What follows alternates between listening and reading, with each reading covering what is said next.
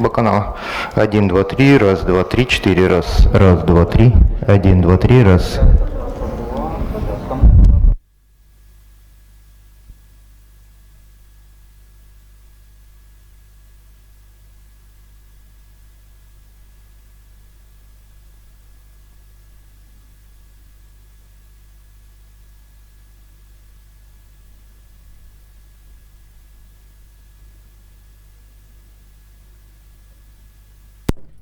Один, два, три, английский канал. Раз, два, три. Раз, два, три, четыре. Есть. Это английский.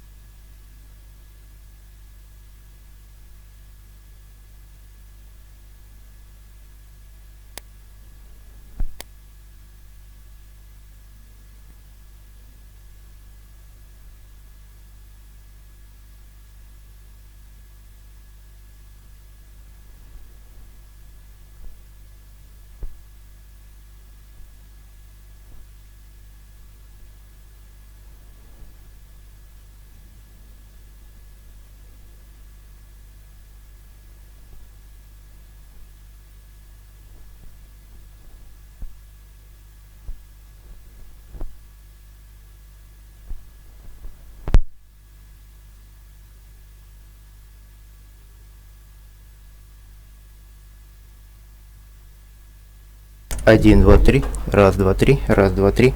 Оно включено второй.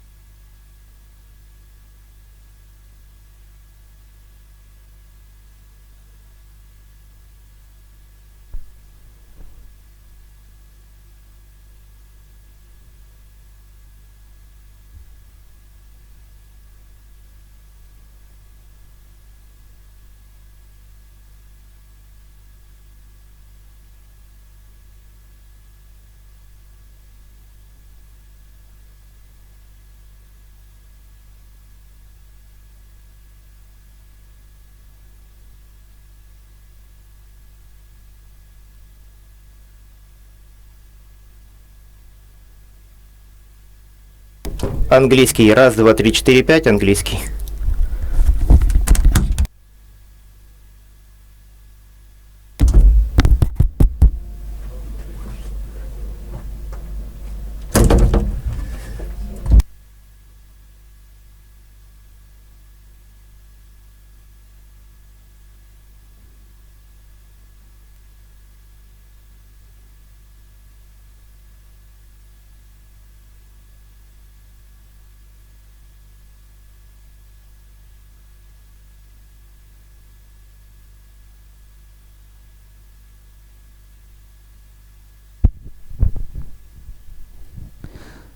Сто один. 101. Здесь есть. 101, 102, 103, 104, 105. Я не могу понять, почему здесь не реагируют бонки. 105, 106, 107, 108. Кто-то кнопку нажал. 109, 110, 111, 112, 113, 114. Есть, да?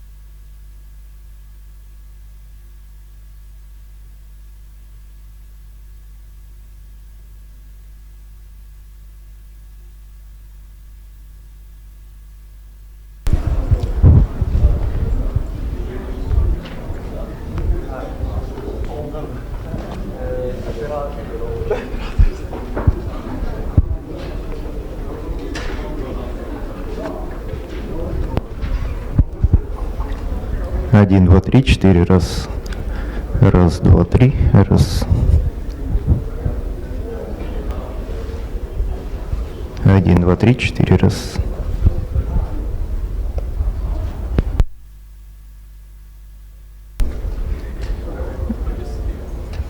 Раз, два, три, 4, раз. 1, 2, 3, есть?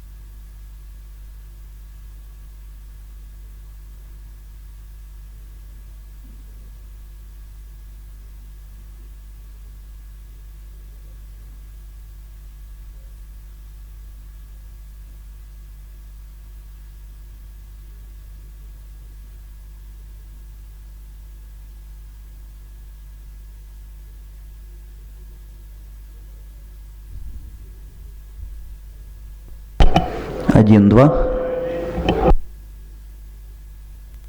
Раз, раз.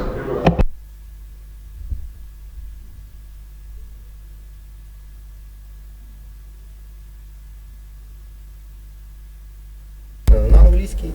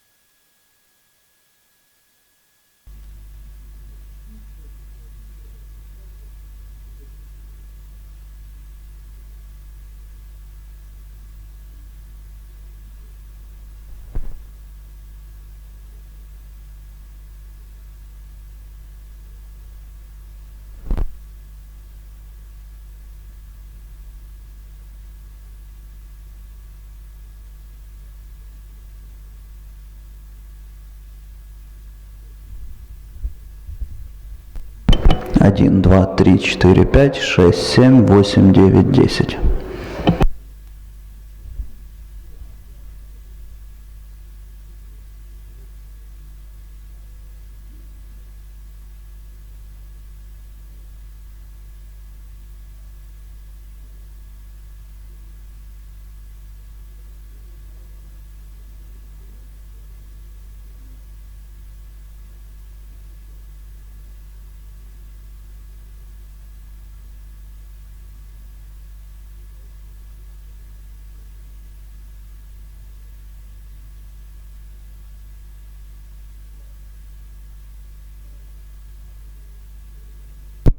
Один, два.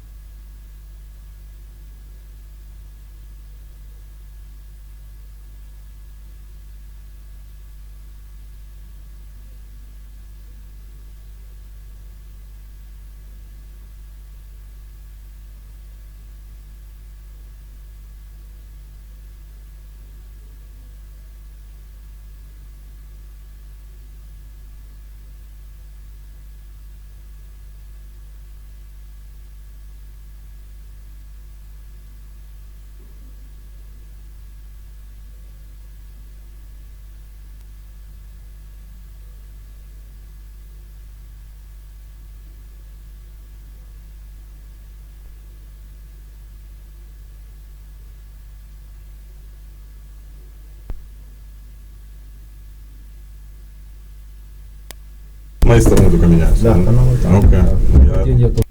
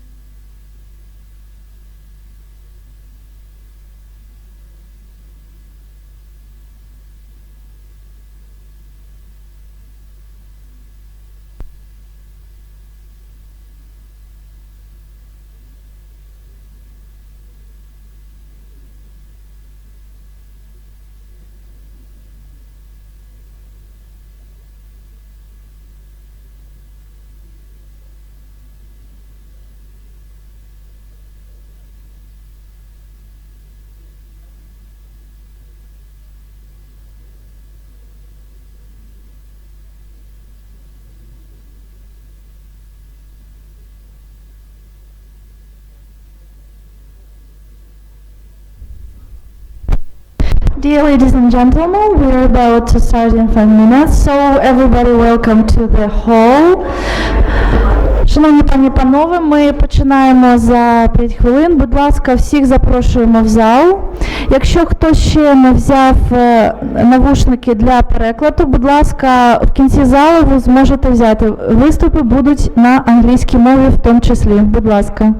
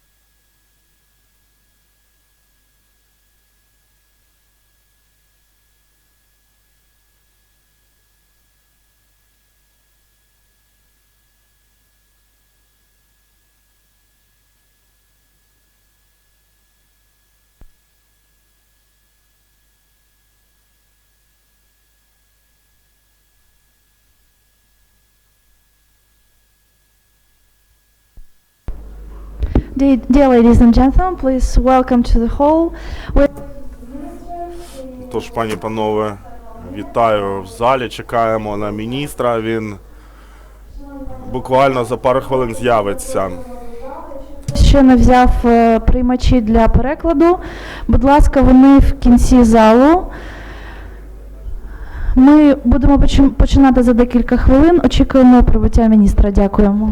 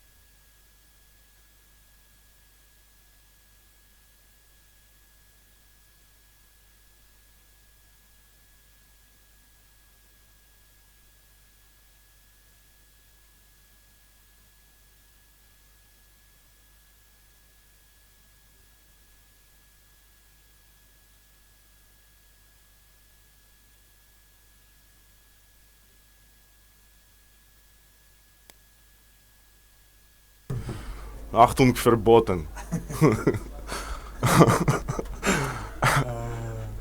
Раз, два, три, раз, два, три. Раз, два, три. Achtung verboten. Раз, два, три, раз, два, три. Раз, раз, раз, два, раз, два, раз, два, раз, два, раз, два. Ну что, слышно что-то? Продолжай говорить. Раз, раз. Поговорите, мне нравится.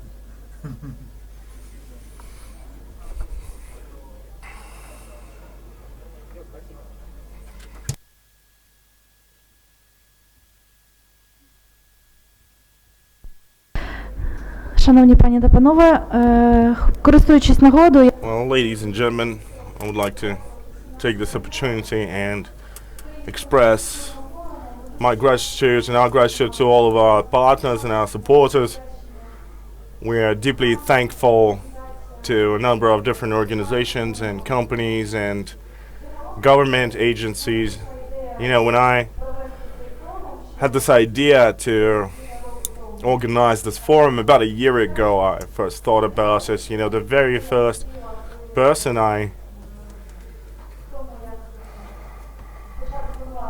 met was Mr. Volodymyr Omelian, and I am deeply thankful for his support and his team's support. It was a pretty challenging time for our country about a year ago, but I think we've managed to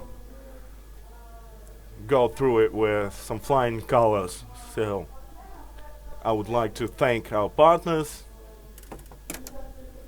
the Ministry of Infrastructure of Ukraine and all its departments and directorates involved in organizing this forum, as well as our other official partners, Lemtrans, and our exclusive legal partner, Baker & McKenzie, our strategic partner, Outboot Service, our general media partner, Ukrainski Tyzhdень, general news partner, Interfax Ukraine, and general radio partner, Голос Столицы, exclusive business media partner, business newspaper, exclusive media partner, Liga Business Inform, business and TV partner, Перший деловий телеканал, and business media partner, Dela UA, as well as our innovation partner, the Microsoft of Ukraine. Well, we have a number of other media partners involved as well, such as Fifth Channel, Kyiv, Post, Новое Время, Перша Шпальта, Liga Закон, Business TV Channel, Companion, Ділова Столиця, Українські новини, Платформа, Hubs, the Center for Transportation Strategy, Industry in Focus, Industrial Cargos,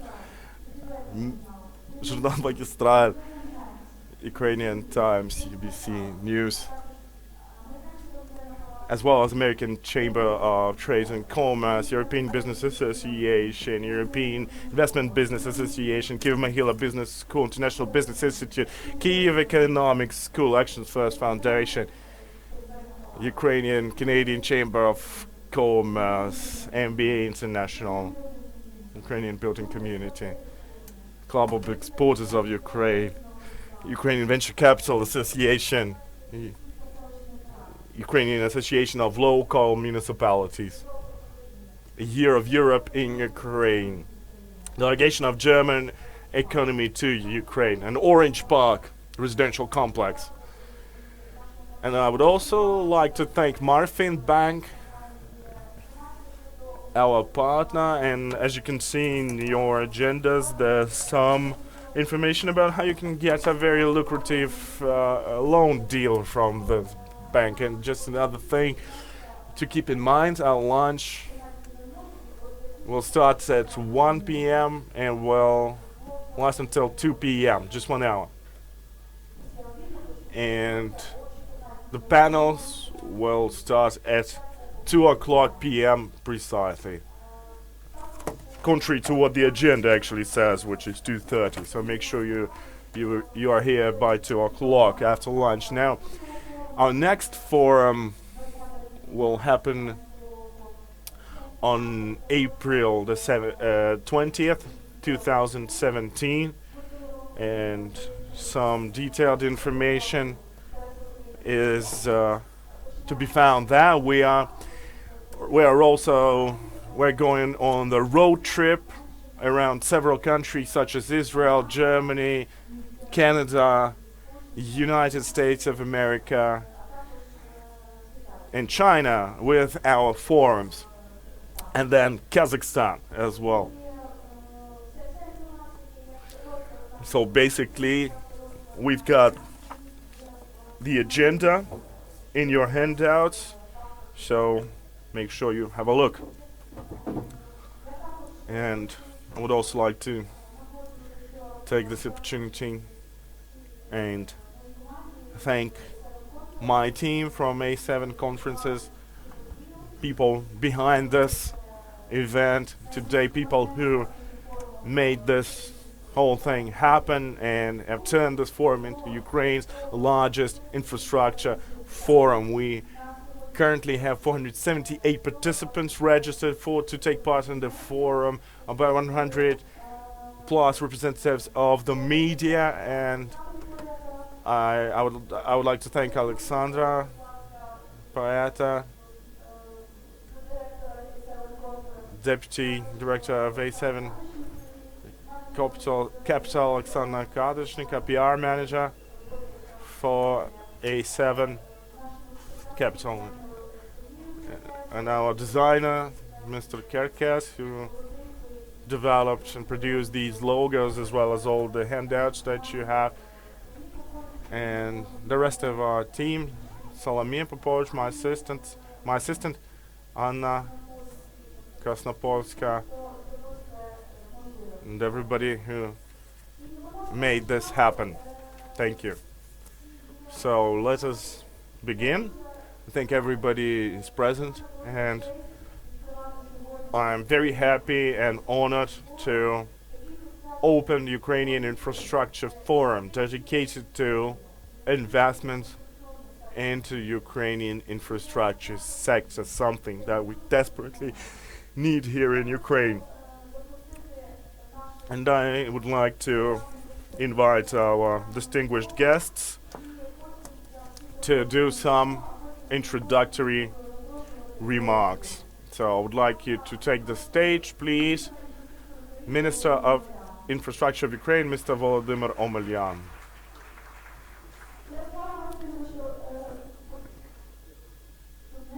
Mr. Yaroslav Dubnevich,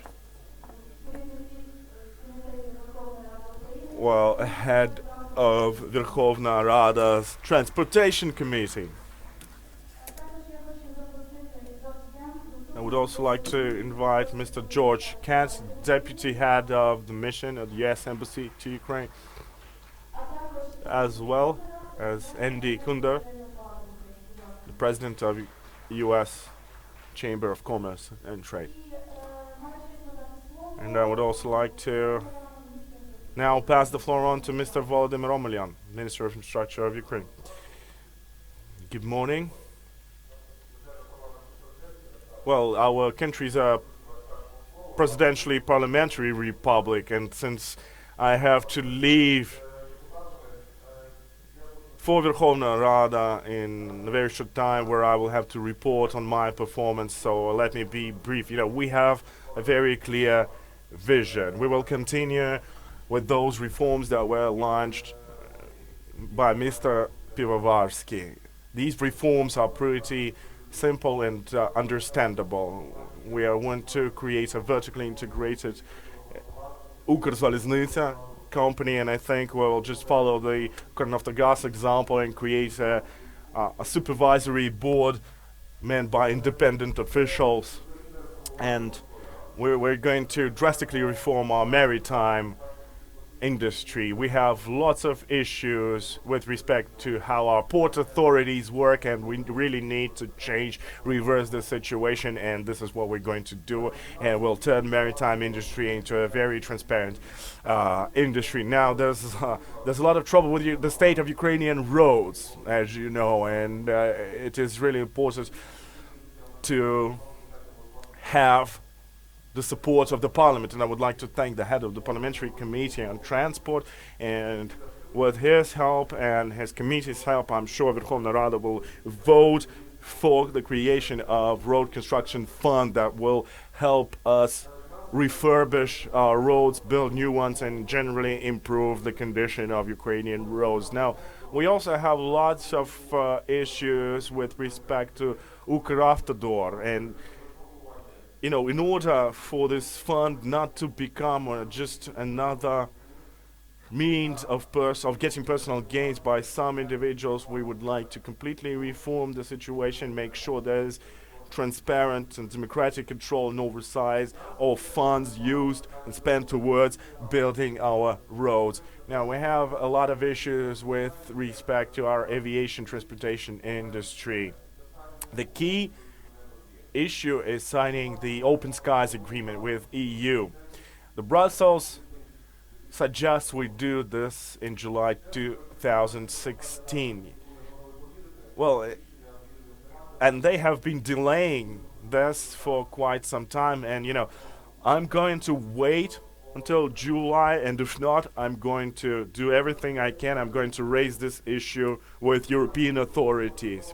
Now, Ukrposhta, or Ukrainian Postal Service, well, it is losing its market share dramatically, and although the current management were able to stabilize the situation, there's a lot to be done in this respect, and I think incorporating the company would be a way to go. And yesterday our president was asked about the performance or our result in dealing with corruption, and he mentioned that one thing that we can do and have already done is appoint new managers for Ukrzaliznytsia and Ukrposhta, and the president's comments were met with a round of applause. So I think this is a very key thing we're seeing happening here. So either we work with professionals going forward, or there's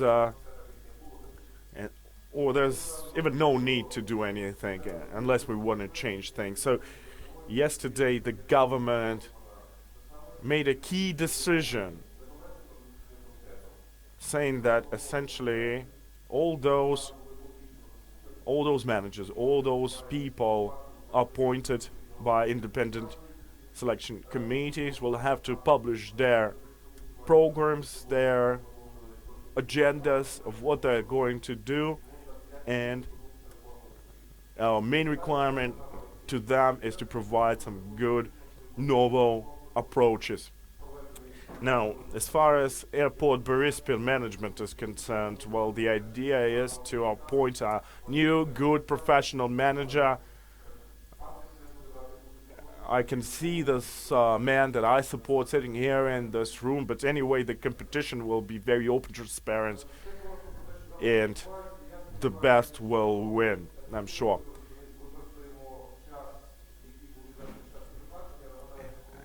And, well, some 2 weeks passed since I was appointed to the office, and I think actually the foundation for reforms is to be laid within the first couple of months in the office. So as long as we are able to build a good, strong team of like-minded, patriotic people, professionals, I think we'll be able to show some good results. So we're going to keep doing what we were doing in terms of reforming government-owned enterprises. We're going to privatize a number of companies, dealing with redundant companies as well. But of course we need some support from the parliament. We've got some 13 companies working in the maritime area, and we either need to privatize those companies or concede those companies to private investors, because we are really struggling here. And there's another vector, another line of work for us is dealing with corruption. No matter how honest you are, no matter how good your integrity is, nevertheless, we're seeing how difficult it is to find good people to work in major government companies and institutions. So we're going to change we're going to change that. At least we're going to attempt this change, and we would really like to deal with this corruption by privatizing companies. And what's important is to maintain good, high quality oversight and control, and be honest about what is going on in Ukraine. You know, we need to do away with lobbying, we need to do away with oligarchies, and we need to focus on development of our infrastructure and of our country. And we need to make it real this time. So I'm willing and ready to talk about each and every and any issue that might arise. I'm going to be open and honest. I'm open to criticism.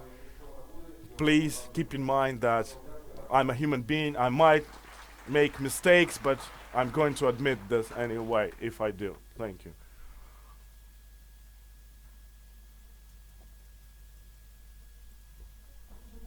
Well, thank you very much, Mr. Volodymyr.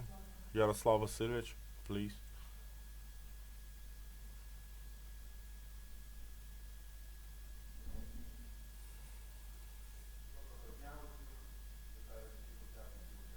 Good morning, everybody.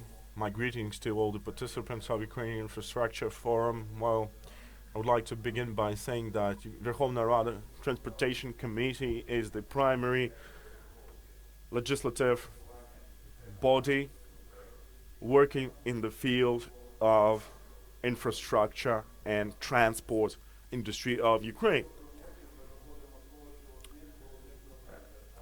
Our work is based on the premise that our transportation industry has to be open, transparent, and competitive according to requirements of Ukraine-EU Free Trade and Association Agreement, as well as requirements put forward by coalition agreement in Ukraine. Transportation is one of the key components of Ukrainian economy.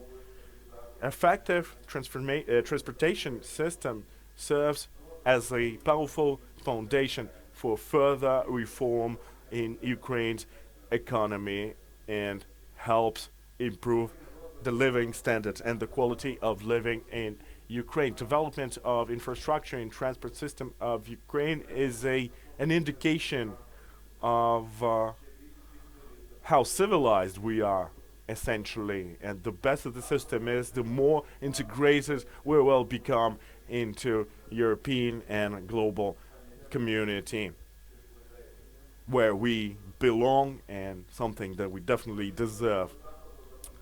So the goal of today's event is to attract attention of foreign investors to great potential Ukrainian infrastructure sector has, in order to make sure that as many investors can come and work here and make profits here in Ukraine. So in this context, I would like to give you a few comments about the law of Ukraine on public-private partnership that it will become effective on May 24th, 2016, and basically outlines the public-private partnership procedure, streamlining it and making it more effective.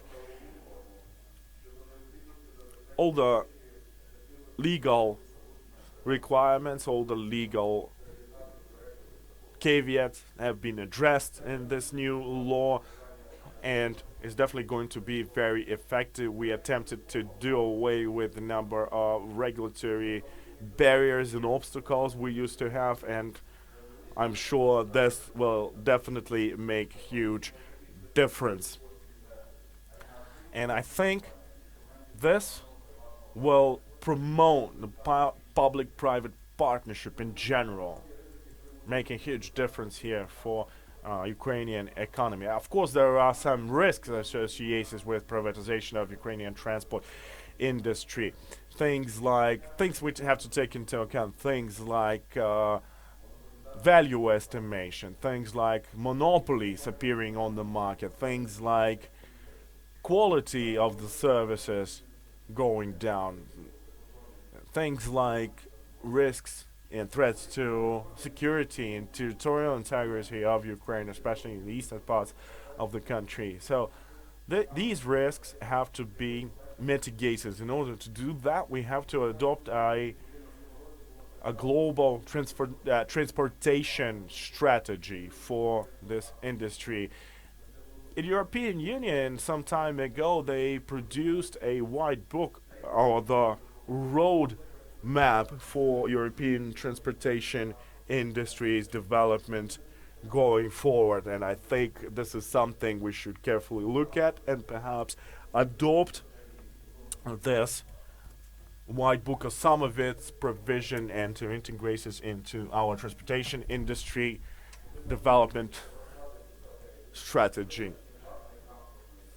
And it is definitely a worthwhile thing to do for us. I think there's no time to talk about theory. We need to get down to business. We need to start making the actual difference, start developing laws to harmonize Ukrainian legislation with that of European Union, and according to various requirements in fields like maritime transportation, road transportation, and others. So we have a number of bills currently in the works, and we expect these bills to be voted for and passed in a very short time. However, some of those laws, some of those bills will need to be further worked on.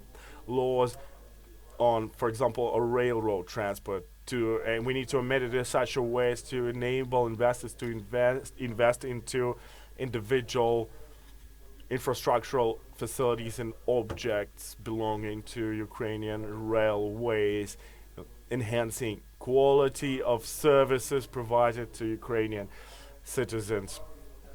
Essentially, if you look at it, the quality of the services provided by the transportation industry is very basic and is far from meeting modern day requirements. So this will have to be addressed. New management systems will have to be put into place, and this is one of our key priorities for our committee. Well, even though the number of challenges that we face is high and large, nevertheless, the opportunities are also very, very good and ripe. We have a huge transit potential here in Ukraine. Ukraine being one of the most active transit countries in Europe. Anyway, and we've been working with Mr. Omelian for quite some time now, dating back to his role of Deputy Minister of Infrastructure. Now, with his new office, I think we'll be able to finalize those bills that have been withdrawn as a result of the reshuffling in the government and the cabinet of ministers of Ukraine. So I think we'll be able to finalize those and put them on the table for the parliament to vote in order to make the infrastructure industry of Ukraine something more open and more favorable, attractive to investors.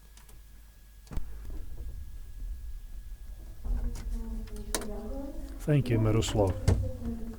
Now I am inviting George Kennett, Deputy Chair, or Deputy Head of Mission of the United States Embassy to Ukraine.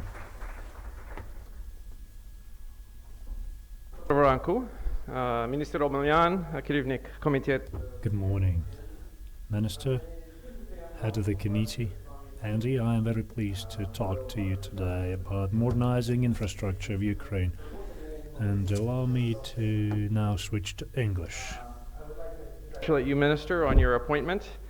We've worked closely with you in the past, and we look to continue to build on that in your capacity as Minister. I think it's no secret to all of us here that one of the most important areas for investment in Ukraine as it works towards further integration into Europe and expanding its economy is modernizing the country's infrastructure. My previous diplomatic assignment was in Thailand. In some ways, Thai infrastructure is better than the United States infrastructure. And I think it's clear, as the country is trying to develop, how critical modern infrastructure and transport networks are. Doing so creates growth, it creates jobs, it helps ensure Ukraine's energy security. By any measure, Ukraine has tremendous transportation potential.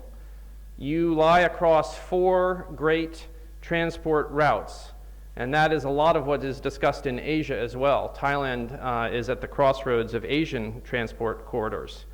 There's Helsinki to Odessa, Berlin to Kyiv, Venice to Lviv, from the Baltic Sea to the Black Sea. In that sense, Ukraine's rivers and rail, as the minister mentioned, as well as roads and airports, should be the backbone of the economy. And it's important that they receive the care, attention, and investment they deserve. It's our view that by investing, upgrading, and modernizing Ukraine's networks of waterways, railways, airports, and highways, Ukraine can successfully meet the challenges of creating a modern economy and developing a better life for its citizens. I think it's important to note that other countries' experiences have shown that simply signing a free trade agreement, like the deep and comprehensive free trade agreement with the European Union, it is not enough to unleash a country's trade potential. In a competitive global market, transit costs and transit times are decisive factors in determining whether a country is competitive. In some locations, the quality of transportation infrastructure accounts for as much as 40 to 60% of a company's total transit costs. When I was in Thailand, many multinational corporations chose Thailand over countries like Vietnam that have wonderful human capacity potential because of Thailand's ports, its use of waterways, its rail and road network. And that timing, the just-in-time production philosophy of many companies, not just Japanese, is critical in relying on infrastructure. Those companies, which can deliver hundreds of millions of dollars of investment, jobs, and growth, will not invest where the roads are not passable, where there's poor port infrastructure, where there are bureaucratic requirements, inadequate handling capacity, or inflated and distorted tariff structures. And I think that's why it's so important that some of the changes that Minister Olmelyan talked about that go forward, because improving the quality and efficiency of the transportation infrastructure and improving the rules will determine whether Ukraine is able to take advantage of the substantial benefits that it could have under its deep and comprehensive free trade agreement. Investing in modernizing infrastructure will also send a signal to not only Ukrainians, but to the rest of the world that there is true change that everyone can count on. And again, modern railways, modern interwaterways, good roads, bridges should be sources of national pride, not embarrassment. From a tourist point of view, when they come to Kyiv, they see a beautiful subway system, the Vokzal, some of the bridges as landmarks, impressive works of both art and engineering. As a diplomat, I know many foreigners, when they go to countries, they talk about the roads as a signal for how a country is doing. And I don't need to tell you, driving on some of Ukraine's roads, what sort of impression that leaves. I think modernizing the roads and highways is very important, whether it's concessionary, as was mentioned by the chairman, or other ways to help speed flow of people, goods, and services, not only within Ukraine, but across borders. I think also, though, as all of you know, for large-scale movement of goods, waterways and rails are much more important in that regard. I think as we were talking with Ambassador Pyatt, who's not here in Ukraine this week, about what our message to you all today would be, is the need to really launch the modernization process. Delay does have consequences. So the importance of updating the legislation to go forward with privatization are critical so that over-planning and over-legislating does not prevent progress. As we say in English, not letting the perfect be the enemy of the good. From our discussions with users, funders, and regulators of infrastructure, we hear basic agreement on what needs to be done. First, Ukraine needs to implement fair and transparent tariff structures, regardless of the mode of transport. There clearly needs to be a system to modernize and monitor the country's rail stock. There should be increased private sector participation in the development of ports, railroads, airports, and roads. The river system should be better utilized to transport cargoes to ports and remove pressure from both the railway system and the road system. And critically, there needs to be equal and adequate access to port berths so all companies, Ukrainian and foreign, have a level playing field when exporting goods to global markets. It's our view that pressing forward on strategic, incremental changes will help Ukraine attract private investors. We consistently hear from the private sector that there are a number of specific steps necessary before they will invest money. More specifically, we hear that it is important that Ukraine finalize a port development strategy. This could entail a new law on concessions or outright privatization. Either way, industry leaders are very clear the current situation needs to change. As I mentioned before, increasing transparency and fairness in the rail tariff structure and regulations is also very important. As one example, one U.S. investment firm would like to introduce fast and efficient shuttle train service, but has said it needs to see a change in the tariff structure in order to attract investors to buy and increase rolling stock and locomotives. Improving administrative and technological connections between the rail and port systems is also important because that can cut the delivery time for cargo in half. Another suggestion is starting small-scale pilot projects that demonstrate how small improvements in infrastructure can lower shipment costs and increase the export from Ukraine. One example, another one that people have mentioned, is a pilot river project to increase the transport use of the Dnipro. Many years ago, the Dnipro handled 60 million tons of cargo during Soviet eras, and I think the numbers now are about 25% of that. So clearly there is a lot of potential for using river transport. We know many of these changes are difficult, and you will be talking about that through the day. They will not happen immediately, but some simple steps can happen now to start addressing the issues. You are the technical experts who know how to make this happen, so we would encourage you throughout this conference to talk about how to enable economic growth, greater foreign direct investment, improving Ukraine's energy security, as well as closer trade ties to Europe and the rest of the world. In conclusion, I will say that as you try to make these changes, the U.S. will continue to stand with you and be a partner with you every step of the way. Good luck.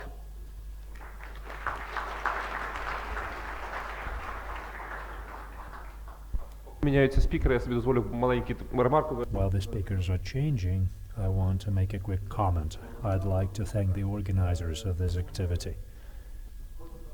And also, I want to be honest with you. I talk to many people, and they all understand that the change is needed, that reforms are needed. So I'm asking business representatives to speak out. We will not have some backstage or backroom dealings. We have to have equal and fair rules for everybody. If we do this, we will win. Otherwise, we will fail. And I'd like to thank Yaroslav Dubnevich, who's really aiming and channeling his efforts to resolve the problems of transport industry. I believe that the President and the Prime Minister, they also aim at reform process, and we should remind ourselves about this again and again. I'd like to thank the US Embassy, because they do immense work with the Ministry of Infrastructure. We have a team from the Ministry of Finance working with us. They are high-level experts, and many achievements became possible because of their work. And I'll tell you a secret. In May, we expect to have a visit of one of the experts on river logistics, and I think with his help we'll be able to advance quite seriously. I'd like to thank international experts for helping us. Ukraine requires funding and also competent people who can use best examples of international corporations and help bring order to Ukraine. In my personal opinion, 50% of problems arise from corruption and 50% of problems arise from inefficiency and inability to properly organize business. So please help us and we will show you a different Ukraine. Thank you.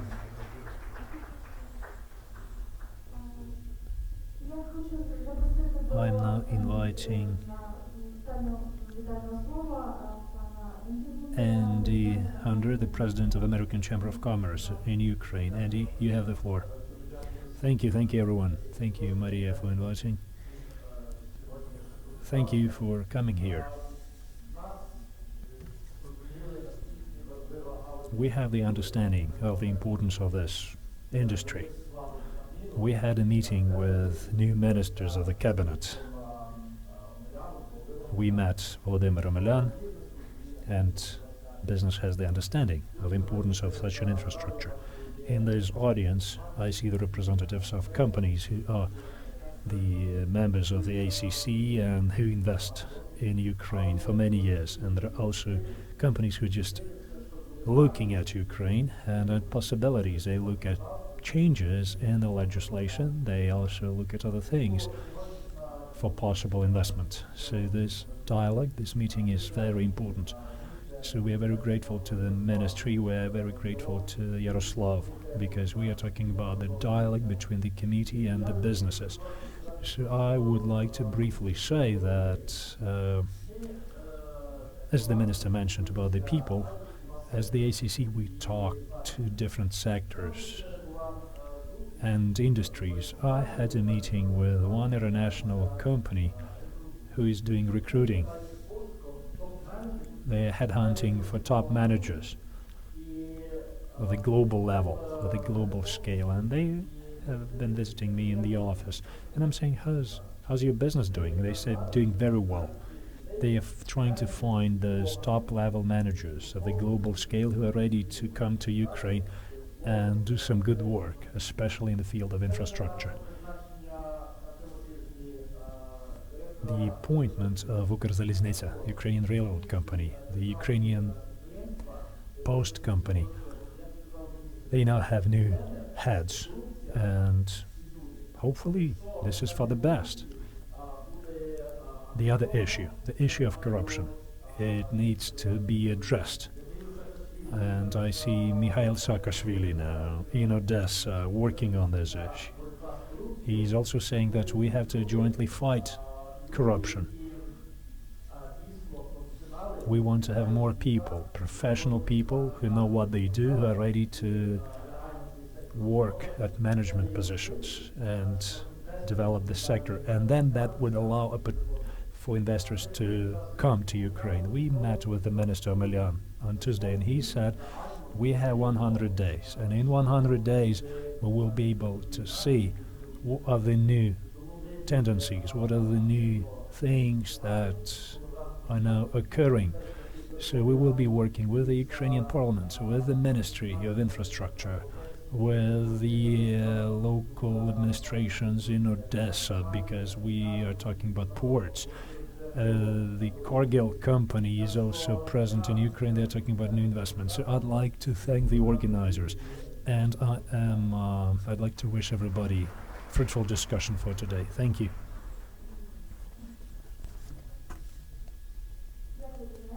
Thank you, Andy. I'd like to thank all the speakers, and Yaroslav, and George, and Andy. And I am inviting you to the following discussion.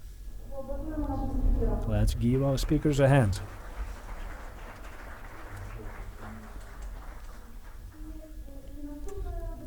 The next discussion is going to be panel discussion number 1, government strategy and developments in the infrastructure sector of Ukraine. And for that, I am inviting Mr. Alexander Kava, Vladislav Rutitsky, Roman Vashchuk, Mikhail Saakashvili, Yaroslav Dubnevich, Tatiana Korotka, and Orest Klempush. Please join us here.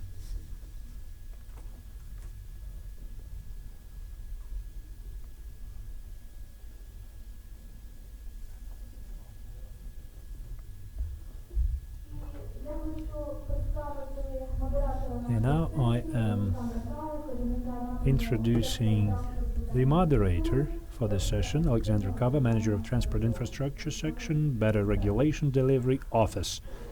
Hello. Hello everyone, dear colleagues.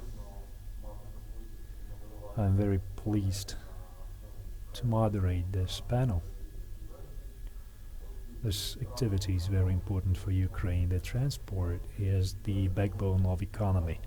And without the development of modern transport infrastructure, we cannot even talk about developing modern-day economy, because transport means time saving, saving of cost, quick delivery of goods and services, and Ukraine has an excellent location which allows to transport goods east-west and north-south. Our country has immense potential in the development of infrastructure. That includes railroad, because our company, UKRAINIAN, Ukrainian Railroad Company, which is a public company now, and it's in top 10 major railroad companies of the world, and this is the biggest railroad company of Europe. We have a sophisticated network of automobile roads as well. We have a lot of ports, and we can mention also quite developed aviation transport. Vladislava Rudetska now has the floor. She's the Deputy Minister of Agrarian Policy, and she will speak about the free trade agreement and its advantages for Ukraine. And she will also mention about the transport network of Ukraine and whether it complies with the recent changes in terms of cargo transportation between Ukraine and Europe. Starting January this year, the free trade agreement is in effect, and about 50% of our agricultural produce is going to Asia, about 30% approximately is going to the EU countries, and the rest goes to African countries. These figures are growing. In the beginning of 2016, we observed growth of export to the EU countries, to the EU member states. And speaking about the latest figures, as of today, the volume of agrarian export out of the total export of the country is about 43%. So this is how we move towards better agrarian export. Speaking about the interest from other countries to work with us, at 2 o'clock in the morning I came back from Geneva, where we opened our trade representative office. And Ukraine and the WTO countries had a discussion of the Ukrainian development strategy for the future. And we also were reporting on the key objectives which we were able to fulfill for the last 2 years. I want to tell you that the number of questions about agri-sector was huge. Speaking about the total volume, I'd say 50% of questions that we had to respond, they were about agriculture. Questions were coming from all countries, US, Canada, New Zealand, Australia, EU, Russia, and so on. Everybody was very active and they all noted the cooperation between these countries in terms of the agrarian sector. Speaking about today, we can boast the following figures: 32 million ton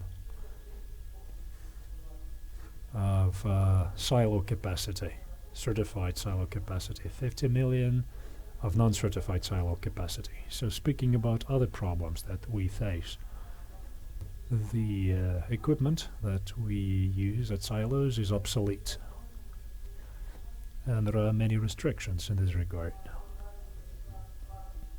especially the cost of transportation. Agricultural logistics and the cost of it is one of the highest, because let's say in France or US this costs are much less, and then the structure of agricultural logistics. Finally, it shows the tendency for change. The number of shipments using railroad is decreasing. We used to have 70%, now it's 60%. Automobile transport is growing from 20% to 35% for the recent years. So having this kind of component, we see the load which becomes heavier for the Ukrainian National Road Agency. And the river logistics, its component is tiny, it's about 5%. And I'm very happy to see Alexei here. Hopefully you will present and hopefully you'll mention this. Let's use again the yes example. The number of shipments using rivers is about 50%. And the cost of that is much less as compared to using railroad transport. Speaking about other main areas of our operations, you know that we are now facing this major challenge, and I'm happy that the Chinese colleagues have signed our protocol for the Agrarian Committee, which means that we are now moving towards negotiations, country-level negotiations with China. It's going to be the highest level of negotiations, and we will discuss a new Silk Road. It's a new concept. And for this, we want the ports to operate effectively because those shipments will occur through the ports. And there's been some initial attempts. They could have been better, of course, and we hope that in the future we will improve the situation. We will make this process more effective. We will make this process less costly and more time efficient. So this timing is very important for the new Silk Road. We are looking at 12 to 13 days for transportation, fighting corruption. This is also issue number one for us. I'm very happy that we have the governor of Odessa, Governor Saakashvili, and last year we were able to introduce the one-stop shop system in that area, and we were helping on behalf of the ministry. We were offering premises, we trained the staff, and we were introducing the standardized requirements for operation. Also, we are opening a phytosanitary lab for quality control, and we are using one already in Mykolaiv. So hopefully this system will develop and hopefully will comply with the international quality compliance requirements. And we will also be fighting corruption. We will be doing this in a transparent fashion. We will be doing this for business and with business. Thank you, Vladislava. I'd like to make a quick specification here. The problem with grain train cars, which are always lacking. So, Ukrzaliznytsia has a reducing stock of this kind of cars. And I understand their position, because this is a very special kind of service which cannot be used throughout the year.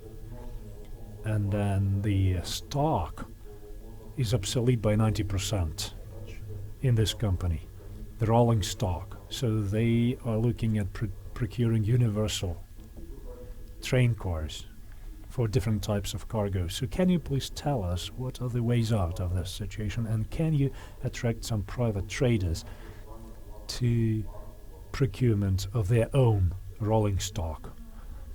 Oh, I totally agree with what you say. You know, I'm still trying to wake up after this trip, and it's very important to have enough special train cars which are fit to carry grain and milk dairy products, confectionery products. The ministry and the new minister should focus on developing bills and policies which can open the opportunities of concession, because that is the question number one for businesses. Speaking about railroad, we have to also develop the railroad stations and ports so that future export could become even more effective. And I totally agree with what you say. Thank you, and thank you. Now I'm giving floor to Roman Vashuk, Ambassador Extraordinary and Plenipotentiary of Canada in Ukraine. Because, you know, Ukraine and Canada enjoy very, very close ties. There are so many Ukrainians living in Canada, in many of its provinces, and there are so many things in common between our economies, including agriculture. Because people know Canada as the breadbasket of the world, and the production of grain is huge in Canada, and also transport infrastructure is quite efficient. This experience of Canada is very valuable for Ukraine. That also includes river transport and its operations, because, you know, we talked about it today. And Mr. Omelian and the representative from the US Embassy, they mentioned this. Even ocean great liners can travel as high as the Great Lakes in Canada. So this project is very important. This experience is very important. So Roman, please, Ambassador. Thank you. Thank you, ladies and gentlemen. Right. With all my modesty, I can acknowledge that Ukraine was exporting more grain than Canada for the last 2 years. So this is a huge advantage, but it also creates challenges, infrastructure challenges. As previously has been mentioned, Ukraine is creating a lot of challenges for itself. We can contrast and compare things between Canada and Ukraine. Ukraine has very little natural obstacles. It's a problem for the military and in the strategic sense, but it could be the advantage. Canada is the triumph of east-west infrastructure built by people, a triumph over geography because and landscape, because we have the Rocky Mountains, we have other issues in terms of natural landscape, in terms of moving east-west and north-south. So we built the railroad at the end of the 19th century, the Canadian Pacific Railway, which was the national dream. There was this quite interesting TV series about it. And corruption scandals were also raising around it, the Pacific scandal. So those are the processes that the country has to pass to get to the level of prosperity. And we were examining our infrastructure.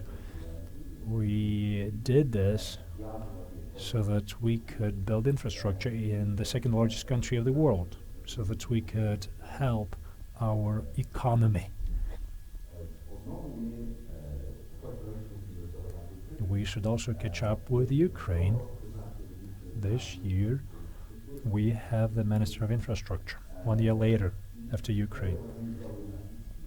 And we are reorganizing the approach. We decided to double government spending on infrastructure. We believe that we have the infrastructure deficit.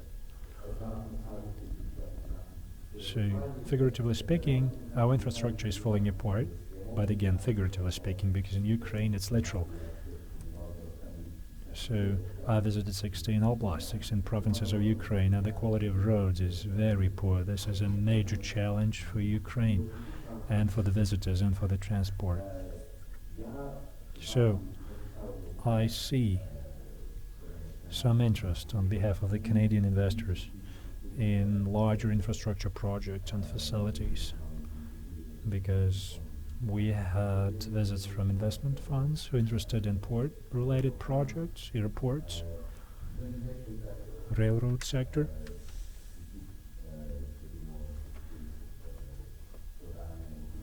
Also building locomotives, updating rolling stock of Ukrainian railroad. So what it takes for these kinds of investments to actually work. Well, you don't need anything massive in terms of changing the ownership types from public to private. So I think it's just a matter of making the best and most informed judgment and decision, and then following through with this decision. So over the course of the last year, we have seen a number of very good decisions and ideas put into place. However, not every one of those decisions was ultimately implemented. And therefore, I think a lot of hope is vested into incorporation of state-owned enterprises such as UKRAINIAN or Ukrainian railways, and incorporation can definitely help these companies to take part in this emerging market. Well, and I think we're seeing some indications of just that, looking at the proposed budget spending for the next year. I mean, obviously it's not a secret that infrastructure is ultimately the priority number one for Ukraine. Now, let's be honest about it.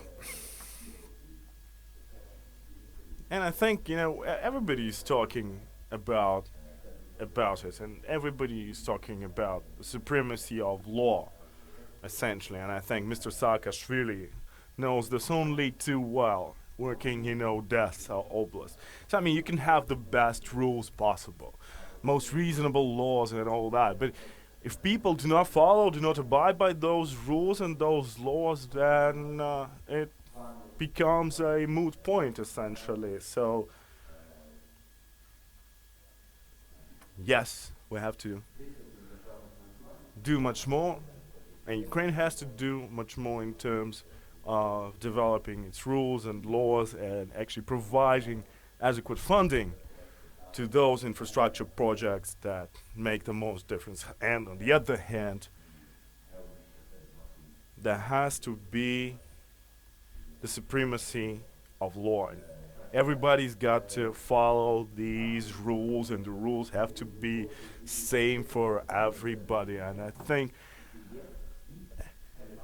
if Ukraine manages to achieve just that, to do just that, then those obstacles, those artificial obstacles that you yourself have helped to raise, I think those obstacles will go and give way to improvement, to progress, and I'm ready to help you, and Canadians are ready to help you. Thank you. Well, thank you very much indeed, Mr. Ambassador. I think you're making a good point in saying that development of infrastructure is only possible through public-private partnership. Because here in Ukraine, we've seen this before. We've had this experience before where we couldn't just make the good arrangement. It was down to sharing responsibilities and burdens, and we just couldn't agree with private capital on what needs to be done. And I mean, we've had a number of examples of this, and I mean, we've had our attempts at privatizing a number of roads in Ukraine for concession. However, the offer wasn't met with much optimism and much interest, because the traffic capacity of these roads isn't something international investors would like to see and would like to invest in. So we need to really find those mutually beneficial approaches, those mutually beneficial projects that we could turn into a PPP exercise. And with others, I think it's the role of the government to provide continuous funding so that these elements of infrastructure that aren't hugely popular with investors could one day become such. So let us talk to Mr. Saakashvili, governor of Odessa Oblast, a very major maritime traffic hub. It has a number of seaports, a number of river ports, and we know that in terms of aviation transports, Odessa could make huge difference too, because there's a good airport. And we know that Mr. Saakashvili has a lot of experience working in the infrastructure and transportation field back in Georgia, and he achieved great successes. Mr. Saakashvili, would you share some of your ideas?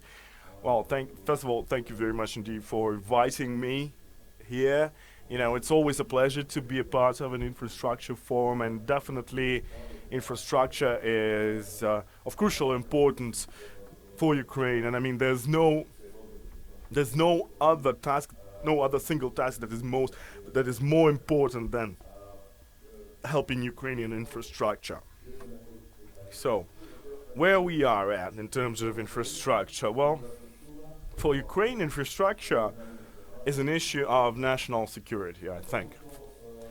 So, because just to give you an example, look at Odessa region, right? So yesterday we were trying to dismantle a monument to Lenin in one of Odessa communities, and well, it was met with some understanding on the part of the local population. However, these people told me, well, yeah, you're trying to dismantle this symbol of communist era, but okay, that's all very good and nice, but what about our roads? The road is in terrible shape. Wouldn't it have been a better idea to build the road first and then deal with this meaningless statue? So yes, and they have a point here. Look at Bessarabia region. Look at the infrastructure there. These roads are worst. These roads are worst in Europe, if not in all over the world. So our irrigation systems are pretty bad. some places, some communities do not even have access to most basic of utilities, really. So if somebody asks me, what did Ukraine give to Bessarabia? Basically nothing. There's nothing I can say to them. There's nothing I can refer to. And if you look at Bessarabia, there's one bridge over Danube, and should somebody destroy that bridge somehow, this part of Ukraine will become totally isolated. Now, the road Odessa-Reni is not just some local road. It is supposed to be a major road connecting Ukraine and Western Europe, Southern Europe, and I mean, it looks terrible. It is in terrible shape. So the government in Kyiv offered us, well, use the money use the revenue that you generate from the customs proceedings and procedures to fund construction of those roads. How come? I mean, what does have customs to do with building roads? I mean, why should we even start even squeezing the money out of customs in order to fund the construction or repairs to be done on that particular stretch of the highway? Well, but if there was no customs available to us, no customs revenue available to us, so then what, What about that road?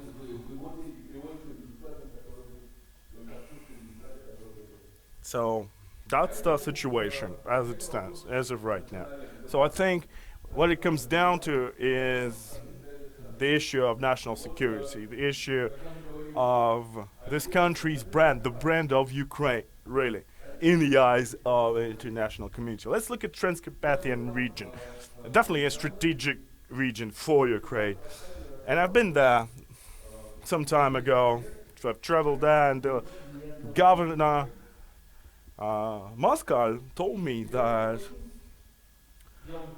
over the last couple of years, no government minister cared to pay even most basic of visits to Transcarpathia.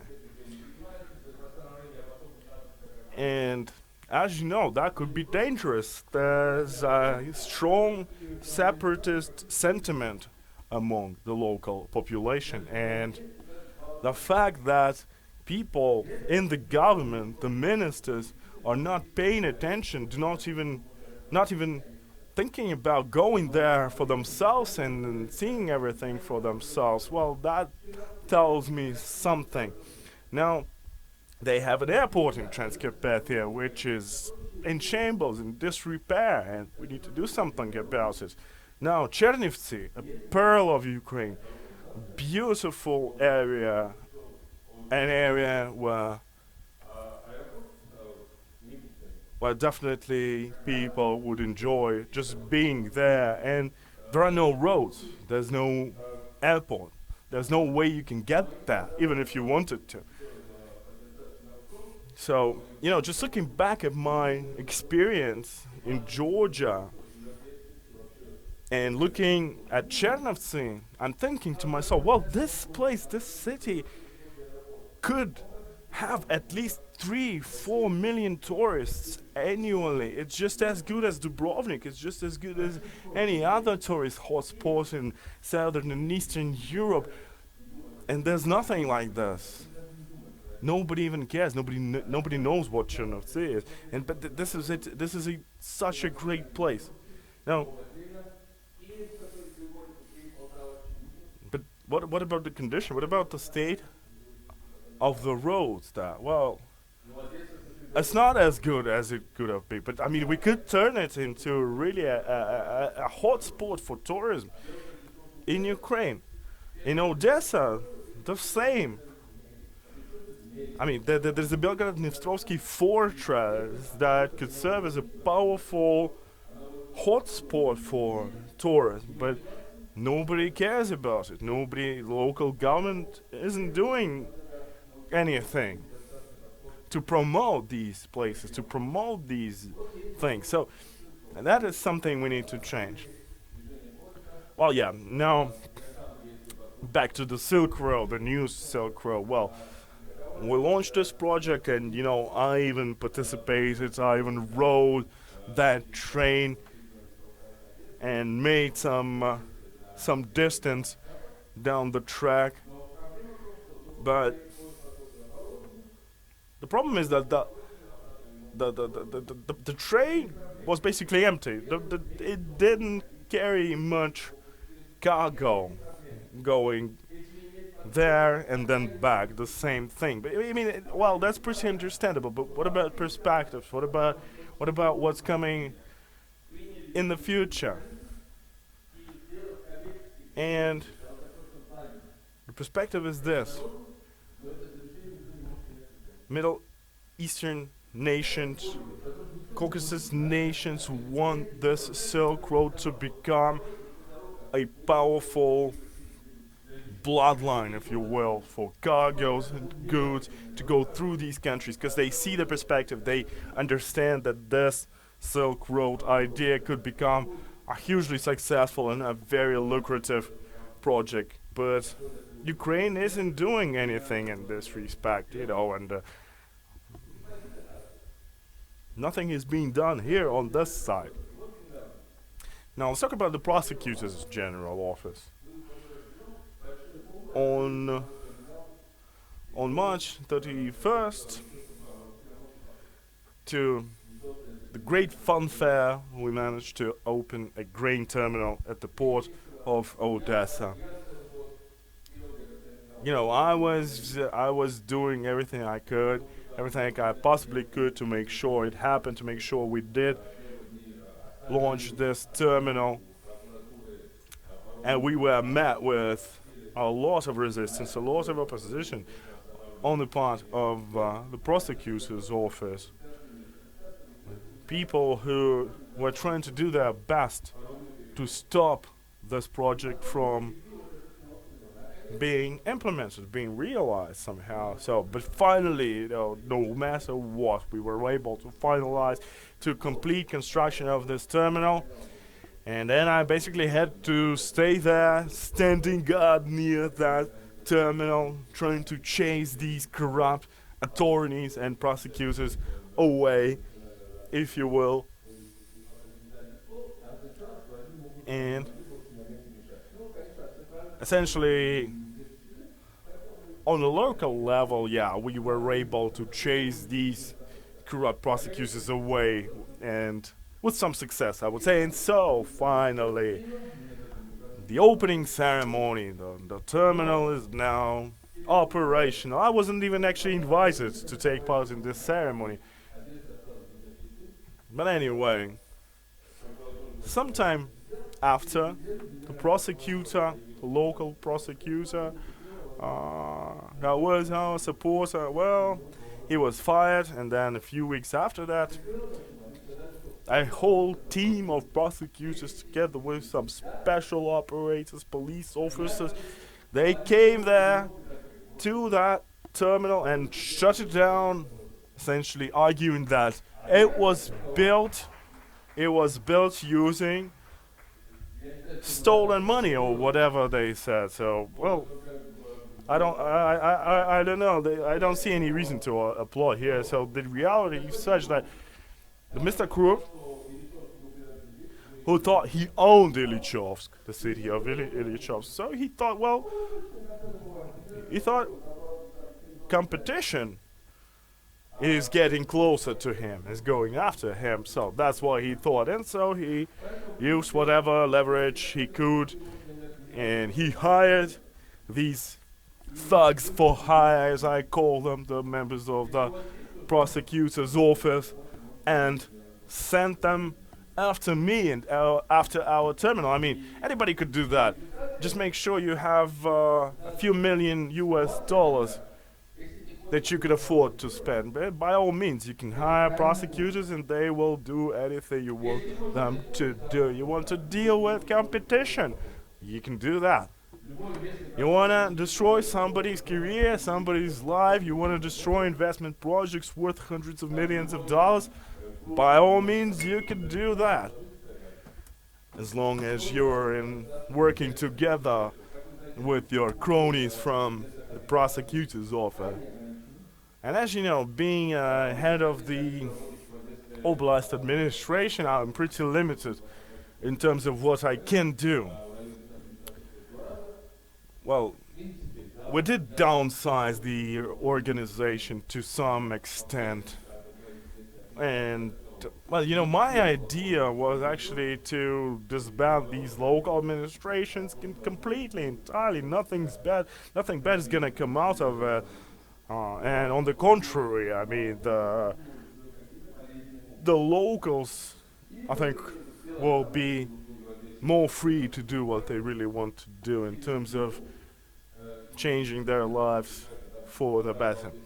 Anyway, so we did cut on our personnel, but on the other hand, we were able to set up this public service support center manned by young professionals, very friendly, very people-oriented men and women. However, there's no funding. The government isn't doing anything to fund this. It's a good initiative. It has been met with great success. However, nobody's doing anything to help this project grow, to help it thrive. Now, we did a lot in terms of changing the ways of our customs, the local customs authority in Odessa. And we did that, and immediately we saw how people in the government, the higher ups, that they immediately started resisting as best they could.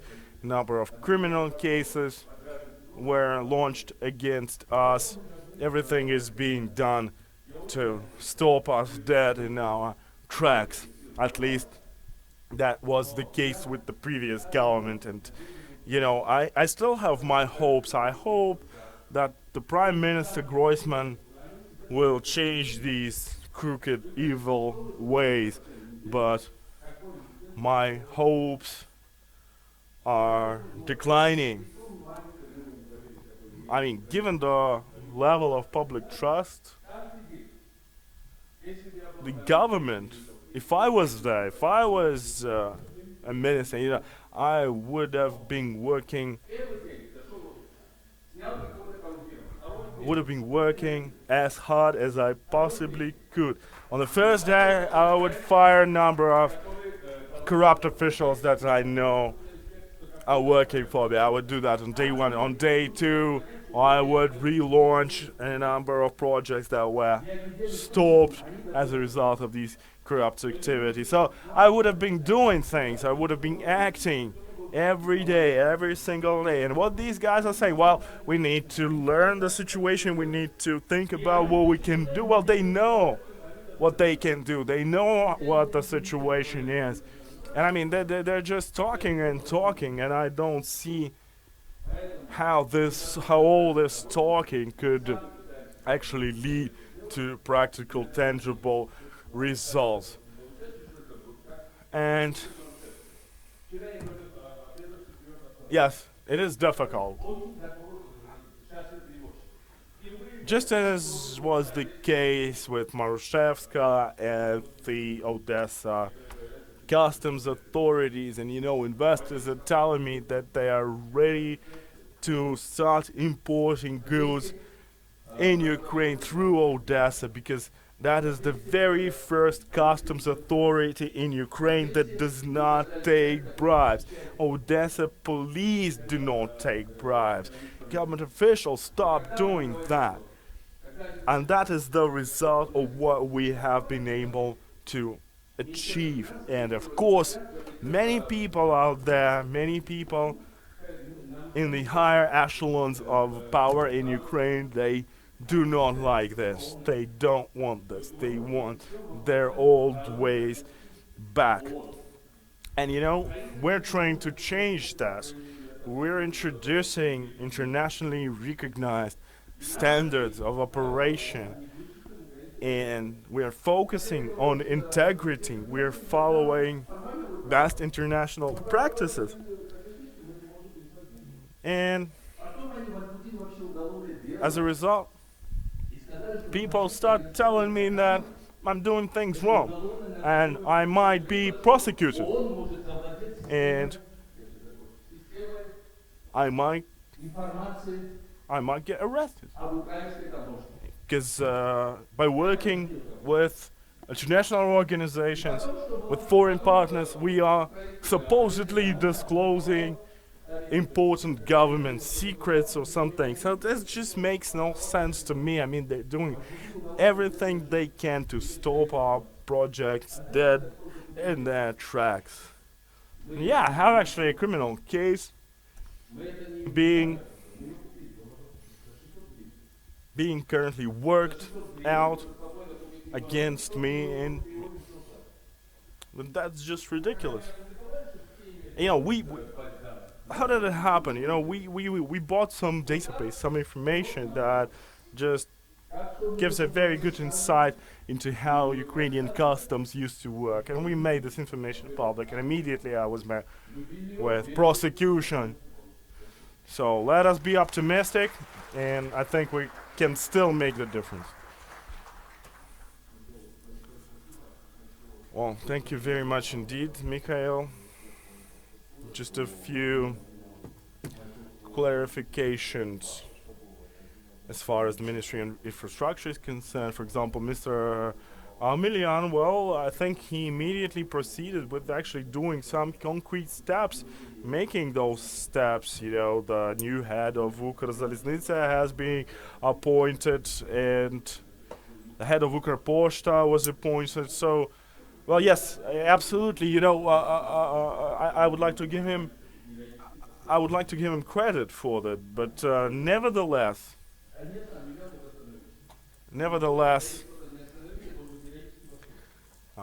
he could have done much more. So I think, well, at least he didn't spoil things. At least he didn't make things worse. Then let's give some credit to him for that. Mikhail, one more question. As far as this Odessa-Reni highway is concerned. So, any idea when this road is going to be rebuilt? Okay, let's really talk about what we're doing. You know, we're trying to rebuild the existing road, and this existing road is beyond bad. It's terrible. Its throughput capacity is very low.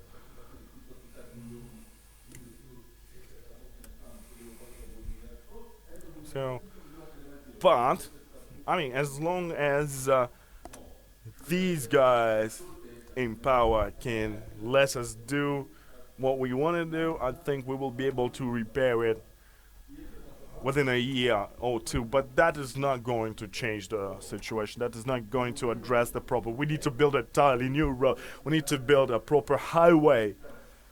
But to be able to do that, we need to have political will on the central level.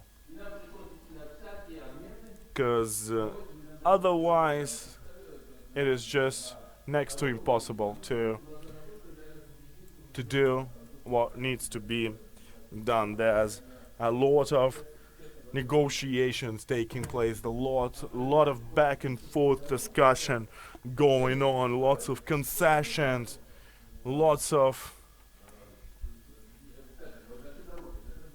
arguments being exchanged. Even though everybody would benefit from having a very good road in place, especially over there near Reni. I mean, these areas are pretty remote, and they are in pretty good shape because there are no people out there, because nobody can even get to these areas. And we could even turn this into a powerful tourist hotspot, because the nature, the sea, the seafront is beautiful there. Just impossible to get there by any conventional means. That's the problem. Now, as far as the airport is concerned, Well, we expect to actually complete the construction of the terminal this year.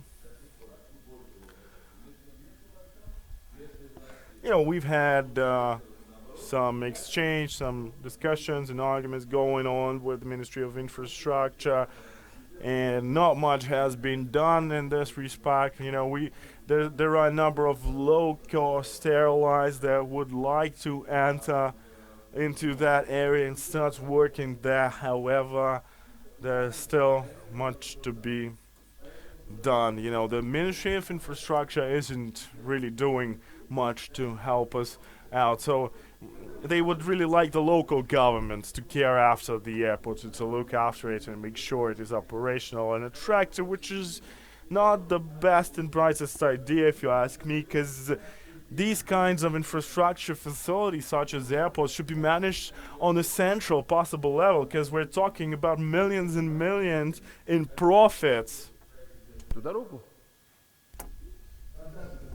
When we started designing the work on this road, we were using some Georgian experience. In Georgia, building of such a road would be twice as less costly. Who traveled between Odessa and Kyiv highway just recently? There are sections built by the Turks, and some sections were built by the local contractors, by the local mafia.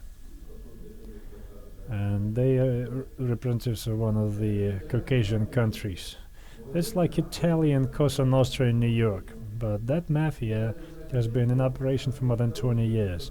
And they build roads that deteriorate very quickly, and then they get the money and try and fix them. So we were trying to work with UKRAINIan to fight corruption. So one mafia boss came to me and he said that he would not allow any kind of changes, and he beat up people in charge in UKRAINIan. So this has happened about 3 months ago. What they built is a disaster. It's all ruined. Now, why am I telling you all this? Because when we build roads, we have to invite big international companies. Let them do it. Let the locals learn how to do it from them. And then things will move on very quickly. Ukrainians can learn very quickly. They are very talented people, but you have to build a standard. And then based on the standard, they will operate. Thank you.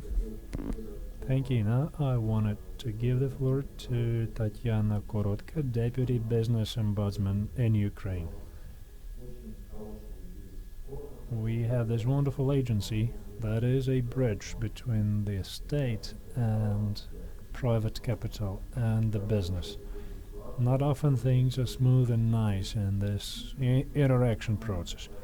So Business Ombudsman is helping to address some difficulties that arise. Ms. Korotka, please, now you have the floor, and please tell us what were the difficulties and challenges you came across. It is so hard for me to speak after Mihail, because he was touching upon most of the issues that have to do with business operations in this country and some local issues. But I will try, however, explain some of the things. You know, it's not a secret anymore that Ukrainian infrastructure requires serious modernization. It requires billions of hryvnia of investment. It requires other funding to become better. The costs of companies grow, and that is bad for business.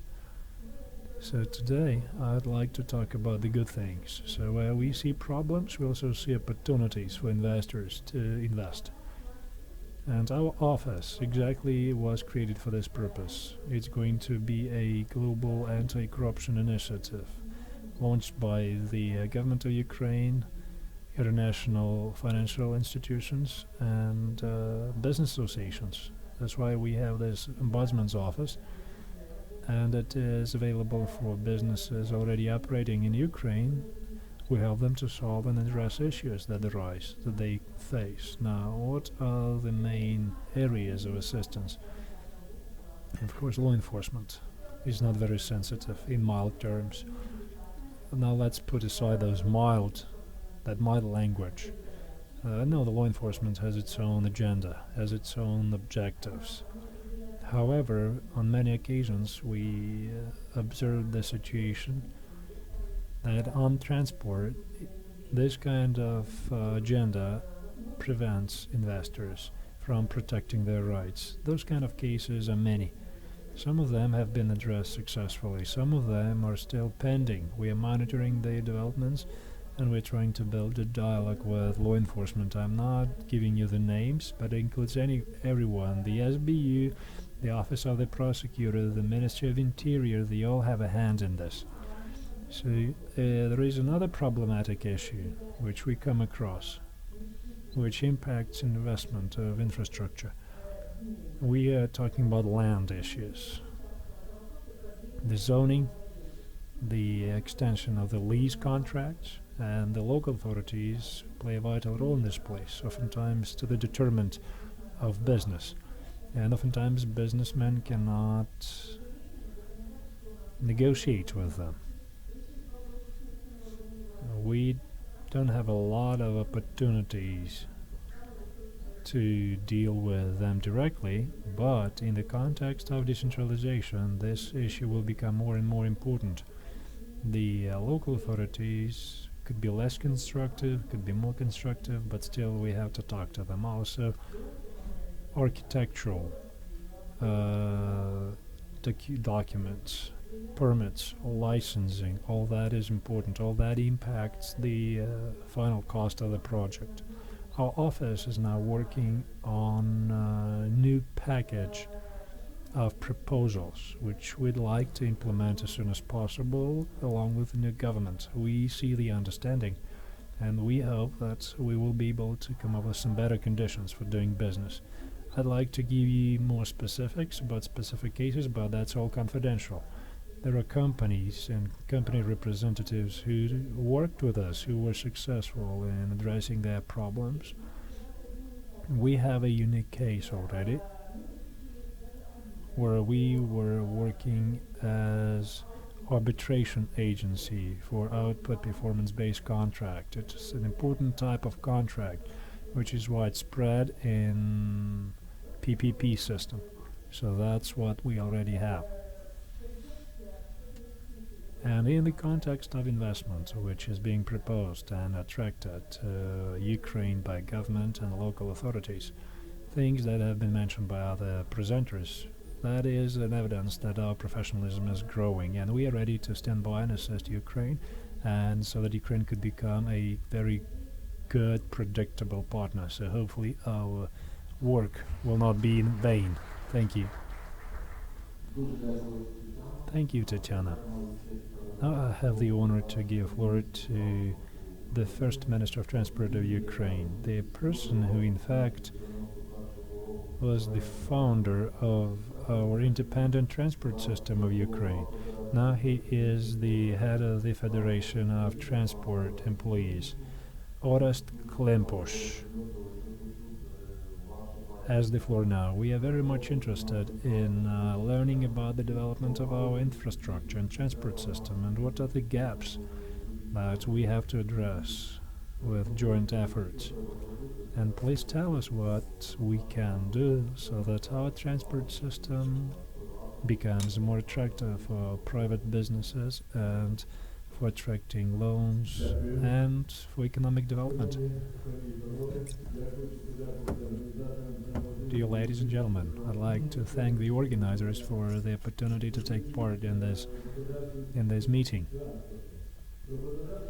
Let's talk about the employers in the field of transport.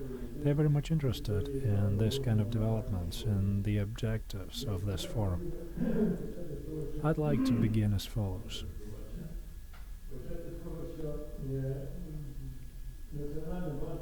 The National Bank of Ukraine has conducted a survey among businesses.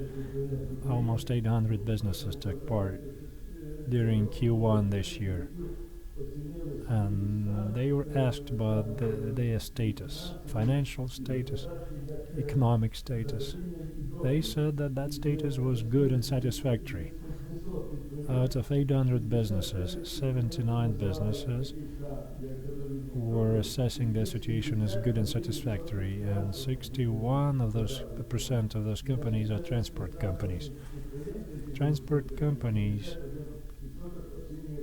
and 71 of them evaluate the situation like this. At the same time, they also said that they require some landing opportunities. That requirement is quite significant.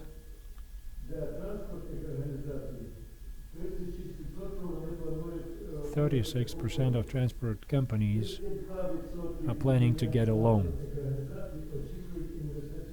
The rest is expecting some investment to procure new rolling stock, some machines, some equipment. Other companies were saying that 22% of the companies want to spend them funds for this kind of investment. Now, speaking about the restrictions and difficulties that they face, number one is the currency fluctuations, high cost of energy resources.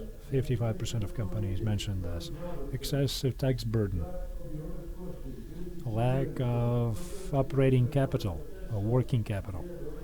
So, which means that there is a huge need in terms of investment in the transport area. Transport sector today is expecting development, and it's expecting adoption of applicable legislation, legal initiatives that have been already drafted and submitted to the parliament for voting.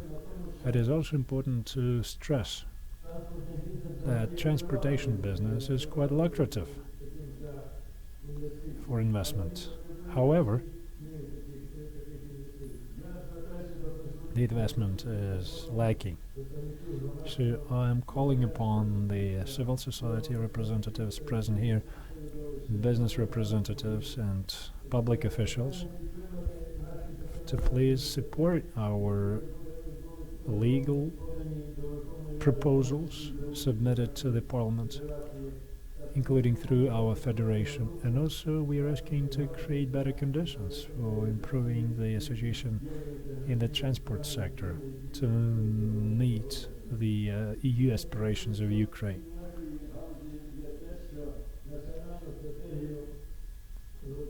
There is a national strategy for transport development for 2020. It's been adopted in 2010, before Ukraine's signing of the EU association agreement. Since that time, some serious changes have taken place, so objectives have changed.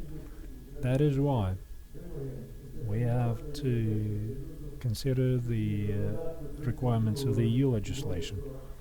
That includes Annex 32 to the association agreement. So we have to work on our strategy, we have to revise it. Looking at the proposals here, we have a few issues for the transport industry. Number one, that's investments for each and every sector and subsector. What kind of subsectors I'm talking about? We're talking about maritime, railroad, and regular road industries. So, which means that we have to open the doors for investment. Speaking about maritime transportation, there's been a law adopted in 2013 about seaports, and this law delineates the areas for development. It introduces different forms of operations, such as concession or lease, but that's a framework law, and we have to further on create conditions to create private investment, as mentioned by the minister previously. Speaking about the railroad sector, those changes also give us some hope in terms of attracting investment, but we should implement all these things based on a new law on railroad transport. New leadership of the Ukrainian railroad company is yet another chance, is yet another guarantee to attract new investment into procurement of a rolling stock. Hopefully this issue will be resolved. also speaking about one more important sector, which is the automobile sector. There are so many issues as well. We have developed a draft law on automobile transport, and it aims at implementing the rules and procedures of regulations and directives of the EU. So that is the bill aiming at developing the industry under new conditions through attracting investment. Without that, this bill is not going to help. There are two main criteria which we have to fulfill: the roads and the rolling stock. These things have to be rehabilitated, they have to be improved, and we all understand that for the motorists and for the society it is important to have good road infrastructure. To resolve this issue we have to have investment. But let's look back into the today's situation. What do we have today? People who use the roads, they buy fuel. When they buy fuel, you pay excise tax for up to 20% of its cost, and that excise tax is supposed to be sent to repair roads and build new roads in line with the applicable legislation. That excise tax, based on different assessments, is about 35 to 40 billion Ukrainian hryvnia. So just imagine how much it is, 40 billion. So this year and the previous years, only half of that money, like 20 billion hryvnia, is planned for road repairs. What about the rest? Who's using that money and for what purpose? So they talk about attracting new funding. They talk about adding additional tax on oversized vehicles, on heavy cargo vehicles, and that's kind of right, because oversized transport, they are also really heavy on the roads.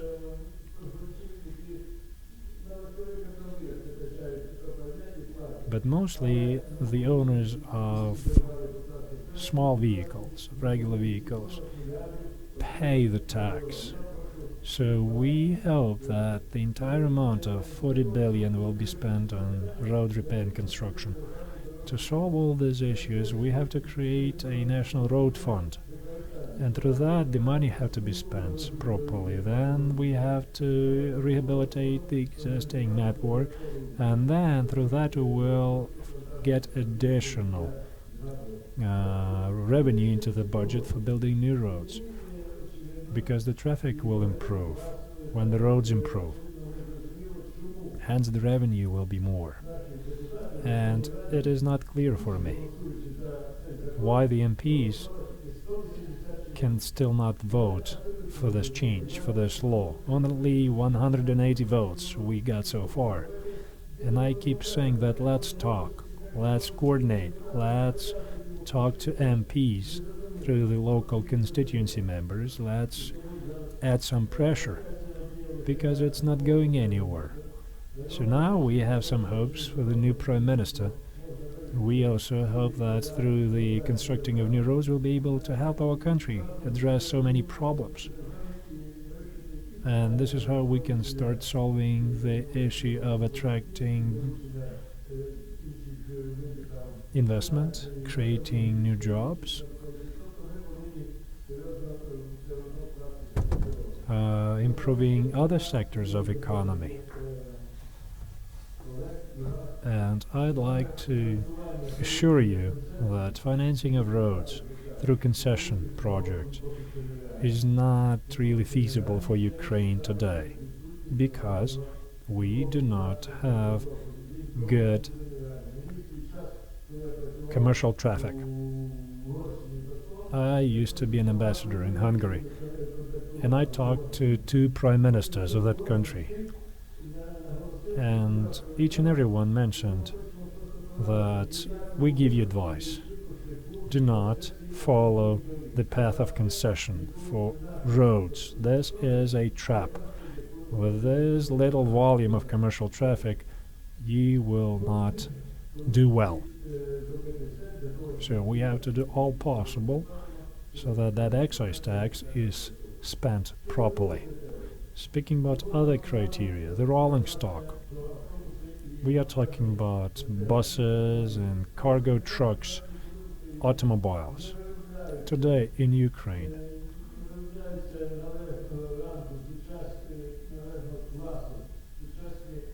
we cannot produce modern automobiles. In spite of the existing industrial potential, we still have to procure that equipment abroad from the Western countries. And that's how we pay salaries to the staff of companies producing those those kind of pieces of equipment. So we are promoting also some changes in the customs legislation, such as the abolition of the VAT tax. We are promoting zero tax for importing equipment which is not produced in Ukraine. Unfortunately, this is not helping so far. We have some additional taxes instead, so up to 44% of the customs value of the goods have to be paid, which is so difficult for the transportation companies. That is why we have to mention this again, that transportation companies lose their competitiveness. They cannot upgrade their rolling stock. So this situation has also should also be addressed through the legislature. And our country has to launch the production of own means of transportation.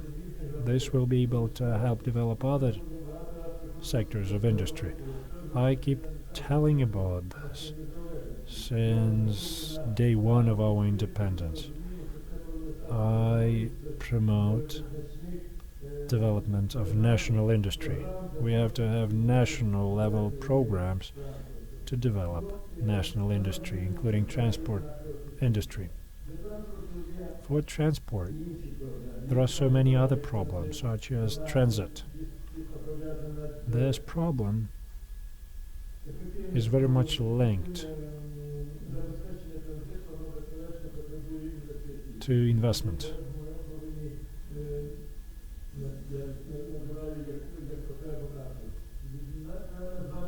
We also have to mention other issues such as logistics and businesses related to logistics.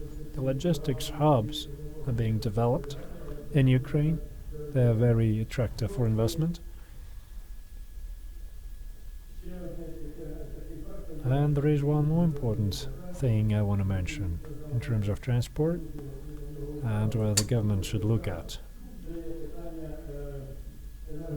The issue of energy resources, the quality and the cost of fuel. Our country needs to create the conditions and production of fuel from renewable resources. We have to move away from our dependence from oil products coming from the east. We have some colossal opportunities here in Ukraine. We can produce alcohol and biogas and vegetable oil, and all that can replace oil-based fuel. That is yet another area of our operations. However, I insist on these changes, and I want to attract attention of the investors to this specific field. Besides, we can mention many other problems that we face, but this is where I have to stop, and thank you for your attention.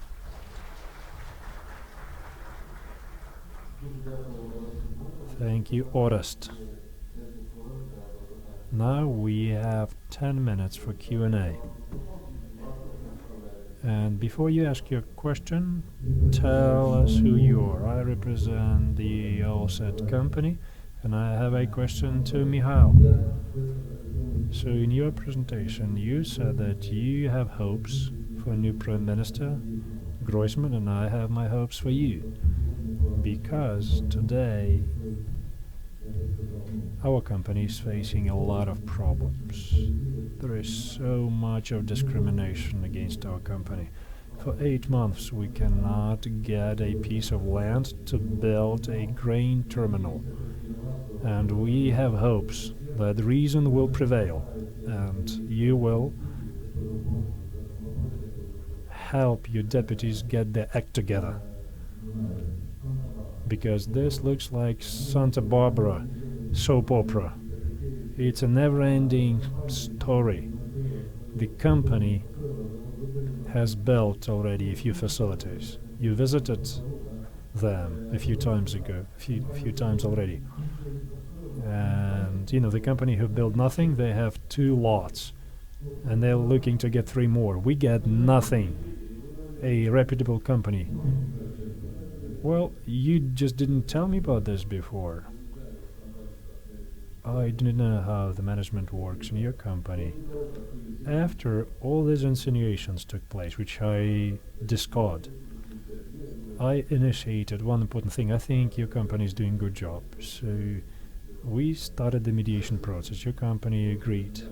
And Vasil Kisil, who is a very reputable man, the most reputable lawyer, the most honest lawyer I've ever met. He used to be a professor who taught me in one of the Kyiv law schools, and he kindly agreed to help with mediation. So his decision will be final for our administration and both companies in question. I think that this is a good precedent, because using this kind of fights is not appropriate. You are a reputable company and you're a good investor, and I would like to protect this investment. But if there is a dispute, we can resolve it through mediation. Mediation is ongoing. Mediation will give us results, and as soon as we have results, they will become official through our administrative decisions. We support this process, but this takes already a month. Well, please, we need to take our time. Well, is this honest or not? Well, I'm talking about using the ACC for mediation, their platform, instead of the current platform. Yes, we have made an offer to the ACC. The mediation is now run by Vasil Kisil. So now you talk about launching another round of mediation with ACC, so you can use any kind of platform. We have that agreement, we will sign on it. There is a procedure to follow, and this is an expedited procedure, because we are talking about arbitration and mediation. Those are the quickest procedures. If all the administrations of Ukraine could use mediation to solve this kind of conflicts, I think we could prosper. So they use Canadian law at the National Reform Council, and they were asking about using Canadian arbitration as mandatory in the territory of Ukraine, using Canadian law. And there are so many Ukrainian Canadians who can come and help in this regard. This is a wonderful idea. We changed our constitution in Georgia to build one important facility. So we changed the constitution and we allowed to use British law in one city to build a port, which is now not a part of the Georgian jurisdiction. We want to do something else and cover the whole country. There has been so many insinuations on both sides. So there will be a decision. Use any kind of platform. So the decision will be made. And I hope that the administrations all over Ukraine will introduce this procedure where they would hire a third party to resolve these issues. Then we will move on. Of course, the office of the prosecutor has to stay away. This is not very productive. We have to have a system of independent mediators, and that is one of the methods to resolve conflicts that arise.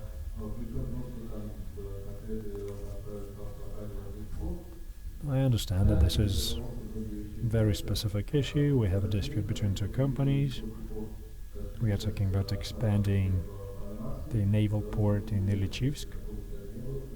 We want to expand it. We want to receive larger ships. We're building new piers.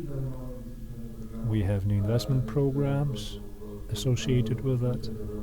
We are looking at LNG terminal construction. So the ports and all those things are still developing regardless of all impediments that we face.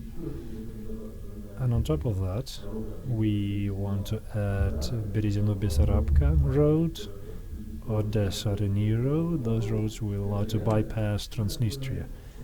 So as soon as there is a will from the central government, we can do anything. It's just 14 kilometers of roads, which cost nothing for Ukraine, but that's a political breakthrough. That's, 14 kilometers. The whole country, it's a huge country with this kind of potential, with so many perspectives, and this 14 kilometers is that, apple of contempt. We are talking about rebuilding, or rehabilitating the railroad, which has been decommissioned in the mid-90s. So all the preparation work has been already conducted. So it's just a matter of installing new tracks. So hopefully we'll do this. And now I am announcing coffee break. Thank you. Okay, it seems like there are some more questions. Speaking about the railroad reform, how do you plan to introduce the GIS systems? The systems that allow to quickly and effectively monitor the road construction. That tool is quite important for transparency. Who this question is addressed to? To Mr. Klimpush, I guess, because he's the expert. Thank you. Indeed, this is very important. And to have transparency, financial transparency in road construction, we have to add more monitoring tools. There is the cost tool introduced through the World Bank. And with the help of UKRAINIAN and the Ministry of Infrastructure, they are working on those approaches. We're trying to find experts who could then exercise some of their supervisory powers over how the funds are being disbursed, based, of course, on the use of modern state-of-the-art informational technology. Well, I'm not sure if you know this man or not, but there's this guy, and he goes by the name Roman Khmel, and he's the head of road construction department, and he's about to assume the office in UKRAINIan as a road construction manager there. And this is a man of great skill and a person who works together with a very powerful, qualified expert team, and I suggest everybody do their best to help him out. Well, thank you very much indeed. This was an exceptional panel, extremely interesting, lots of good questions, and I suggest the time is right now to break for some coffee. Thank you.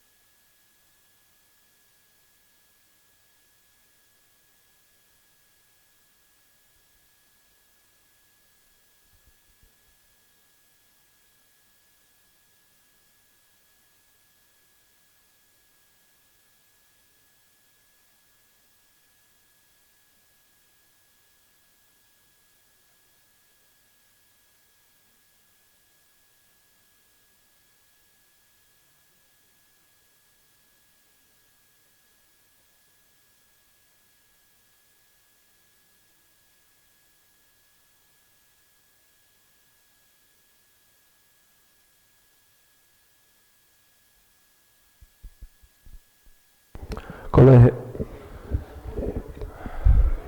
доброго дня. Я прошу всіх займати місця в залі. All right, dear colleagues, please take your seats, and we are about to begin the second panel.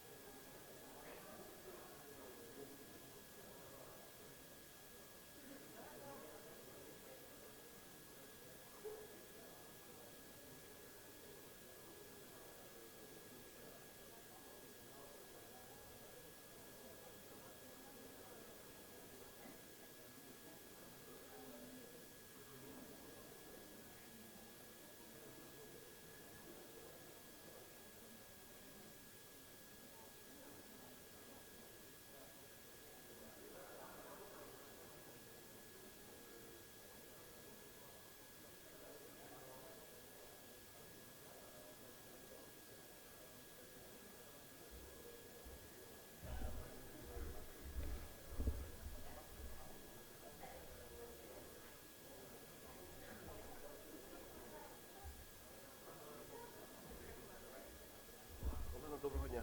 Мене звати Сергій, я модератор. Я думаю, ми будемо говорити зараз першим, що нас могла. Другий, ви, напевно,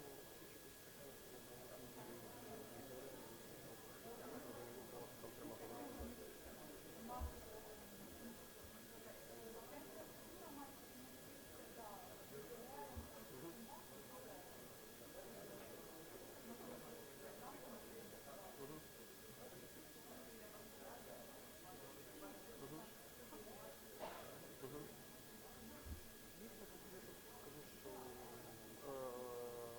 Існують альтернативні варіанти фінансування інвестиційних проєктів, зокрема підготовки їх до розгляду фінансових установ, що ви підключили і озвучите ці речі, так? Ще якісь пропозиції?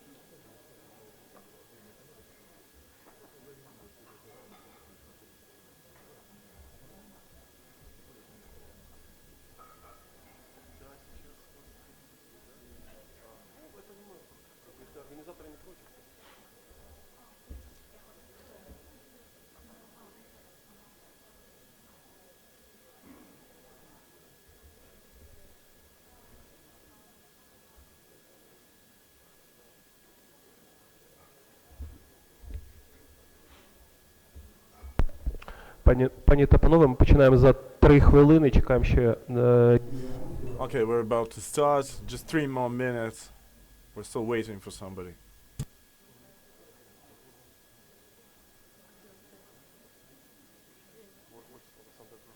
Пані Олександр, це представник організатора. Я віддам.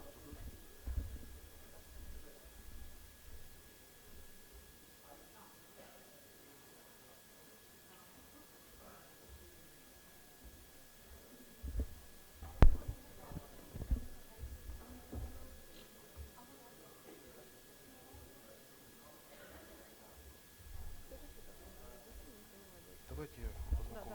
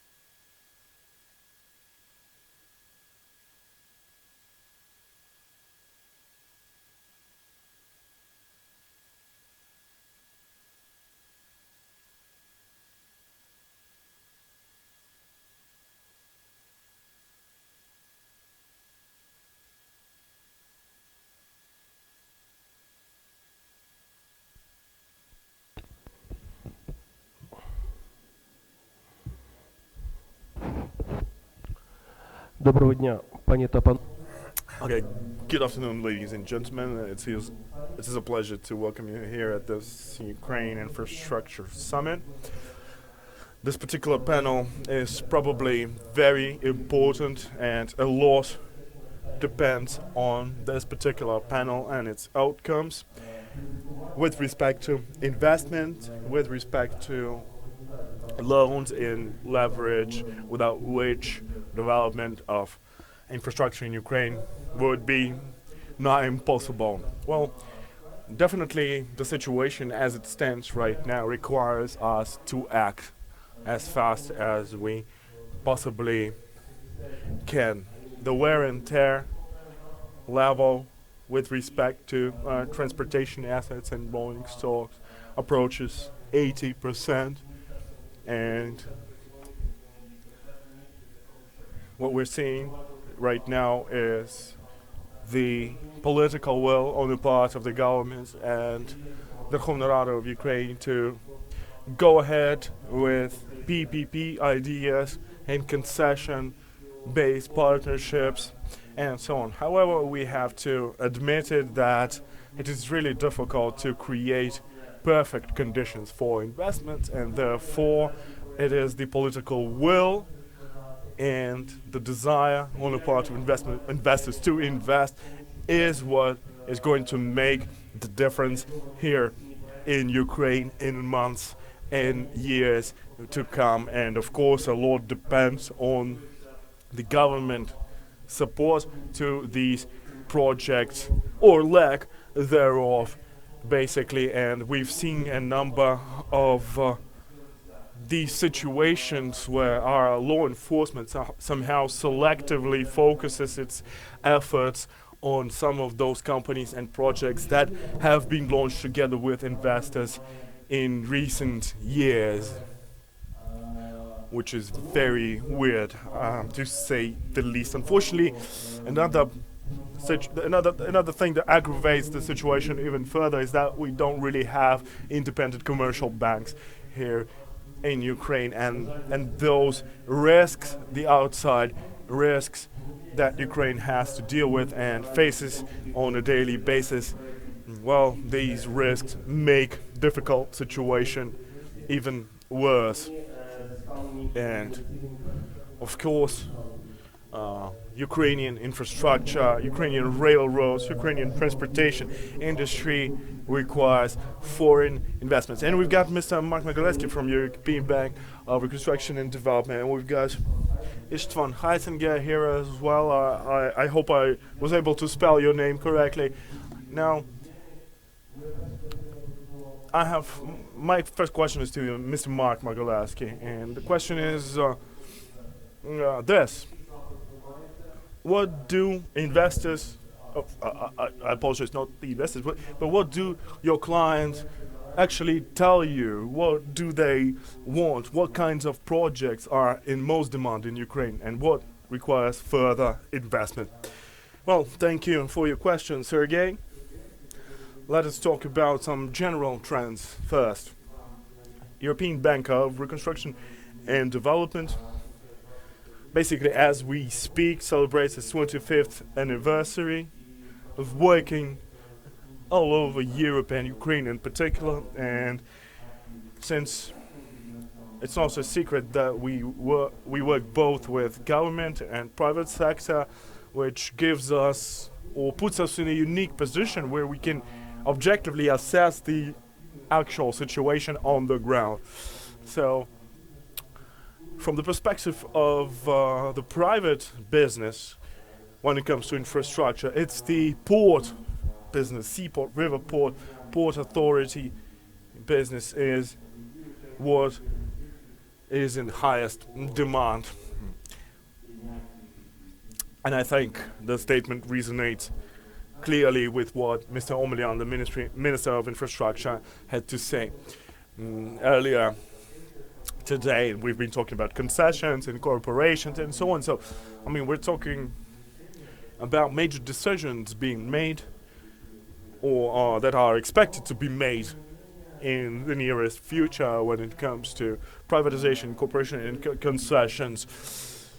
However, the most determined of investors, they do not wait, they do not want to sit and wait and idle, and they act in a very, let's say, proactive manner. And we've got a number of projects that have already been signed off. I'm talking about 3 grain terminals in Odessa port.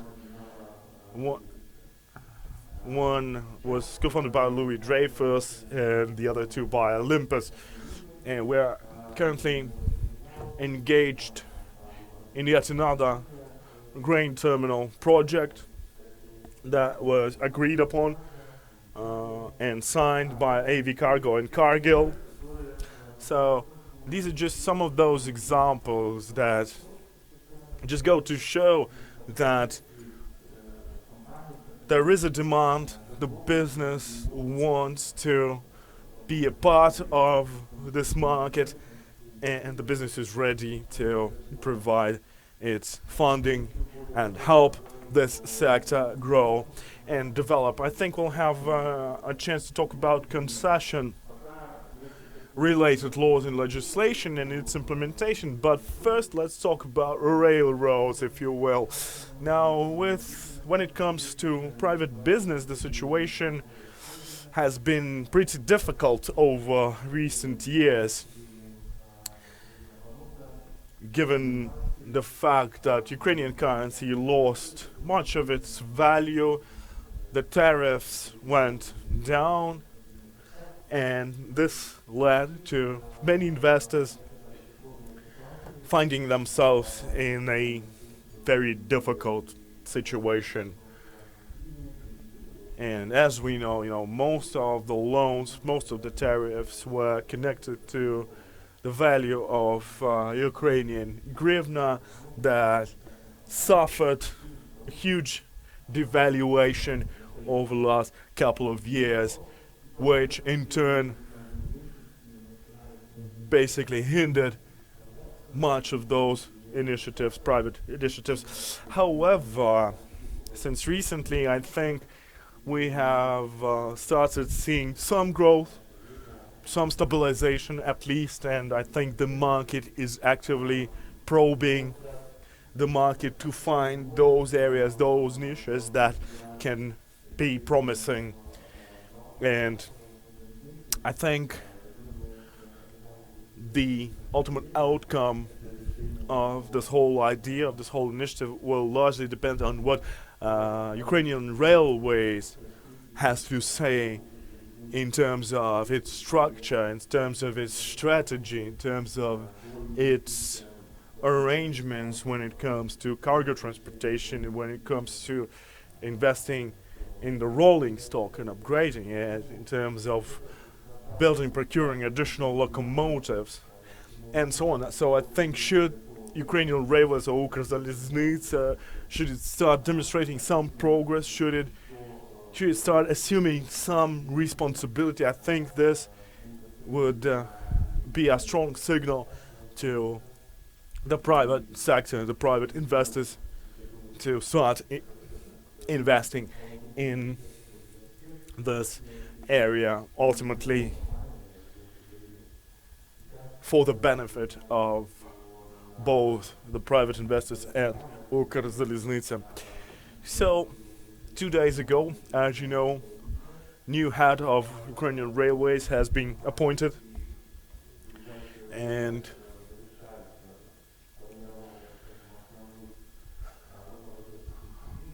the most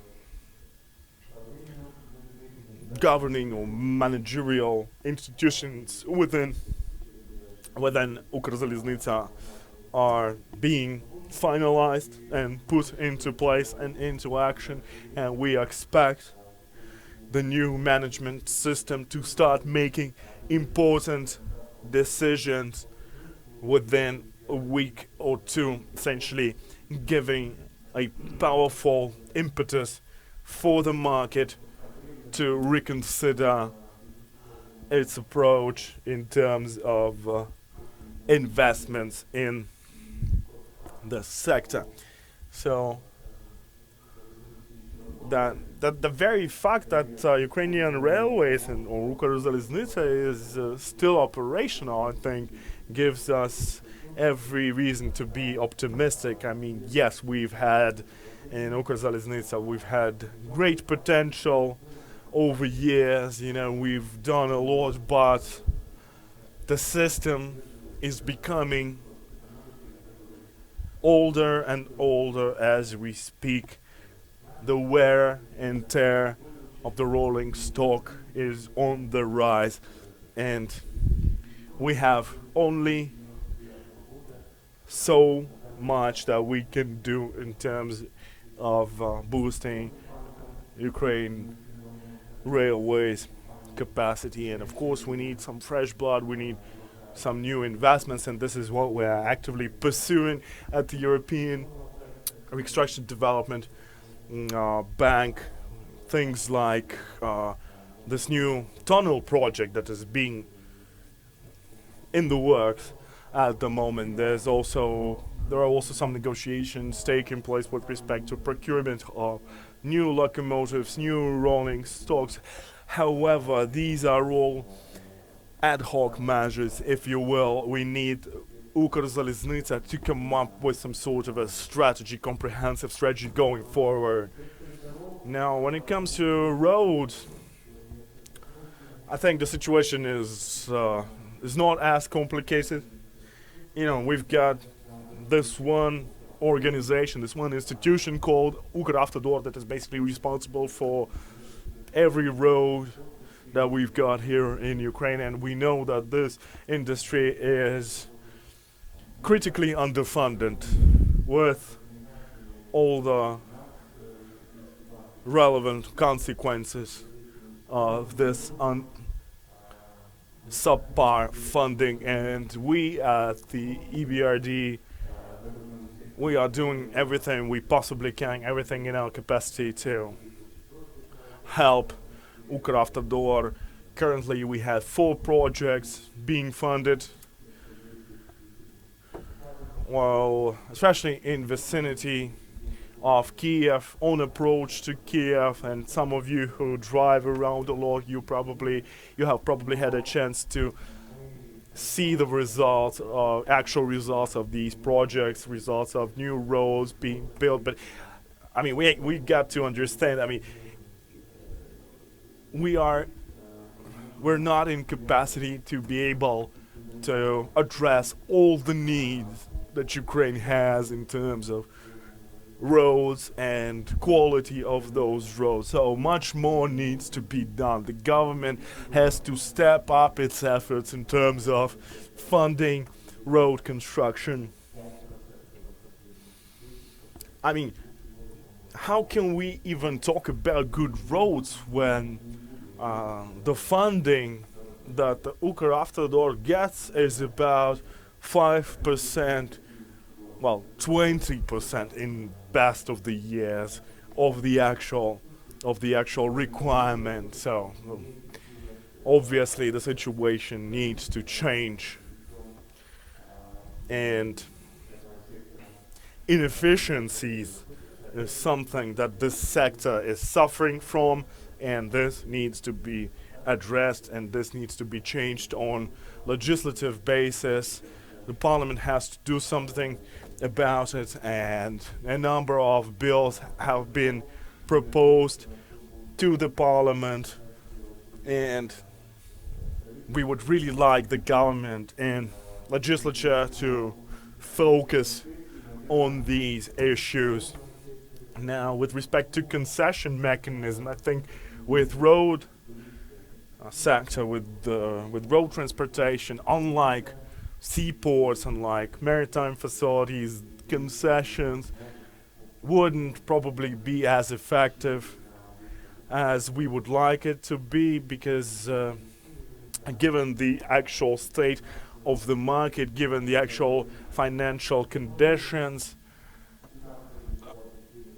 in the market here, we do not expect these investors to start returning their potential investments anytime soon. So something needs to change on the government, on the strategic level, before the investors can start working on concession basis here with respect to roads.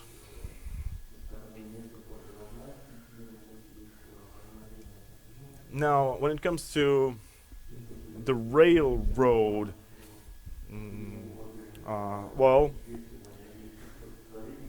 when it comes to public transport in particular, we're seeing a lot of interest on the part of local communities, municipalities, essentially pushing us forward towards more investment into the rolling stock. I mean, if you look at Kyiv in particular, we have started noticing some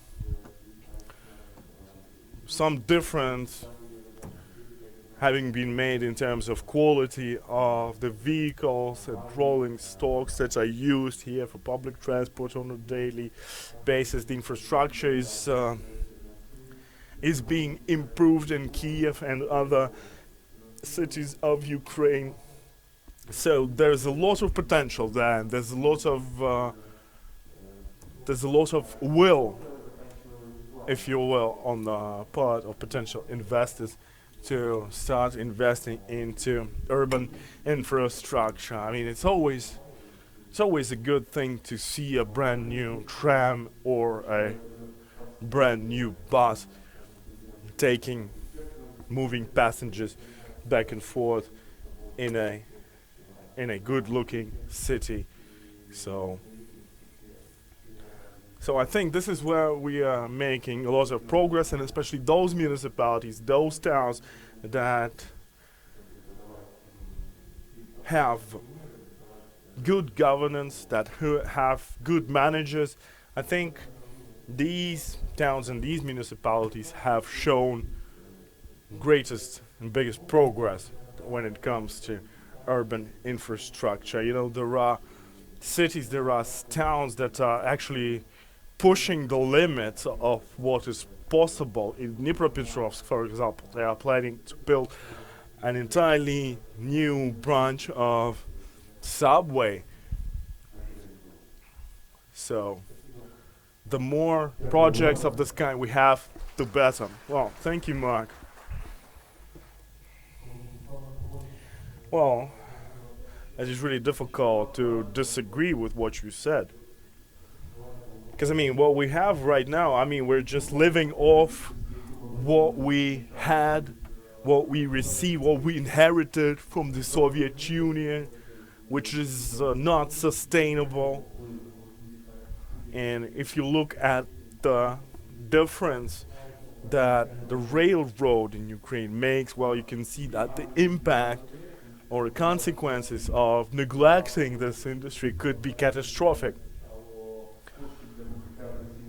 I mean, remember what we had last year when UKRAINIAN couldn't even cover its fuel costs. Well, which led to huge deterioration of the current state of affairs in UKRAINIAN. So, well, I expect the situation to change this year. Some 19 billion hryvnias have been allocated towards capital expenditures within UKRAINIAN. So I have a question to Istvan Heitzinger, who's a chief specialist from European Investment Bank. So my question is, how do you prioritize your investments? You know, where do you put your investments to make the most difference? We know that private investors are keen on investing in the rolling stock.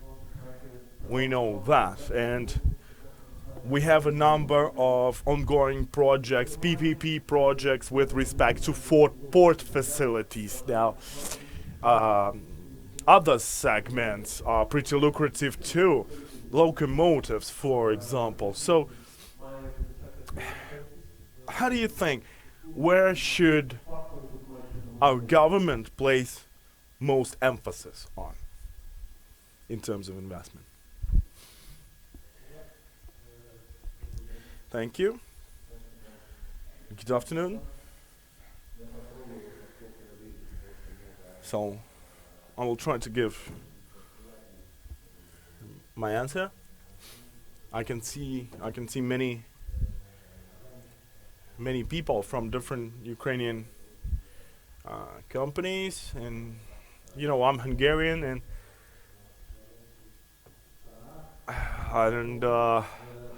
my mastery of Russian is not as perfect as I would like to, but I will try nevertheless. And let me tell you a few words about what our bank is, because European Investment Bank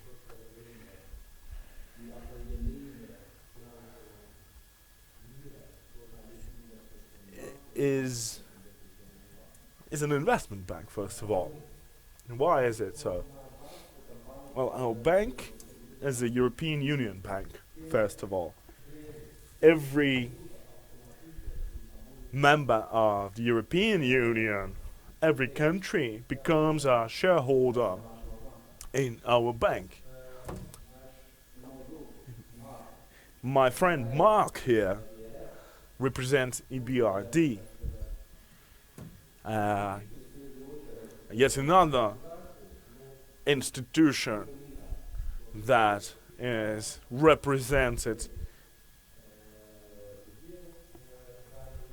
by members of many, if not all, countries of the world. And in fact, the European Investment Bank is another shareholder in EBRD, which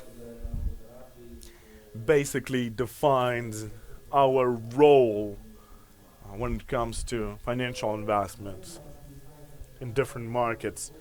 Well, you probably know that our bank is the largest multinational investment bank in the world.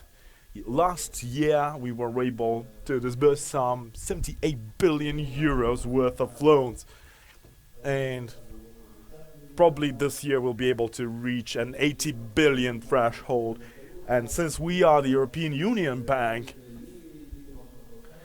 most of our loans are handed out to entities within European Union, while the rest, the 10%, are loaned out to entities and countries outside EU, such as Ukraine, for example. So last year there was an initiative by European Union to start funding the development of Ukrainian economy over the course of 40 years, 2014, 15 years, 16, with the total value of 3 something billion euros. So some 800 million euros are left to be disbursed in order for us to complete this project successfully. Well, we're not a profit-based organization, because this goes against our mandate that we have been granted with by European Union. Well, we are here to help EU promote its political goals by means of various financial instruments, both inside the EU and outside its borders. And because we are the state-owned company, if you will, we are willing and ready to provide loans at a very competitive interest rate compared to, government financial institutions in individual countries. So this is not commercial. This is not about making profit. We provide very competitive interest rates in exchange for government guarantees. And while at first this might further complicate the lending process, nevertheless, we have, I think, been able to set up the process in such a way as to make it as efficient as possible. Now, we don't have any preconditions for funding or prerequisite for funding, right? Because it's the role of the governments, individual governments, Ukrainian government, no exception, to provide those conditions under which they are willing to cooperate with us. We're not imposing any conditions, because we do not want to be held liable or responsible for potential failures of these investment projects going forward. So we'd like to operate according to requirements and conditions set forth by actual governments, with ultimate responsibility being borne by these very governments as well. And we have a number of ongoing contracts, but for new contracts, for new projects, we need clear strategies. We need plans and we need roadmaps, because we've got money, right? While we do have our limits, nevertheless, the funds in questions are pretty significant, especially if viewed from the perspective of the Ukrainian state.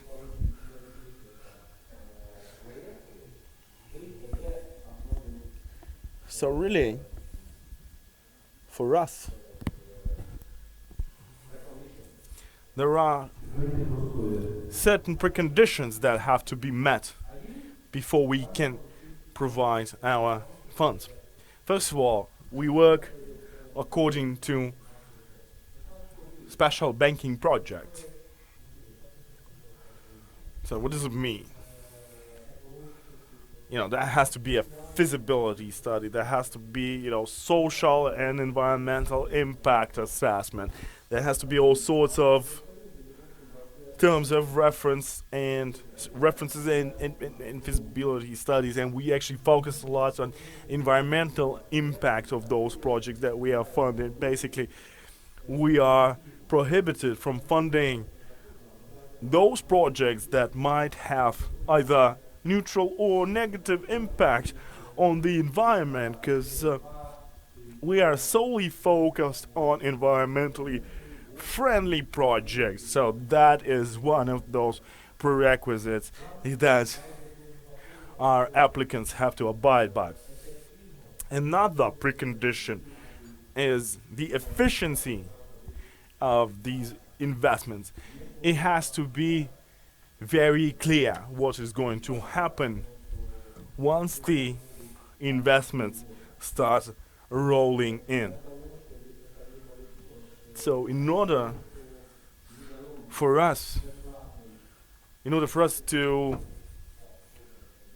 not waste our money on these projects, we would like these projects to have very solid foundations and have very good feasibility studies so that we can see the efficiency of these projects going forward. That is another thing. Another thing that is very important for us, once the contract has been signed, there has to be some sort of a supervising authority, an independent oversight over these projects from technical and engineering standpoint, from financial standpoint as well. So we're not gonna go ahead and fund projects without securing a reliable, independent oversight and control. Now, you have to understand, Ukraine is a member of ASEAN, and as a country having a lot of Soviet infrastructure, if you will, just as Hungary did some time ago. You know, at some point it faced a situation where these old Soviet standards pertaining to infrastructure were no longer viable, were no longer relevant. So we need to change that as well. And you know, we've been talking about this on a number of occasions. Things like, how can we possibly change those standards that impede Ukrainian economy developing? I'm not even talking about purely technical standards. I mean, we've got contractual standards. You guys don't use FIDECOM. You know, you don't use internationally recognized standards and tools, because you're stuck with these old Soviet approaches that are detrimental to Ukraine's development. You don't have this idea of joint design and funding of different infrastructure project, incorporating safety ideas and safety conscious approaches into the very development of these projects. As a result, many people are dying on the road. And that results in financial losses for Ukraine. We can also say that that is a part of the administrative requirement, but all that impacts our costs and our revenue and our ability to pay back the loans, which have been extended to Ukraine. Previously, our colleague, who used to be a diplomat in Hungary from Ukraine, he told you about our negative attitude towards PPP and concessions.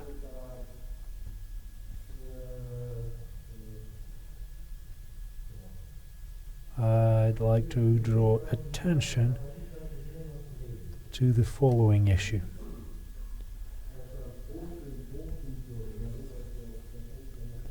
PPP is a very complex issue, and our colleagues from the ACC will probably mention about this. This is the most complex tool that is used globally, because the participants of the PPP are not just the government. Yeah, The abbreviation means public-private partnership. That sounds quite good, but usually it's about just one project.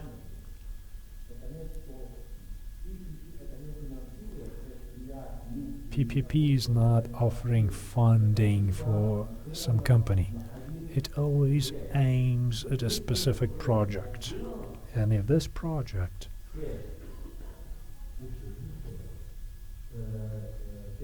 is built in such a way where all those agencies and financing institutions and regulations are separate, usually it's not gonna yield any profits.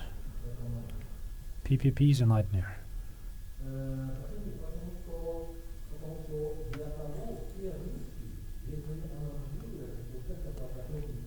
You should analyze the risks in the process of preparing PPP.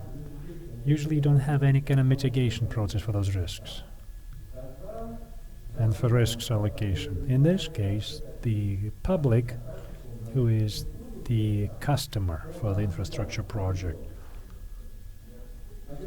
this organization is mandated to cover for all the damage or losses occurred to the company. So we had a special team in the bank who's doing PPP only and PPP-based funding. But this is a very delicate issue. You have to be very careful with PPP and concessions as well.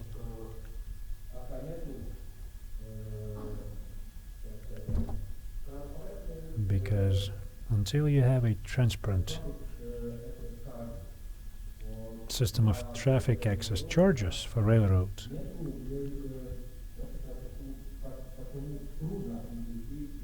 I'm trying to explain you why PPP is so hard to be implemented in transport infrastructure sectors. Until you have the legislation supporting public service contracts for the operators, private and public operators of infrastructure, and the passenger transportation companies, then the profitability within the PPP framework is just manipulation of figures. If there is no contract that is securing profitability for this project, how can you say that there will be some profits? This is a contradiction. We also finance private sector. The conditions are a bit different. We have a framework contract, which we call Apex loan, and we do finance private enterprises through Ukrainian banks. Bank и UKRAINIan. We have this system offered through the Oshad Bank and Exim Bank. The banking system, private banking system of Ukraine, is not at that level yet. We can't use that system for offering financing transparently to companies. However, we finance development of municipal transport projects. 400 million euros, for instance, have been allocated for this. We finance road construction, and we also have a condition. We cannot finance projects 100% in Ukraine. We finance only 50%. We always have co-funding partners to make it 100%.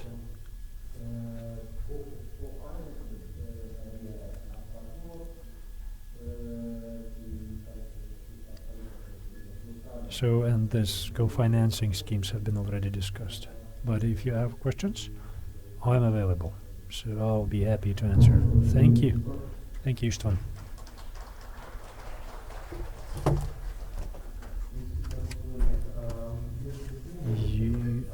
touched upon a very interesting topic. There are two components in this process. Why cooperation with IFIs is not as developed as we wanted it to be. So the issue is about how active we are in terms of public monopolies, the Ministry of Infrastructure. Very often in Ukraine, this factor plays a vital role because we cannot have ideal conditions here. And I represent consultants. I can say whatever I like. I represent companies working in the field for more than 5 years. They are very often Ukrainian companies, not just private companies who can pay for consultants and technical advisors and legal advisors to simply say package the project, formatted in the way it is accepted for the BRD or the World Bank. So they can do that. Very often municipal authorities who have the same requirement, they cannot do so because of tendering procedures. They're very complex. Sometimes they just don't have the funds available. So from the standpoint of the Ministry of Economy, how can we approximate, how can we make this path shorter between the lending entity and the lender? Thank you for your question.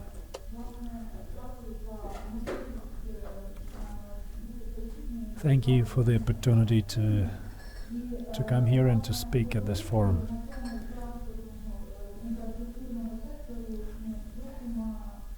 Talking about transport and infrastructure from a different viewpoint is important. I'm talking from the standpoint of the National Coordinator for official development assistance programs and projects. In the ministry, we can go deep into each and every sector, but the reform which we try to implement in the sector, it's gonna impact all other sectors, including this one. And this question that you asked me, this is yet another problem whereby our society, our state, municipal structures, they're not using the entire potential of international cooperation. And the entire portfolio of international development funds, which is available to Ukraine as a developing country, it's not fully used because oftentimes they just don't have access to information. They don't have the knowledge.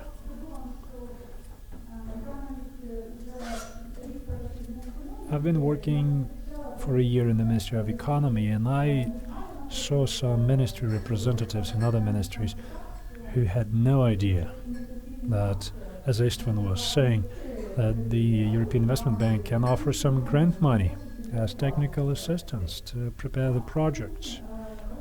So the role of the Ministry of Economy as the national coordinator means that we have to create a centralized information system which will help collect information about all available opportunities throughout the sectors of economy which are eligible for official development assistance.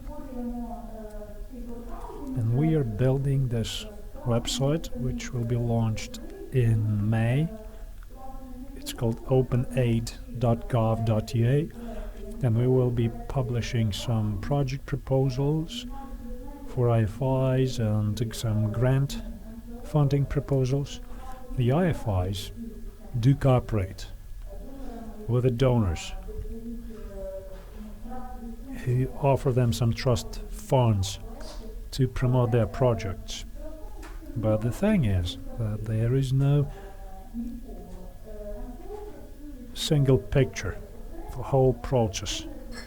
IFIs do their work, donors also do something else. And we don't have the understanding how we can pull this all together. And it is good that Istvan just reminded us that the IFIs are not just banks. They are development institutions. And when all those projects implemented in Ukraine, and we have quite a huge portfolio, 9.3 billion US dollars, not all of them related to infrastructure, but there are so many of infrastructure related projects, because we know that we cannot get any grant funding for building infrastructure. We are not the EU member state, which can get some structural funding on irrevocable basis. So we can only work with the IFIs. Working with the IFIs is not just getting the loans. This is cooperation, which entails capacity building, building of understanding by the state and the local authorities, how we can cooperate in all the sectors of economy, how we can organize investment, how we can develop, and then the knowledge and the expertise that is received by our officials and companies working with these agencies, all that impacts the development of the state. That includes environmental standards, that includes safety standards, road safety standards, the entire system of know-how, the standards, the rules, all that is passed on to Ukraine through the IFIs and their requirements. So the Ministry of Economy is always insisting on this. When we talk to our colleagues in the regions of Ukraine, and also when we talk at the level of the cabinet, speaking about funding in the transportation sector, it is obvious the infrastructure is obsolete. The state can only finance 5%, maybe 10% of the total need. From the standpoint of development of economy, this sector of infrastructure is a mega sector. It is top priority. Why? Because there are so many research saying that the quality and access to infrastructure impacts the elimination of the gap of financial inequity of the population. It impacts the situation of SMEs and trade and foreign investment, so it impacts everything. And it is obvious that when we look at different projects of the Ministry of Economy, when we set priorities, we always want to have infrastructure component in those project proposals so that something tangible would stay, something that could be viewed as a social investment, as economic investment, not just some activity which usually aims at institutional capacity building. And I want to tell you also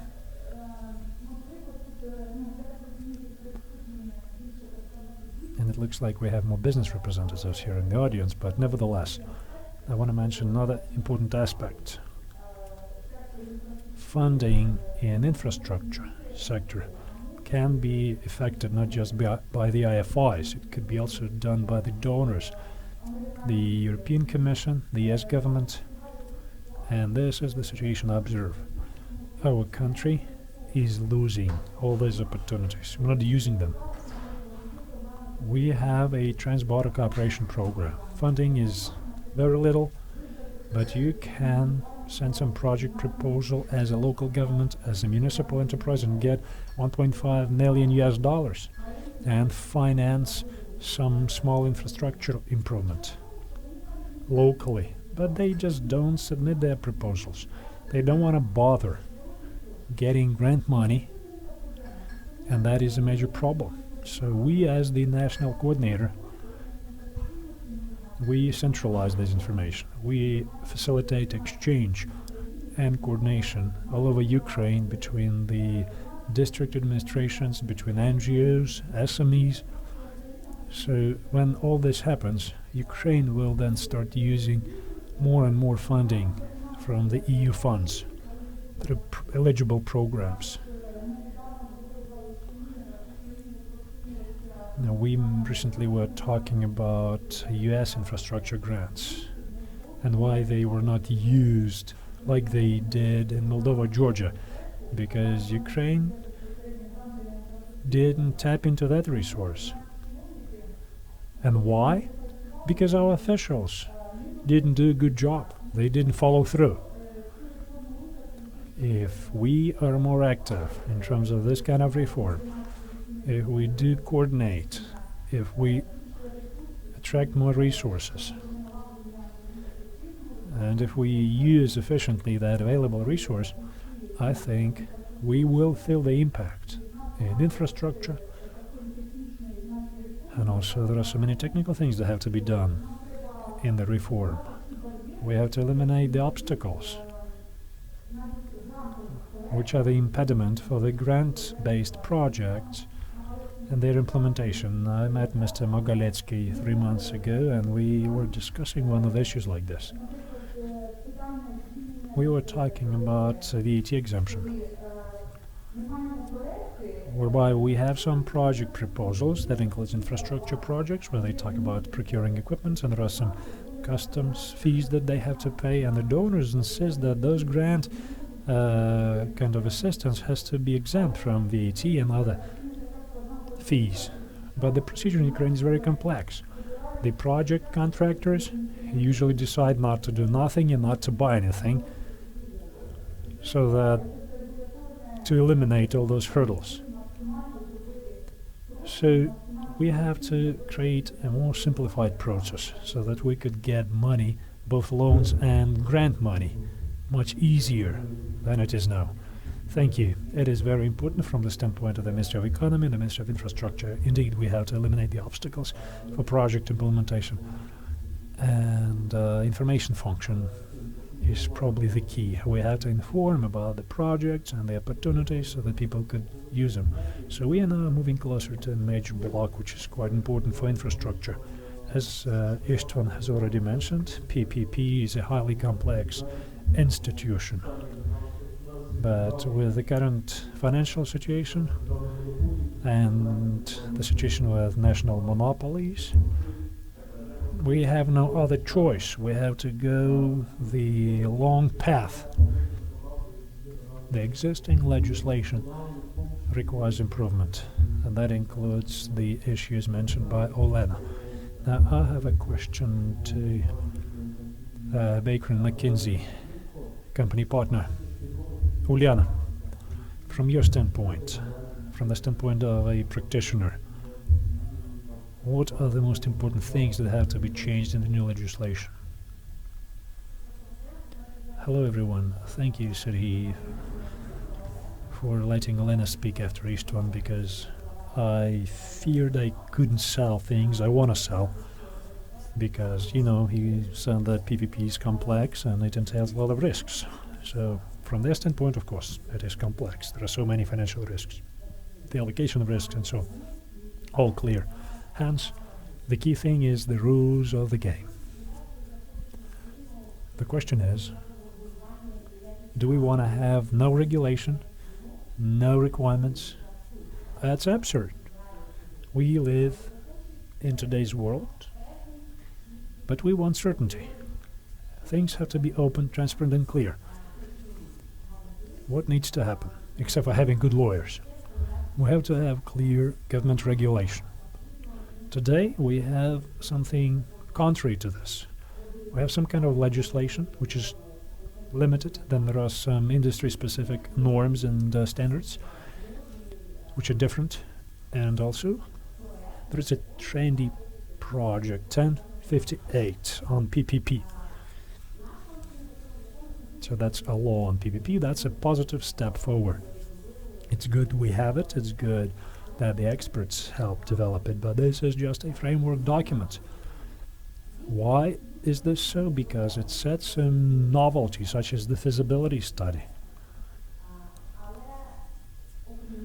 Apart from all that, it deteriorates the situation at the legislative level. Why? Because the correlation between the existing situation and the new law on PPP, even lawyers cannot figure out how that is going to work. For instance, if we have a mixed type of public-private partnership, and that includes concession, who is signing that contract, because by law, on concessions, the cabinet offers something for concession. The government entities, government companies, public companies, cannot offer anything for concession according to this law. So how do you regulate this? Do we have to have three-party contracts? Then what with the deadline for approving and signing the contract? So all those questions investors will ask. They are already asking when they make their decision whether to start investing into Ukrainian projects of this kind, whether to break that ice in Ukraine here, whether to help develop this sector and introduce new models. That is a problem because we don't have clear regulation and it has to be improved. The lawyers try and do something about it. There are some general principles. You don't have to reinvent the wheel. PPP is a unique institution and you have to know it. But there are so many similarities with the privatization law. And fortunately, this law is more evolved than the PPP legislation. And we're talking about attracting advisors, funding their help, marketing, roadshows, raising interest from among the investors to certain projects. All those issues have been already worked through by highly qualified experts and by attracting donors and experts from the EU. So that is all about the privatization sector. What is suggested? Let's have a look what we can use from that to develop the legislation on concessions, on PPP, explain procedures in detail, because having a law is good, but that is just a framework law. You have to have some specific procedures. You have to introduce certain deadlines, assign responsibilities. Nobody from the lawyers community will give you today their opinion and explain who signs what. That is not regulated so far. So dear colleagues, I see lots of you here. Please, let's step in. Let's make sure that at least at the legislative level we can answer questions which will occur when implementing infrastructure related projects. Thank you, Uliana. So quick comment, because I know you work in this field and there is a tender that has been announced to address these issues. Thank you everyone.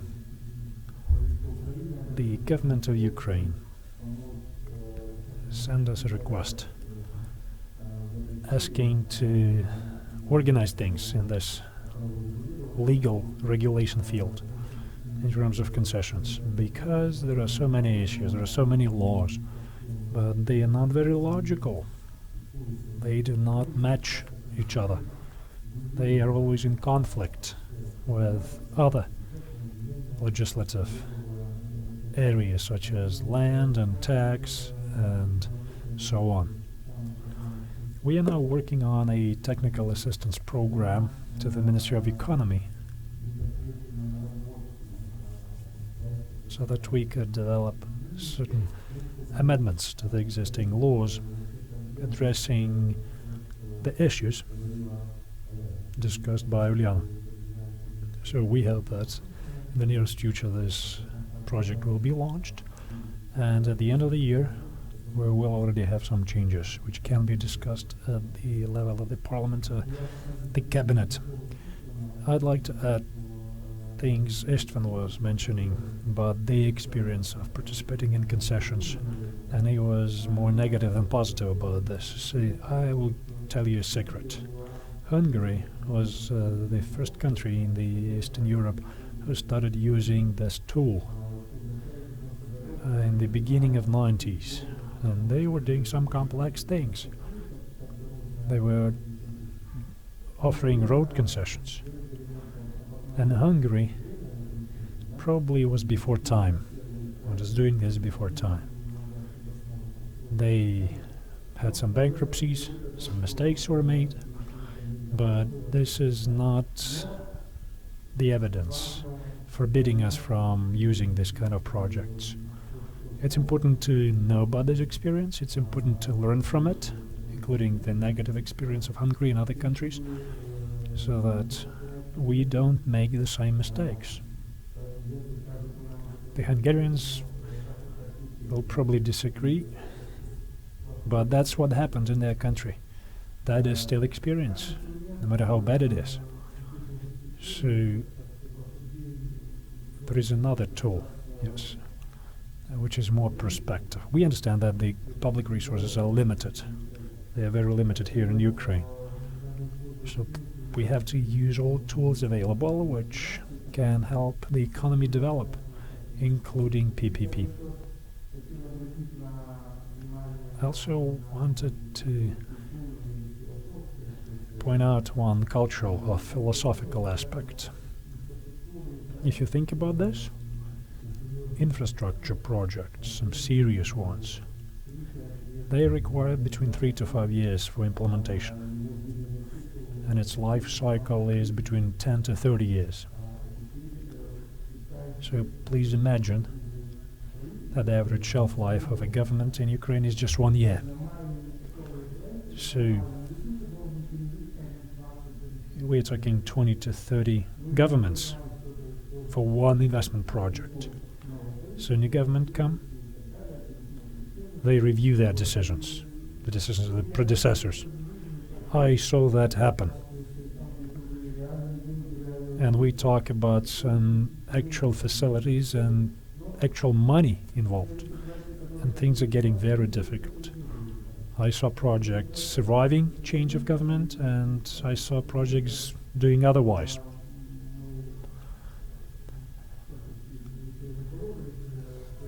Mikhail, in his presentation, pointed out one interesting thing that happened. This Wednesday, a new head of Ukrainian railroad company was appointed, but that individual was nominated by the previous government. I think that's a positive change.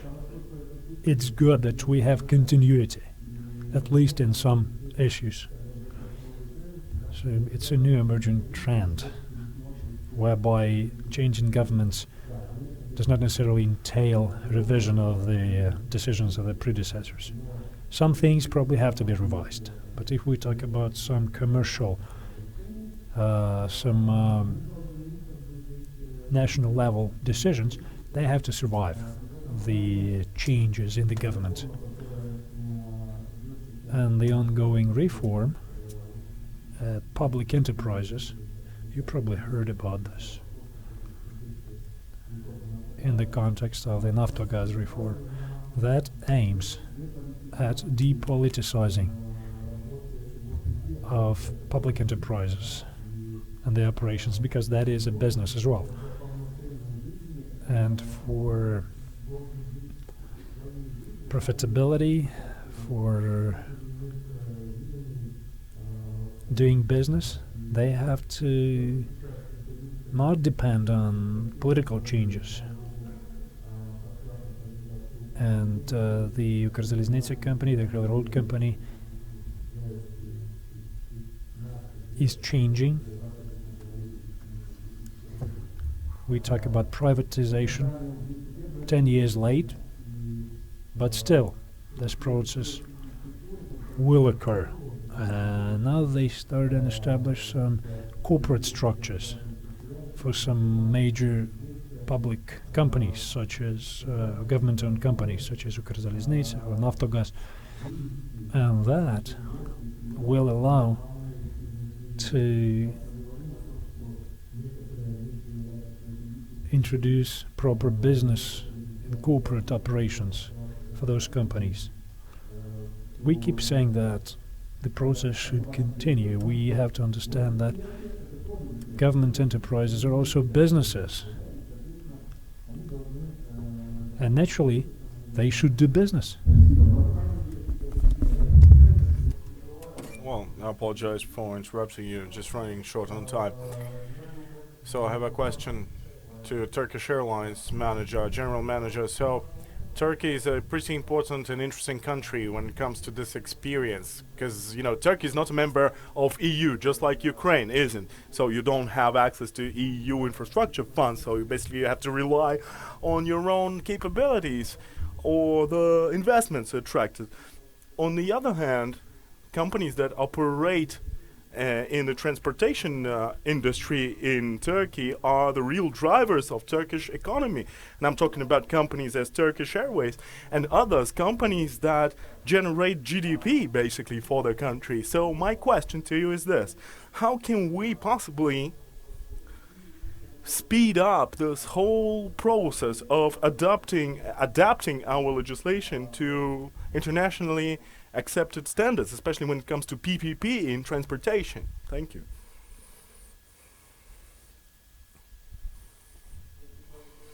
Well, hello to everyone.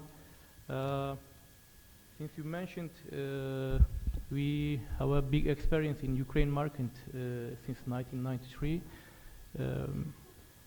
If I speak about the Turkey case, so I can say that besides investment, Turkey had achieved the liberalization process. So what Turkey did prior to 1983, despite a few exceptional cases, only public companies were allowed to do business in the aviation sector in Turkey. The Turkish flight carrier Turkish Airlines was the unique airline of the country, and it dominated all the market. So with the civil aviation law in 1983, it allowed private companies to do business in civil aviation industry. Subsequently, numerous private air carriers competing with Turkish Airlines and other foreign airlines came to the market.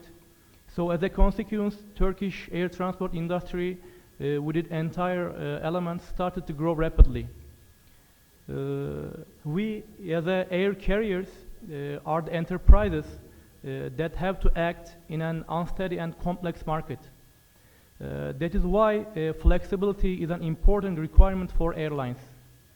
It is not easy to conclude that public-owned enterprises in Ukraine are able to assure flexibility, take quick decisions, and ensure efficiency in their administration. It was also a considerable handicap for Turkey that private airlines didn't act in the airline industry prior to 1983. That's why the most important consequence of 1983 liberalization was the entry of private airlines into air transport industry. So it can be done in Ukraine as well. More flexibility, more liberalization, bring more investors to Ukraine as foreign airlines. So despite all the flaws and impairments, the Turkish airline industry achieved its current situation in a period of 20 years owing to this liberalization. So actually Ukraine can make a great process in reconstructing its financial sector as well as in improving public sector governance and its business environment. The structural reforms which have been achieved by Turkey are aimed increasing the role of private sector and enhancing the efficiency of the finance sector. So if these reforms will be done, it will strengthen macroeconomic fundamentals of Ukraine economy, we believe. Thank you very much for your listening. Спасибо. Спасибо большое.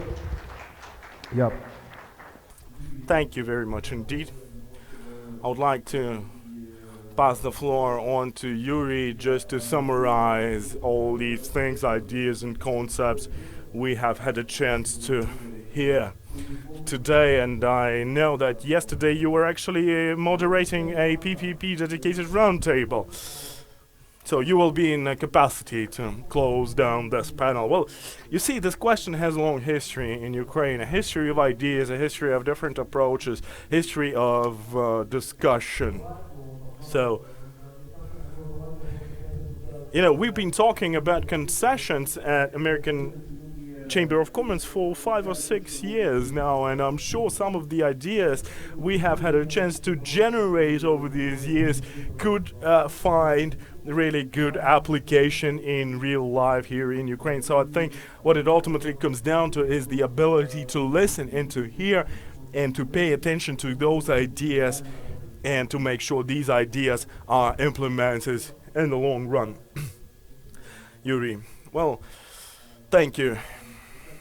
We've got some 5 minutes remaining, and I would like to tell you a story that basically described the situation in PPP. It's a kind of a joke, you know. So after the winter, there's a pack of wolves going down the forest and see the rabbit, and they approach the rabbit and tell the rabbit, "Look, rabbit, we're gonna eat you because we're so hungry." And he says, "Well, please don't. Over there's a herd of sheep, and let me go for this information. You can eat them and let me go." So they did not believe the rabbit, and they ate the rabbit, and they went on and they saw a herd of sheep, and they said, "Well, look, the rabbit was right, so we should do something good for the rabbit." Like what? We ate them. Well, let's put a monument to a rabbit and put a signature to the rabbit from his business partners. So this is how the private partnership works in Ukraine. You know, the government plays a role of this pack of wolves that just goes about stealing other people's stuff, appropriating other people's stuff, and then praising these people that fell victim to this hungry nature of our government. So yeah, this has to be changed. You know, I've been working at this organization, EEAP, for quite some time, talking about all sorts of different instruments that could be put into place to enhance Ukraine's situation with respect to PPP. Well, and you know,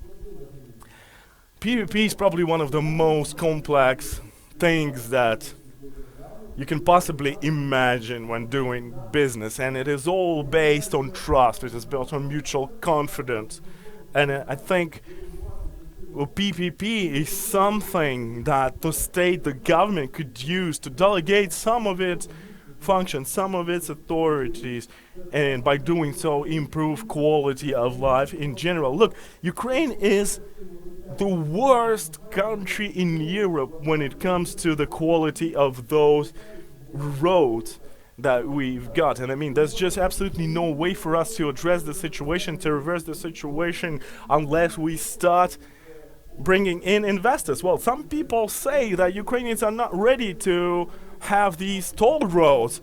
Well, Ukrainians are, because when they travel abroad, they easily pay the tolls and fees and have nothing against it. So they are ready, and I think we should start thinking about this for real now. Now, we've got several niche laws and one framework laws describing concessions in this country, which makes the situation pretty complicated because we don't really know what law to use in order to go ahead with PPPs. And I tell you that in many countries of the world there are no laws describing this.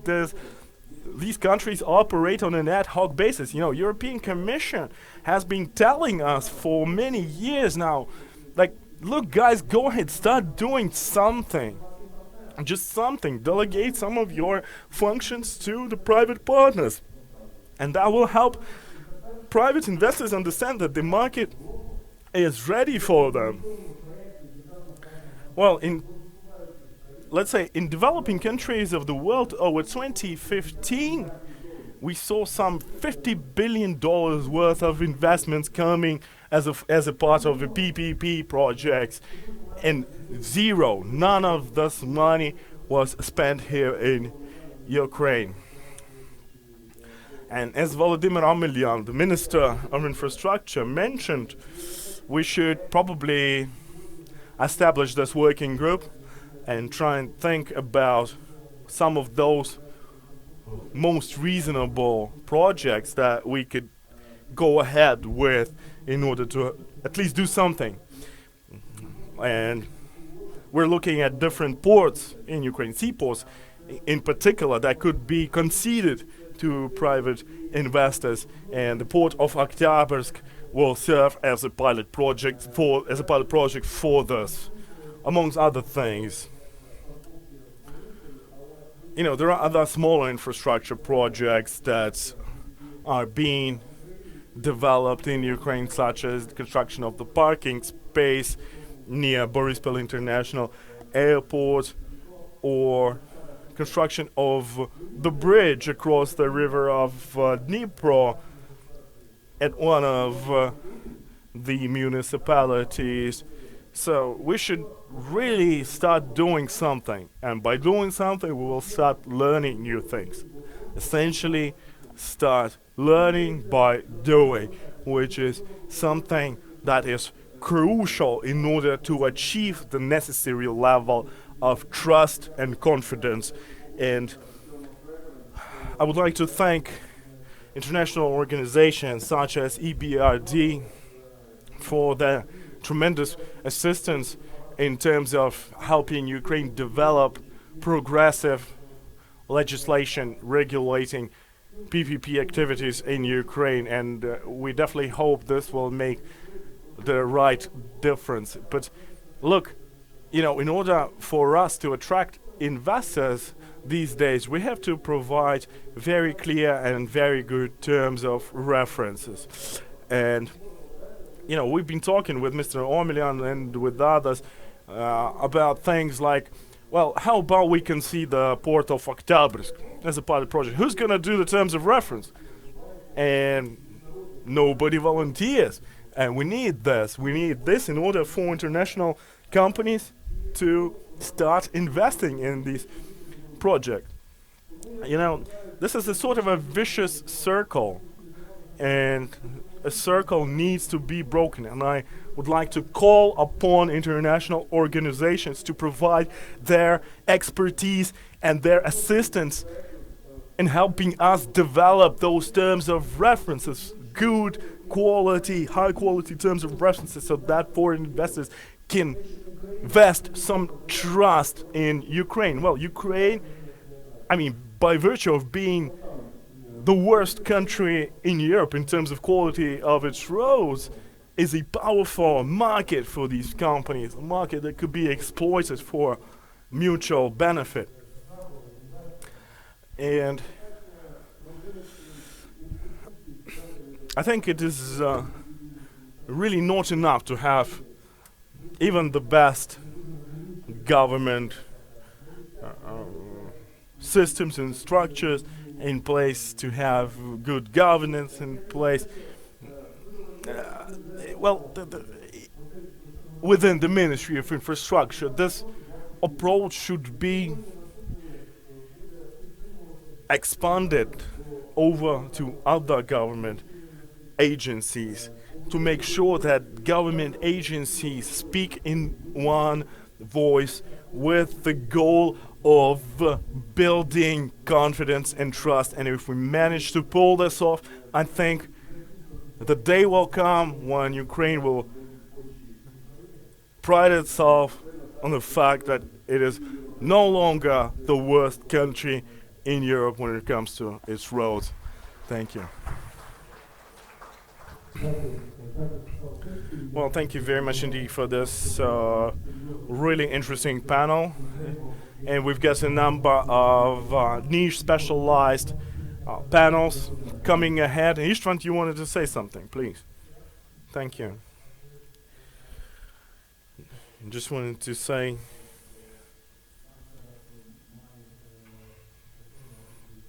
well, Mark mentioned that I feel very negative about the PPP in Ukraine. Well, that's not the case, really.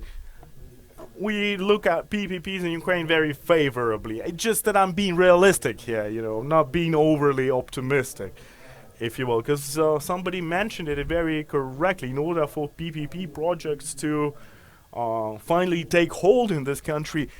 The country needs political stability. The country needs legislative stability, and for this stability to span at least 20 years from now and into the future. So once these conditions are met, then PPP will just start rolling in.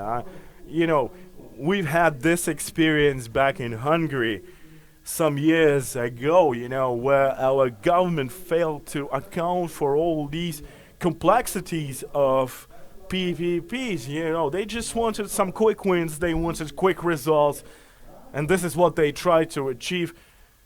And while those results were there, ultimately in the long run, the people of Hungary had to pay twice, if you will. So do not repeat those mistakes. Do not be hasty. Be reasonable and make sure you do everything correctly. And there's one more thing. PPP is not about privatization. PPP is about letting private companies use government-owned resources for some time. PPP could be expressed differently. BORL, BURT, all sorts of other acronyms exist to describe these kinds of things. Basically, what it means is that the private companies will come in, build something up, and then return the asset back to the government, back to the country. That's the whole purpose. That's the essence of PPP, whereby the government does not have to put their share of expenses on the table.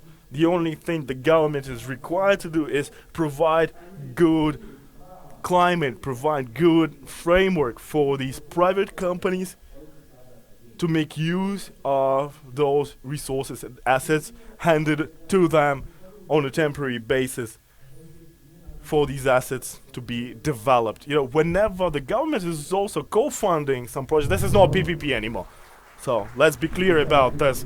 Well, thank you very much indeed, and I invite everybody for lunch. Thank you.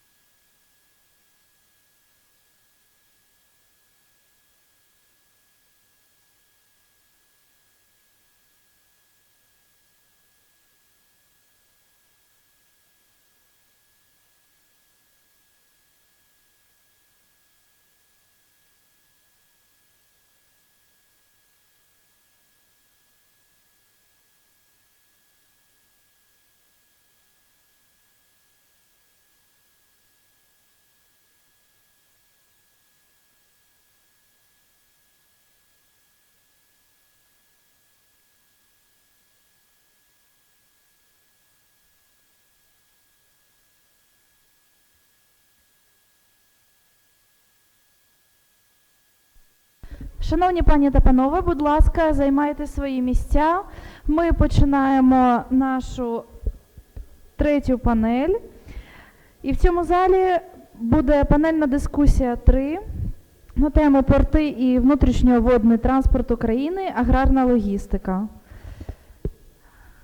Будь ласка, всіх запрошуємо до зали, ми починаємо.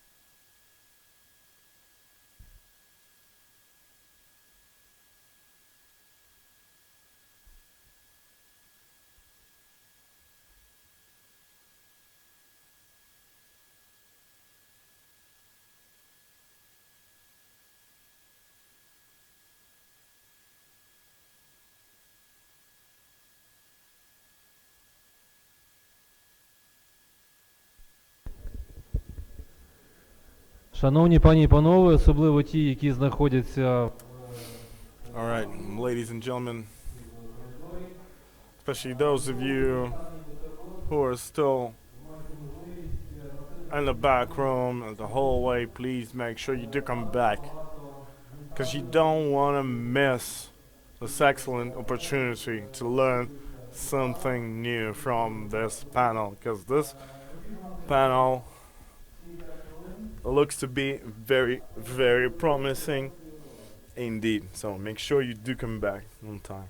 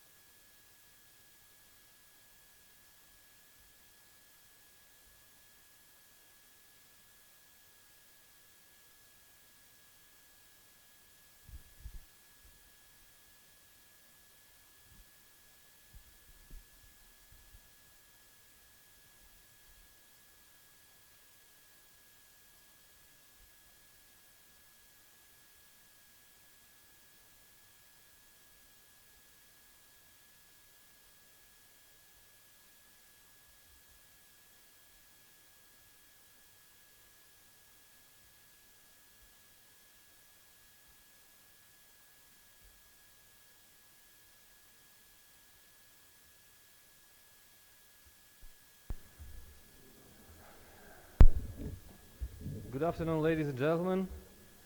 Доброго дня, пані і панове. Ми Good afternoon, ladies and gentlemen. We're about to start this next panel dedicated to water.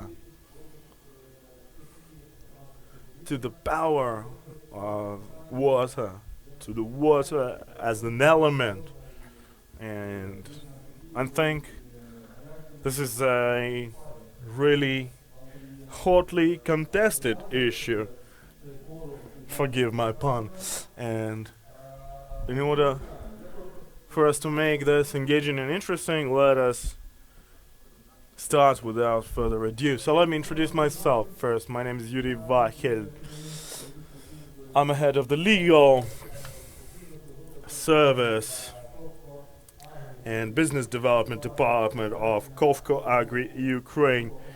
Well, it's the company controlled by the Chinese government corporation Kovco that has been in existence since 1949.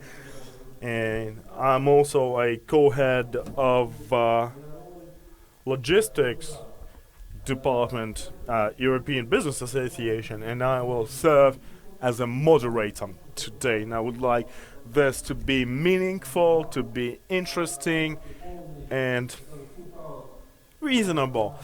We've got a full house here on the stage, and I would like to introduce our speakers today. And let's give them a round of applause, please.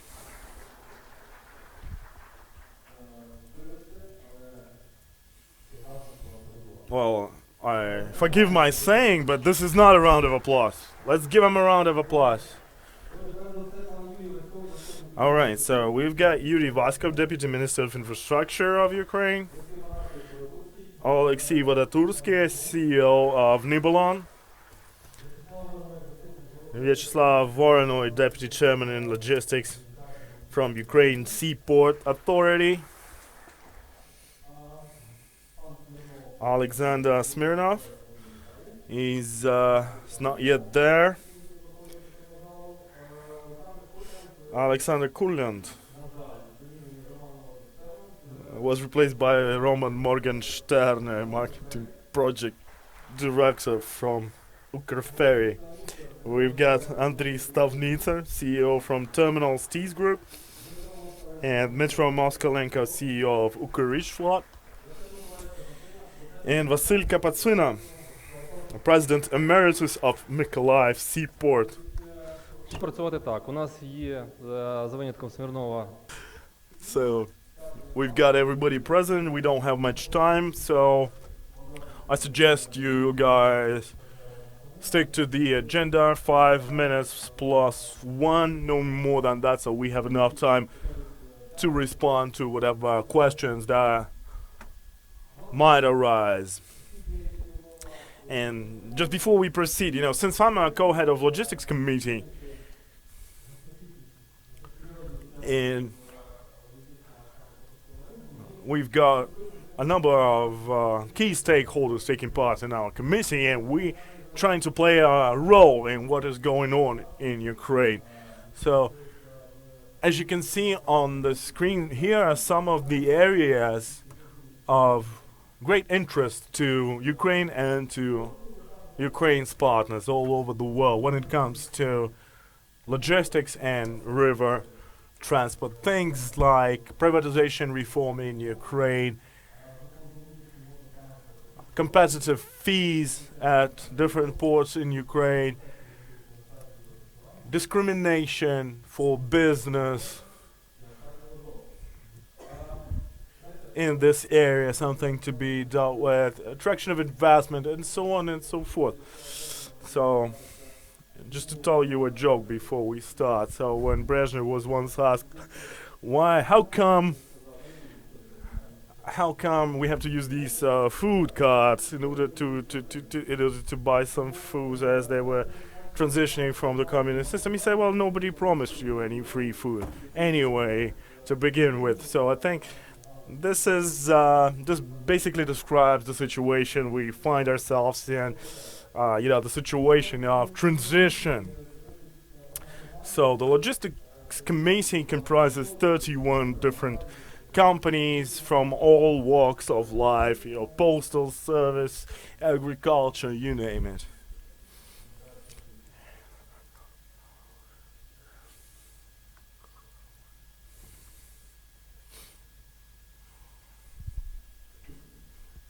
And next one. And the next one. So logistics committee includes 4 working groups. Most of the people on the stage here are actively engaged within the framework of this working group, of this logistics committee. Everybody else is invited to take part as well.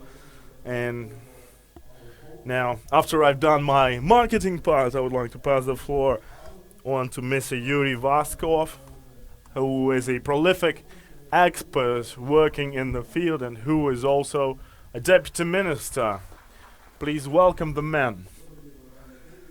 Well, good afternoon, dear colleagues. And since the time is short, I will try to be as concise as possible. Well, speaking about what the Ministry of Infrastructure is doing in terms of development of infrastructure, I'd like to focus on several issues, such as our seaports and the seaports authorities and kinds of properties that are available to our government when it comes to ports. So there is strategic property and there are other assets as well. So port fees is essentially the only income source that we've got to go by in order to help our infrastructure grow. And so I think the problem isn't really about the size of those port fees, and we're going to talk about this later on. Those port fees are not fair anyway, but the problem comes down to the fact that regulatory framework prevents us from effectively spending our money. What it means is that those port fees become a part of the company's revenue and are calculated towards the actual profit. And as we know that the deductions to the budget have since been increased up to 78%. Now if you add the dividend tax to this, you would get 89% of the total port fees will have to be paid to the budget, essentially. Well, which is a good thing when you look at it from the government perspective. But on the other hand, one has to think about what could be done to further enhance the capabilities of Ukrainian ports, and obviously this will require some changes to happen to the legislation, because with this kind of legislation that we have, investment in ports is nearly impossible. And really the issue of funding of new capital investments, of new developments, is something that we are yet to address, given the size of the port fees and given the size of deductions to the state budget. So I think we can tackle this issue today together and think about how we can perhaps implement European principles according to which port fees do not serve as a part of the revenue and therefore could be spent freely towards capital development. Now, when it comes to non-strategic or commercial infrastructure, well, in the Ministry of Infrastructure's position is very simple. We would like these assets to be commercialized as soon as possible. What do I mean? It's either concession or renting these facilities out, or privatization.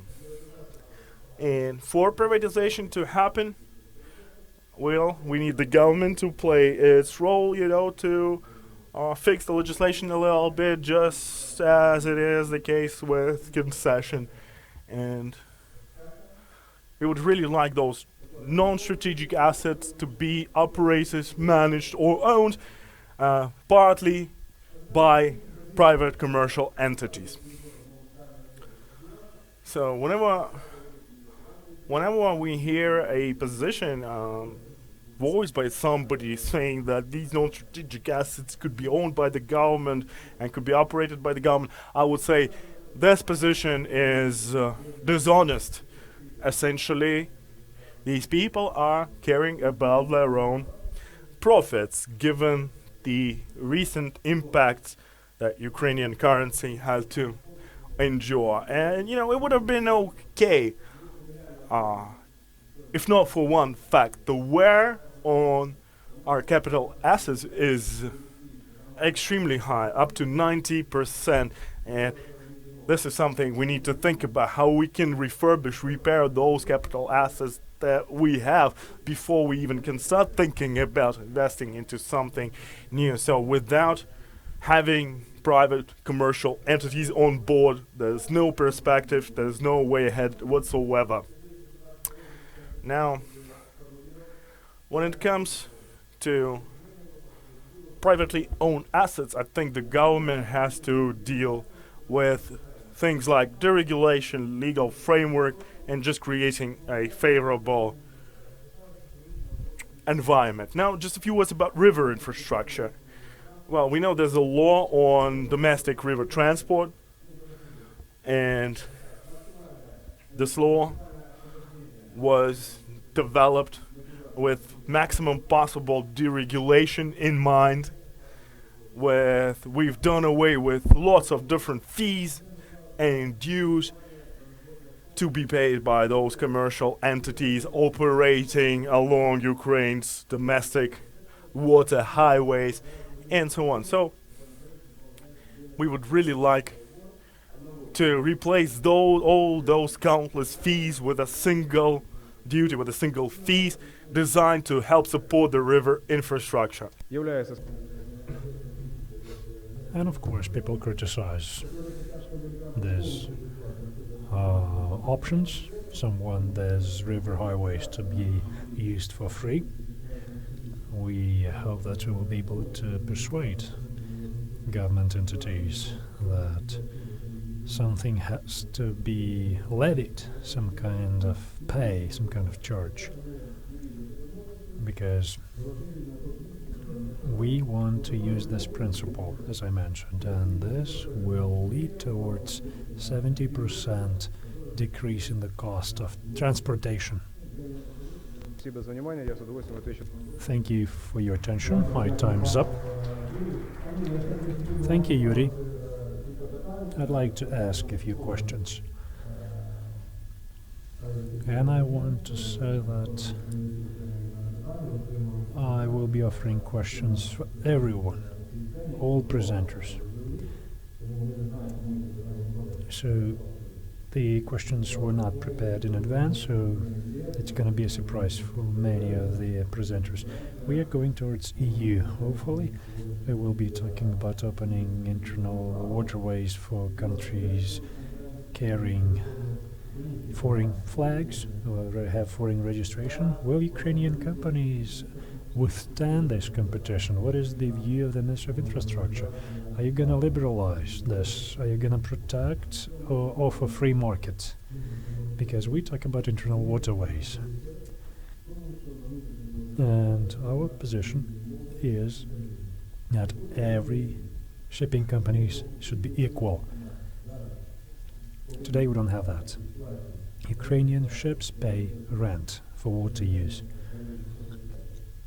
International companies don't pay. International shipping companies are supposed to use lotsmen.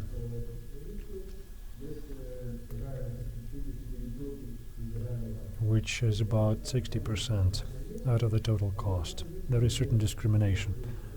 We have included this into the draft law, that all shippers are supposed to have equal conditions and equal requirements.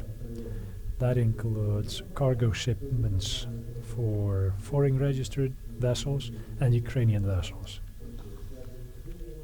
Because Ukrainians pay less than the international companies.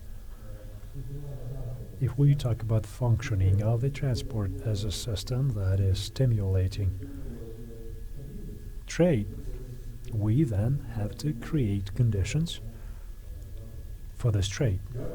Thank you. One more question, if I may, and then we move on to the next speaker.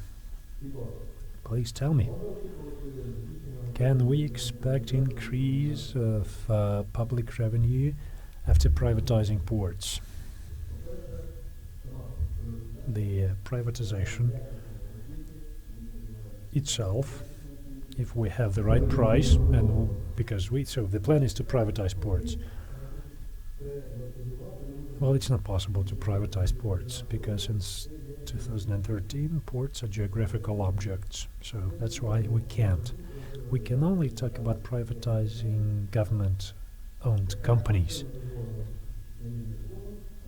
It's not allowed yet at the legislative level, but I hope that the Parliament will be able to adopt the proposal as a bill allowing privatization. And in this case, regarding each and every public company, we will have to do some detailed economic analysis and adopt a decision. What is more profitable? Lease, concession, joint operations, and privatization is yet another format that we can use. This is a way to attract investments. If it is transparent, if it is under the right price, then I think our budget, the national budget, will profit from it. Thank you. You cannot distract our presenter with any kind of question. He is always to the point. So let's now move on.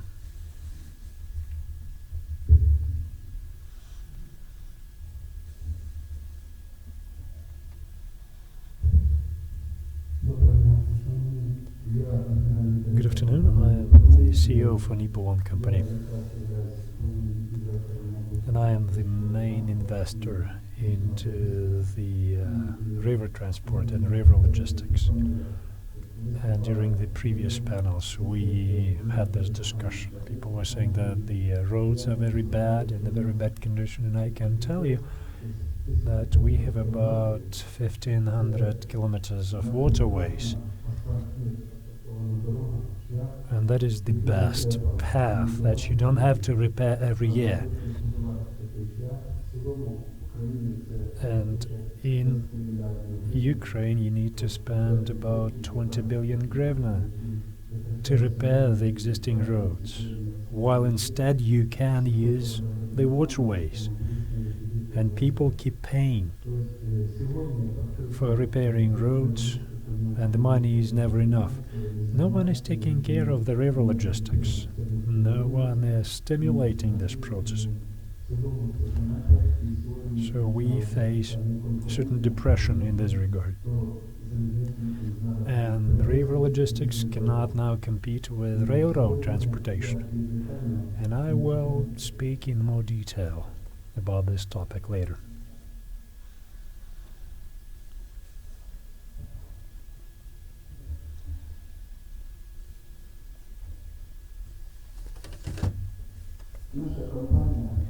Our company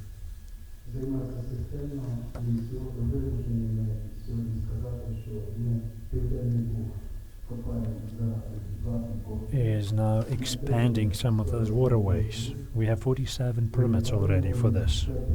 We have been spending about 5 years of our time for this. We are now making those new waterways, and there are some NGOs that are putting up obstacles so that we cannot dig any longer. So by June 15, after the breeding season is over, we will start increasing the depth of the Southern Bug River, and that would allow to ship goods for 130 kilometers. That is an alternative to the road that we also have there. We also are building a silo with a capacity of 1.5 million tons, and we also are building ships that can deliver for up to 1.5 million tons of grain during the season. So what are the perspectives for the Southern Bug River? Millions of tons of agricultural produce and construction materials There are quarries in the vicinity which can ship their product along the river. This is the map of the river. These are the operations, places where we conduct our operations to raise the level of the water in the river. We are spending millions of dollars into river logistics. We have been constructing piers, hydrotechnical facilities. We are building ships.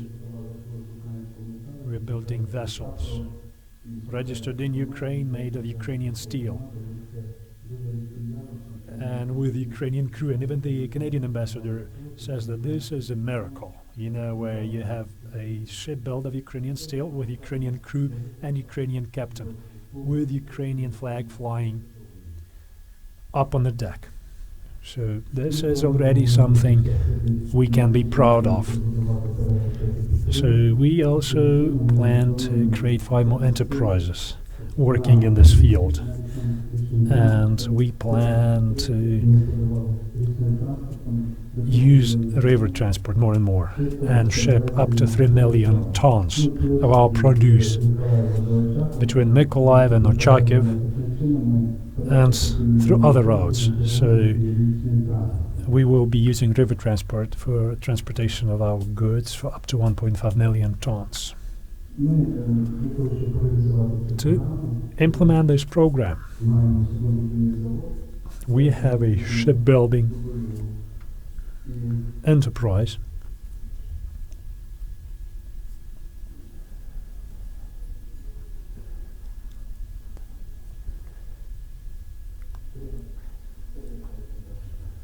So we have a shipyard,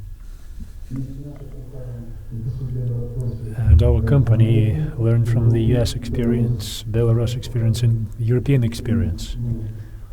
And I will show you what kind of terminals we use for transshipment. This is our fleet. We also built ships that can run along the Dnieper River. We learned from the US, European, and Belarus experience. This is the US. This is what they use for their shipments, up to 50,000 tons per vessel. That's the Mississippi River. You know, US would not be as prosperous as it is now without the Mississippi River. That's Europe. Even the bridges are built in such a way so that the ships could move freely. This is Belarus. This is Belarus. Their president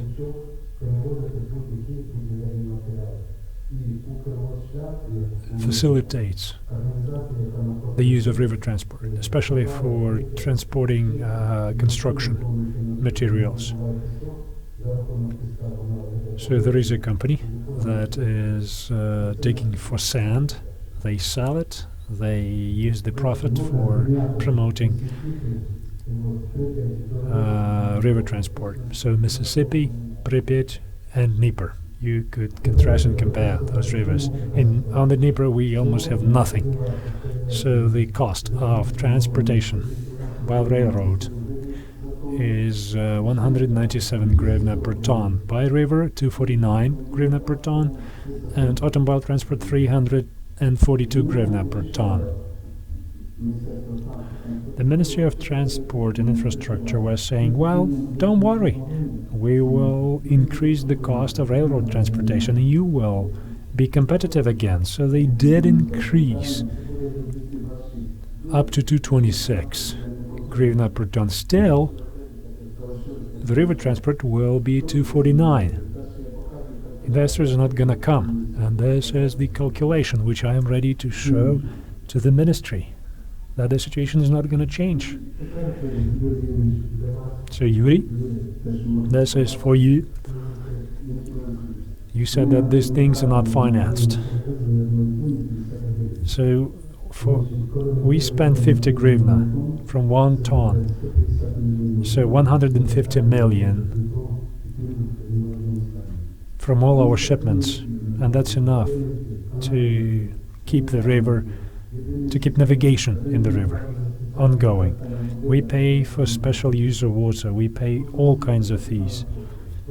We pay for docking, we pay for the port captain services, so that's what we pay into the national budget, apart from our direct expenditure.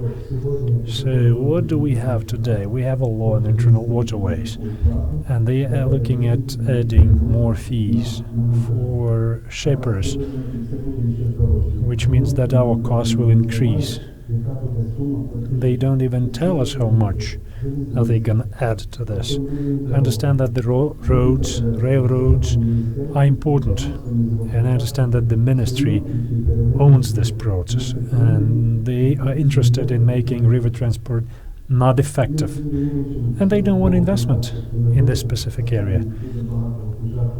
We had a lot of heated discussions and debates. We were making specific proposals. Out of 23 proposals we made, they included only 7 during a year and a half of time. Speaking about limiting sections of the Dnieper. For a year and a half, no one can make a decision what to do with that. They announced a tender. Hopefully this tender will be implemented.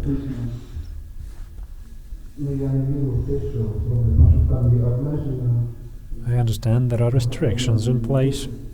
They did it specifically to restrict navigation on the Dnieper River.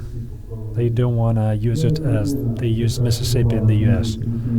I was working on this maritime and river navigation business for a long time, and I don't like the law on maritime ports so far. We cannot cooperate under this law because there are so many unknowns, so many variables. We don't know what's going to happen in terms of privatizing of seaports. There is so much confusion. They talk about concession, they talk about privatizing, and so on.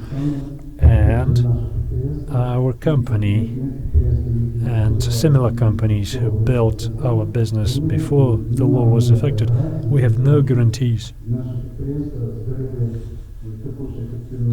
of retaining the same momentum, the same kind of work, because you violate so many things while introducing this law. You violate things that were in place prior to the introduction of this law. So we are now in a one-way kind of discussion with the ministry. So I hope that they will meet us halfway. And this is how we will be able to retain our business. This is how we can develop and keep investing in this area. Because today, in fact, we do have the law, and I know that they deliberately don't coordinate this law with local authorities. They do it behind the closed doors. They do not invite us for this discussion.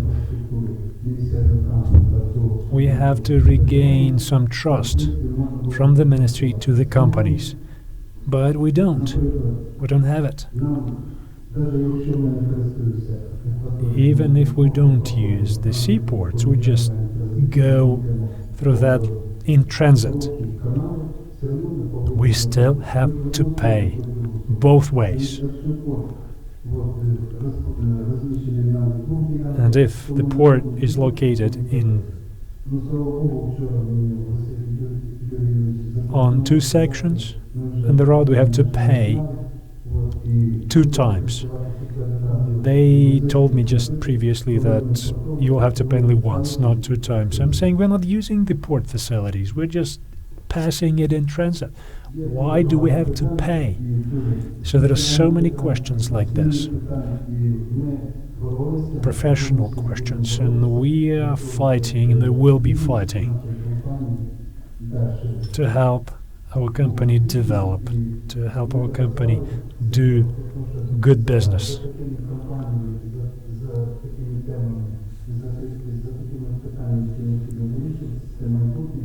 Because we stand for the future of river logistics and river transport logistics. Thank you.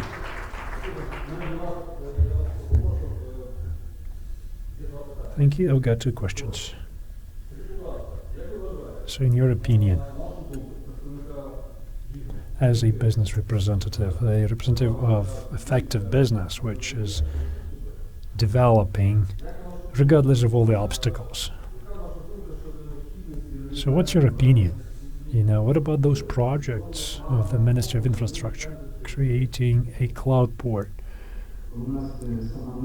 The actual name, cloud port, is actually talking for itself.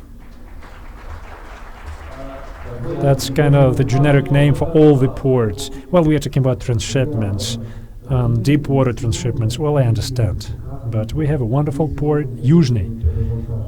We can do transshipments, we can do anything. But there are no shipments along the Dnieper River. What can you ship? What can you transship in that cloud port? And where the money is gonna go?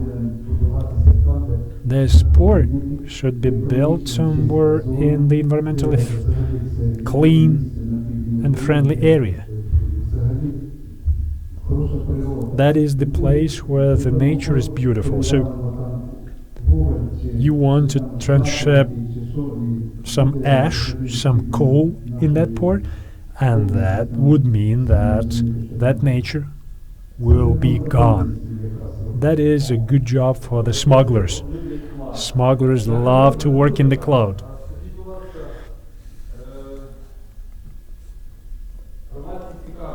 The public is interested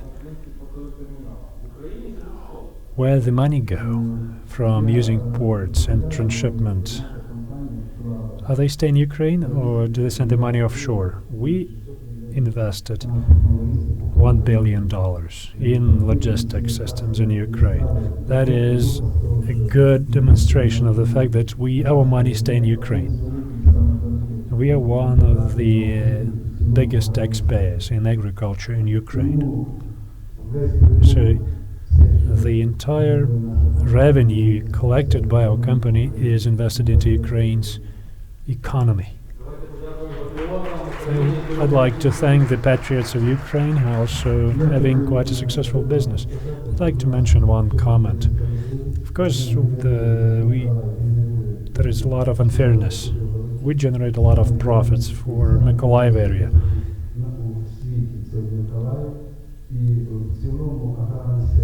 And agricultural sector of the east and south of Ukraine,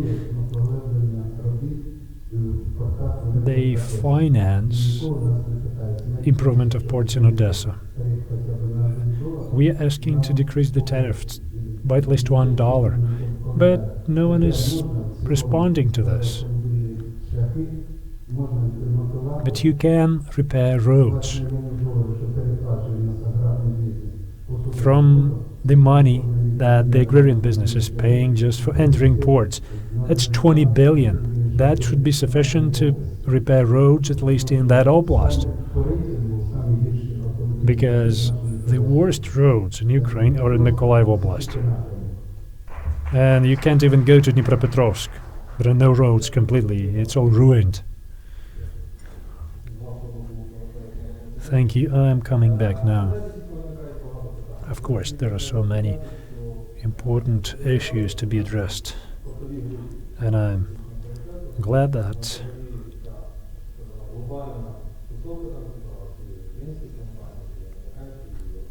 we have good experts here. And of course, the ministry comes to talk to us, and we go and talk to the ministry. And I'm grateful for some understanding that we are trying to achieve. Please come to our port group and discuss these things. They have so many good ideas. I'm going forward to Vyacheslav Voronov, who is the Deputy Chief of Logistics from the Maritime Ports Administration of Ukraine. And he will tell us about what is happening in this unique public enterprise and what's in store for us. Good afternoon, dear colleagues. First and foremost, I would like to supplement something that Yuri has mentioned about the maritime industry development. They mentioned the resolution 1156, which is about paying some of the net profits to the budget, to the national budget. By the end of the year, the deficit of capital investment funding could be up to 2 billion hryvnia. And that's the amount of money that could have been spent on infrastructure development. And that's what we planned for when we developed our fiscal plan for 2016. Now, speaking about investment and the most optimal format for investment, and considering the experience of our colleagues, I want to mention one example about the Baltic states. They have a seaport legislation which was adopted immediately after gaining independence by those countries. So 100% of all assets belonged to the government at that time. The government decided to use concessions to operate the ports, and that's what they offered to the market. And all the companies, operating companies, they were working in one playing field. Our situation was different. Our reform delayed for 20 years.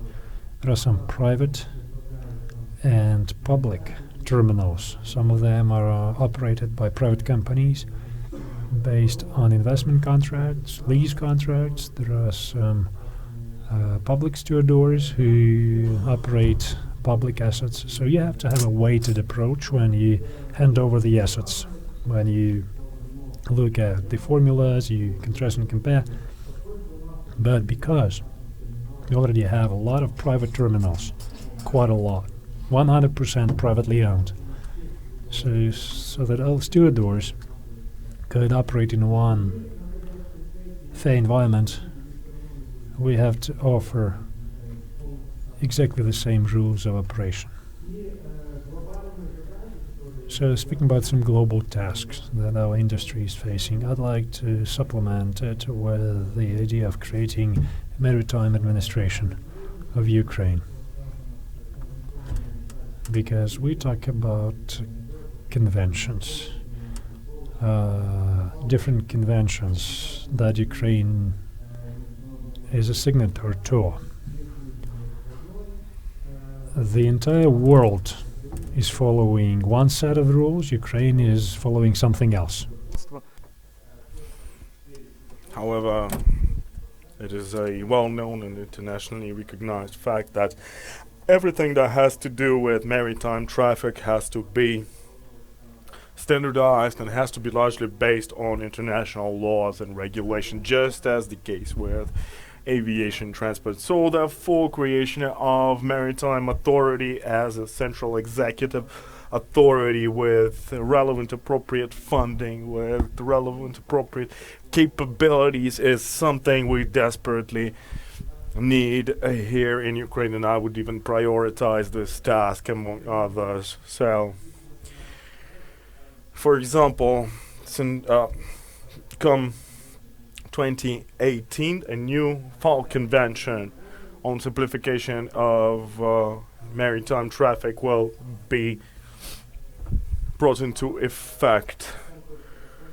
And, well, you know what, most countries of the world participated, just not Ukraine, unfortunately.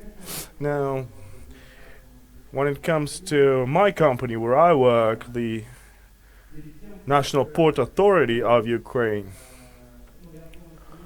well, I don't think it's it's useful to talk about some new reforms while old reforms are still underway. The reform we launched back in 2013 is ongoing, and I think we should focus on implementing this reform and its relevant provisions, such as provisions delimiting the areas of port facilities. It is about distribution of responsibilities and functions within port authority and so on and so forth. For example, the ship captain is responsible for both managing and operating a vessel and maintaining and supporting and doing all kinds of logistic work, which should be separated. And then another thing we should think about is how we can get rid of all those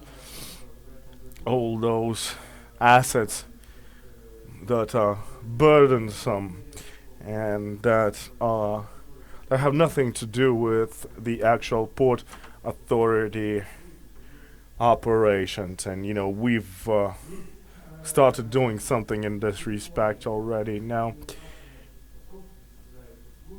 telephone stations that we've got, Port Authority provides its communication services to other companies and stakeholders, but these communication technologies are pretty old and obsolete. They still use copper wires, and it takes some 50 people to be able to operate the system. So we need to think about how we can downsize this kind of asset as well as all sorts of recreational facilities managed by the Port Authority of Ukraine. Things and assets that have nothing to do with actual work that the Port Authority is tasked with doing. Another thing we should focus on is how we can introduce new technologies in order to reduce the personnel that we've got, because the current roster is way too large for our organization. Things like introducing electronic or digital document processing technologies, things that can simplify and streamline the document flow, whenever doing cargo clearance or anything else for that matter. That would allow us to cut hundreds of jobs. Introduction of all sorts of environmentally friendly technologies that would perhaps enable us to get rid of those filtering stations for the ballast tank water that has been in use since early Soviet days, and which is something that is totally out of date and totally obsolete. And we are bearing the brunt of having to fund these facilities and pay salaries to people working and operating these facilities, these assets. However, there's a downside. There's a different side to this issue, the social side. We're talking about cutting jobs, slashing costs, which could have a huge detrimental social impact on people involved. So we have to do this gradually, step by step, and try to be as gentle as possible, if you will. And another thing we should focus on is perhaps the reduction of regional administrations to have, let's say, 6 instead of 13. I mean, we've got 3 ports in Iranian area. These could be combined together to form one single port authority, port administration for that particular region, and in a similar manner do away with other port authorities. And I'm not talking about dismantling or downsizing the actual port facilities. I'm talking about administrations. I'm talking about bureaucracy. I'm talking about management that needs to be streamlined. Well, thank you very much indeed, and what a rare occurrence to hear a government official talk so dearly about the company that he works for. Something surprising indeed. Well, I can definitely tell that you have been doing your homework when it comes to simplification of Port Authority procedures. So, do you expect your efforts to encourage more traffic? And my second question is, what are you going to do? What else are you going to do in this area in this respect? And what can you tell me about how the fight against corruption is faring, if you will? Well, with respect to deregulation, much has been achieved last year. Lots of different laws and sub-laws have been put in place. So the work has already begun, I would say. But now, some 6 months after the fact, we're seeing the resurgence of the system of the old days. People trying to influence our operations. They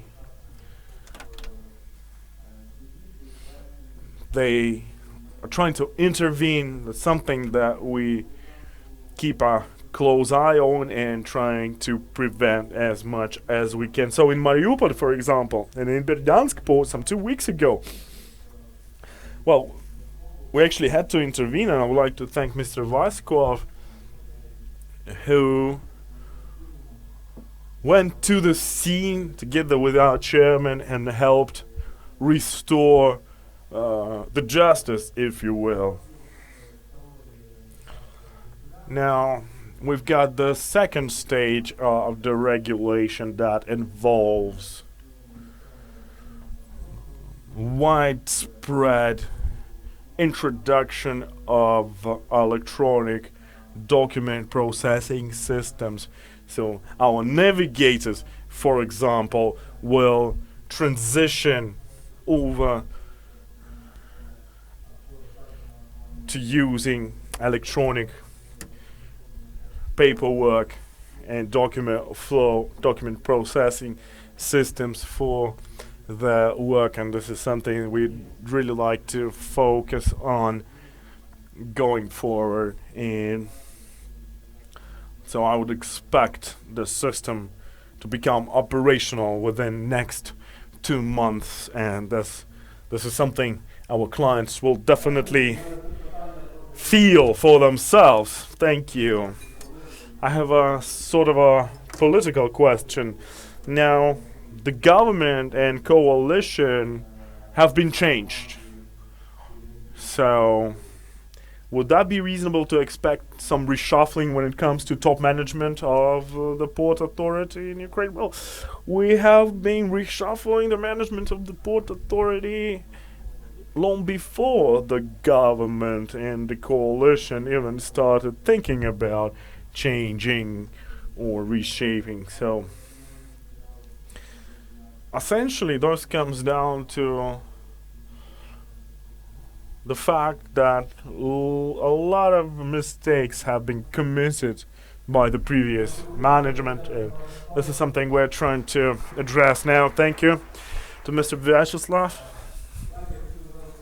Now I'd really like to pass the floor on to my personal friend, a person who helped me develop myself as a professional lawyer, a person who gave me so much in my career. And so, a person who has been actively engaged in procreating, essentially, over these last 20 years. So I'd like to really invite and give a round of applause to Mr. Stavnitsa. Good afternoon. So, I haven't prepared any special speeches and addresses. Well, there's the story about this port called Khmarny Port, and there was this company who had a huge stockpile of different equipment and is thinking what can be done. Well, sort of a cloud port, as we call it. So I think we should focus on our traditional ports before we can proceed with these cloud ports, whatever that might be. Now, in our ports, there are basically two things you can do. You can either enter a port or you can leave the port. But there's one thing we're missing. It's the railroad access, railroad infrastructure that can really make or break the whole situation here with our port authority. So unfortunately our railroads have not yet made it all the way to our port facilities the way it should be. So what I'm hitting it is that these terminals, these stations located on the port side should be handed over to port authority to operate and manage. Another thing is about investing into ports. So we've got Dubai ports representative sitting here in this room, and I asked him yesterday, how come people are not lining up to invest in Ukrainian ports? And he told me, look, but even if we wanted to, how can we do it? There's no way we can do it. Your mechanisms are so obsolete. There's just no way we can operate under these principles and rules. So that is what we are trying to address. This is what we need to change. So I'd like to call on everybody to take their part, to play their role in trying to deregulate this whole situation, to make it more attractive for investors. Thank you, Andrew. So tell me, please, what can we do? What do we need to do to attract an organization like Cargill, for example? How did you manage to bring the Cargill on board? Well, I don't think Cargill would object very much if we were to disclose this supposedly secret information. Well, one thing you can do is you can dress up neatly and go out there in search of an investor. But I think the way it happened with us was the fact that we were able to bring together the local reality and the language of international multinational corporations such as Cargill. It's not a big secret that internationals and multinationals are scared to death when it comes to operating here in this highly complicated environment. And this is where we come in. Right, we can manage, we can hedge those risks for them, and this is what we did. They gave us a folder with some 400 pages of different listed risks and threats that Cargill analysts thought they will face here in Ukraine, and they told us, go ahead, hedge those risks for us. This is how we're going to move forward. So this is what happened. And I think we should transplant this kind of attitude and this kind of approach to the government sector and have the government do its part to simplify the procedure, to implement things like concession mechanisms. And once it's there, you will see people lining up to invest in Ukraine. Well, thank you very much indeed for your answer. Now another more serious question. I'm sure you will be able to explain to me. Well, we're seeing a lot of grain terminals being built in Ukraine at different port facilities. So tell me then, your group, your company, well, you basically, I would say you can think outside the box. You're really pushing the envelope here. So, do you think that this recent grain terminal frenzy, if you will, could lead to the same situation we experienced some time back with the container ports? Essentially, all these port facilities having been left without cargoes to work with. Well, I understand what you're saying. I think, the container business is a business, is a kind of a business that would reflect the actual situation in the country's economy very quickly. As the situation deteriorates, people can afford less and less, and therefore import less and less goods, and this is where container business starts to suffer, essentially. So I think what it really comes down to is infrastructure. Infrastructure is a long-term thing and should be thought and described in long-term terms, if you will. So, and even though the situation might look pretty dire at the moment, nevertheless, opportunities are there, and I can see Ukraine as a agricultural powerhouse of the world. Well, grain could become Ukraine's oil, if you will, and Ukraine's gas. Well, not a best of comparisons, obviously, given the prices, given the oil prices at the moment. But anyway, as long as the government continues to treat land as a commercial asset, then I think we'll be able to achieve great successes here. 100 million tons of grain yield annually. Thank you. Now I would like to pass the floor on to yet another legendary person, Mr. Alexander Smirnov. So, tell me in all honesty, what will be done to make the situation better?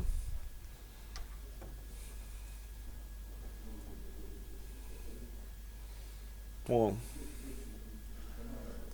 there are institutional things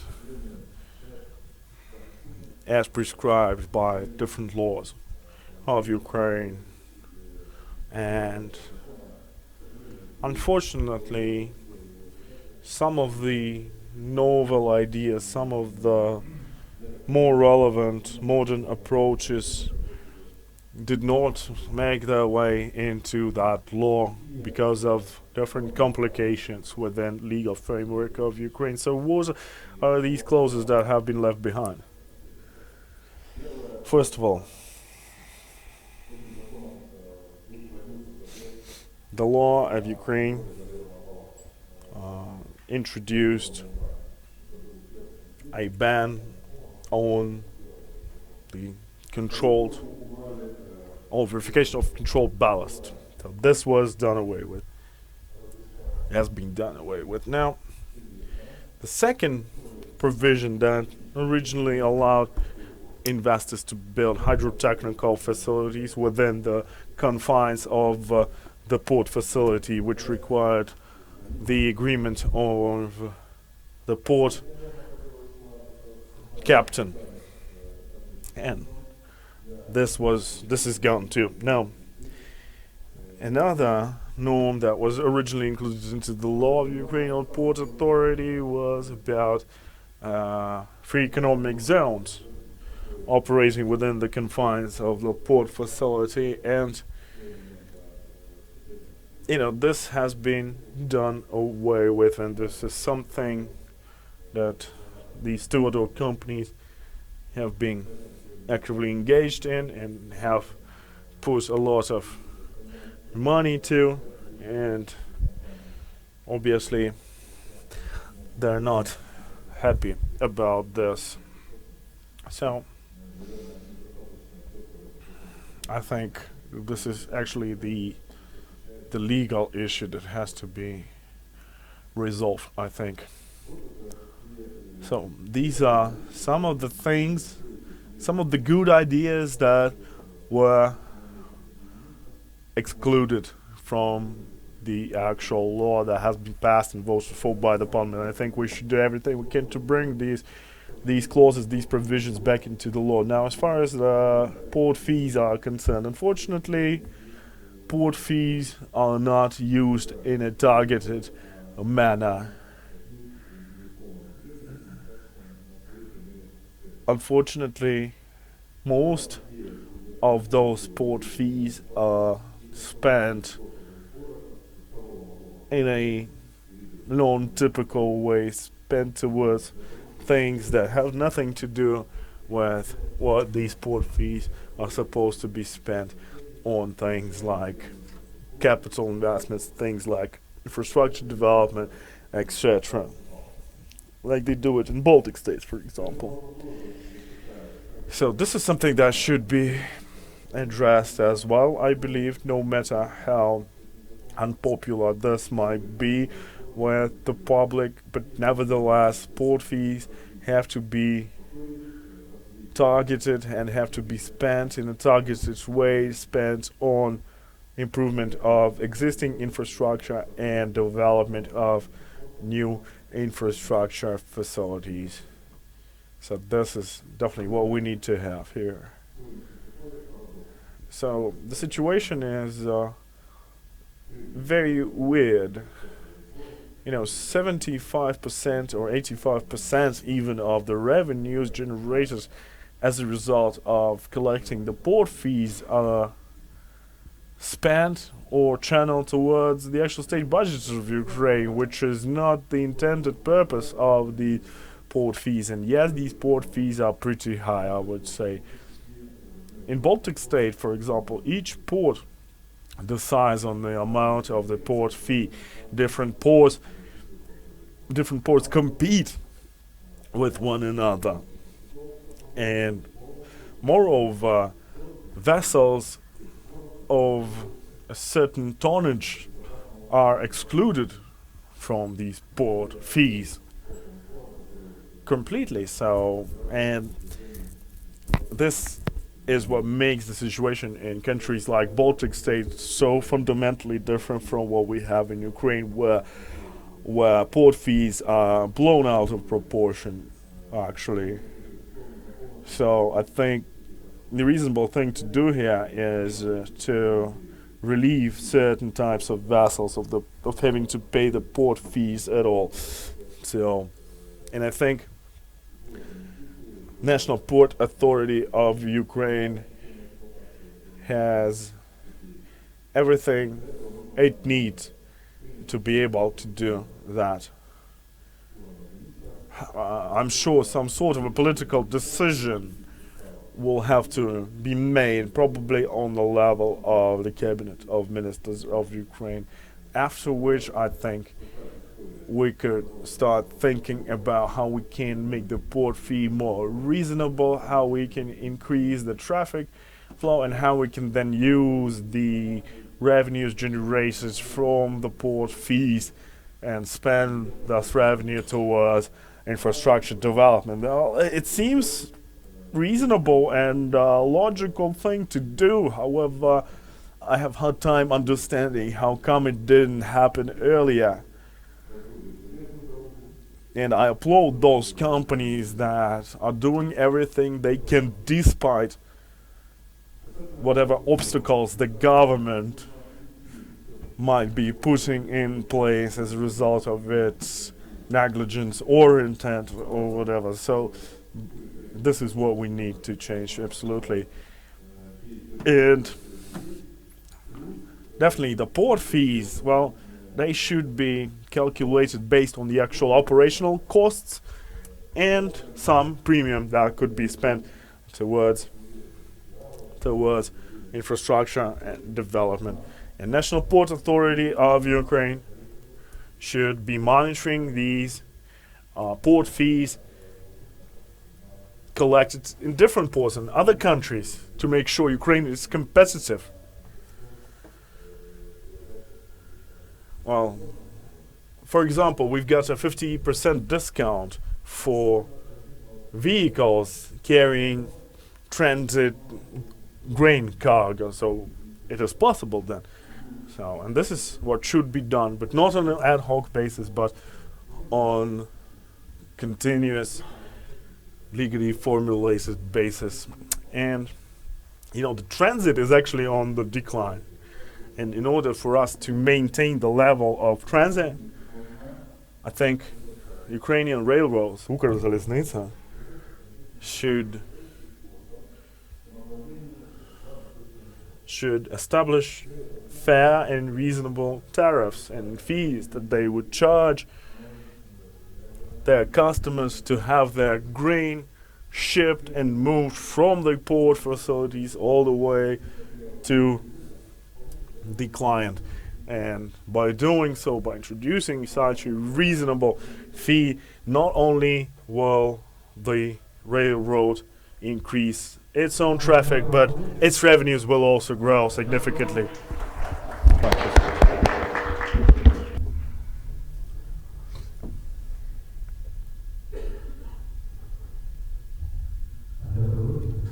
Thank you so much. Thank you for answering one of the questions which I wanted to ask about the transit. I wanted to ask yet another question. You told me that in Lithuania they did a good job on reorganizing port administration. Can you please tell us what they did, step 1 and 2 and 3 in our legislation about ports? We incorporated that experience. We separated admin functions from economic functions. Admin functions are implemented by the Port Authority. That authority is responsible for the development of the port and securing safe navigation. So captains are a part of this process, and the lotsmans, and that's all autonomous. Riga, Liepa, and Ventspils, they have 3 separate entities. The fees, port fees that they collect, that all is spent on infrastructure development, common use infrastructure, sea and land infrastructure. The dividends are managed by the board. The board consists of by 50% local community members. They represent different parties, and 50% of the board are the minister representatives, who usually represent different political parties. The chair of the board is the mayor of the city, so he has the golden share for decision-making purposes, and the decisions of the board are important for the strategy development, for investment projects, who the investors should be, and the same board is responsible for coordinating certain design documents. They work on construction rules and regulations through the management mechanism, and in the board they have representatives from the architectural inspection. Also, they automatically resolve issues with getting licenses from the environmental agencies.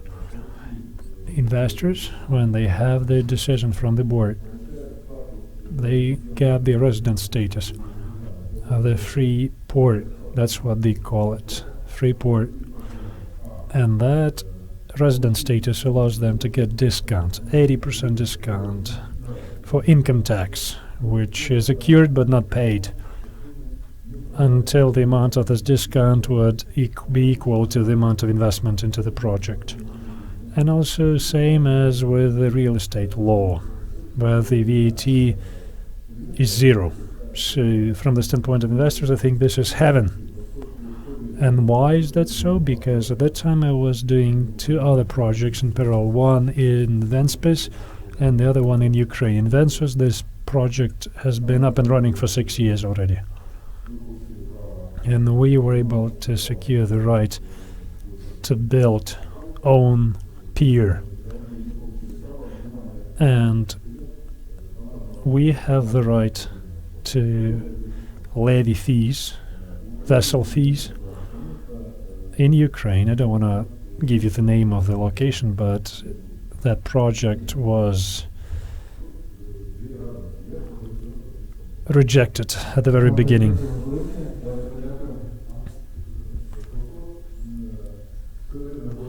Some time ago, we worked on a very good analysis, analytical papers between Lithuania and Ukraine and what needs to happen so that we could come close to those kind of parameters.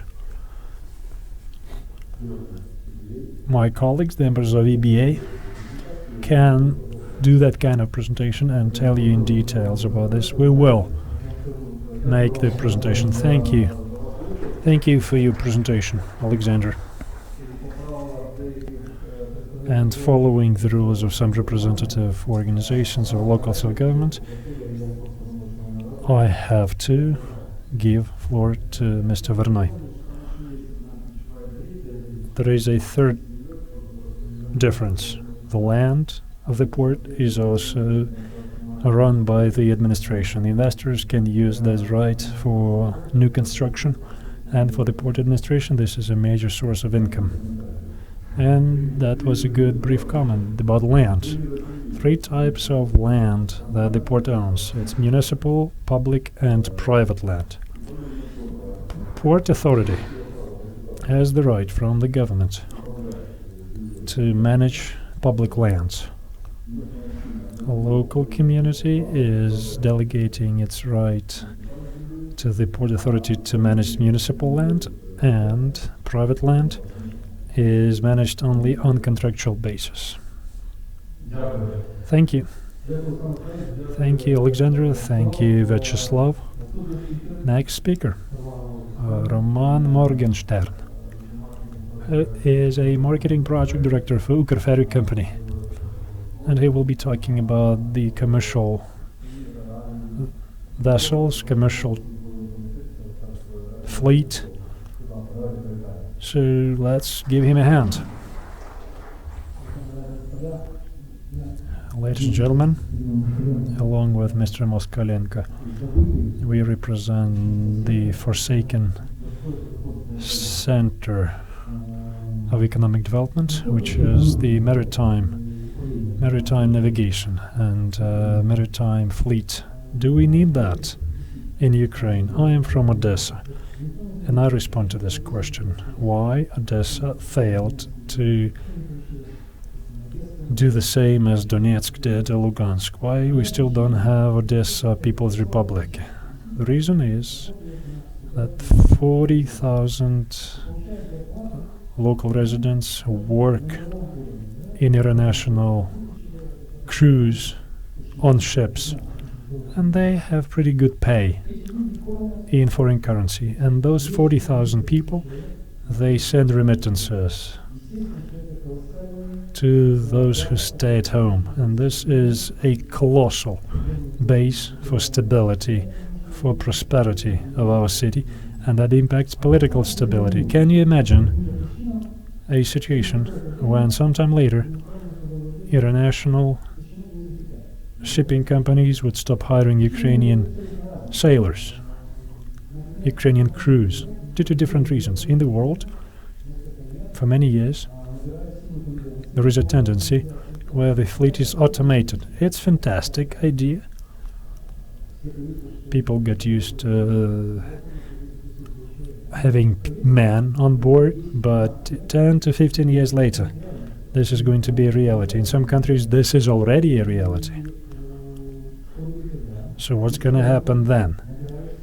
Also, China, Burma, India, they grow. The economies grow. They invest into maritime education, and their sailors will hit the market soon.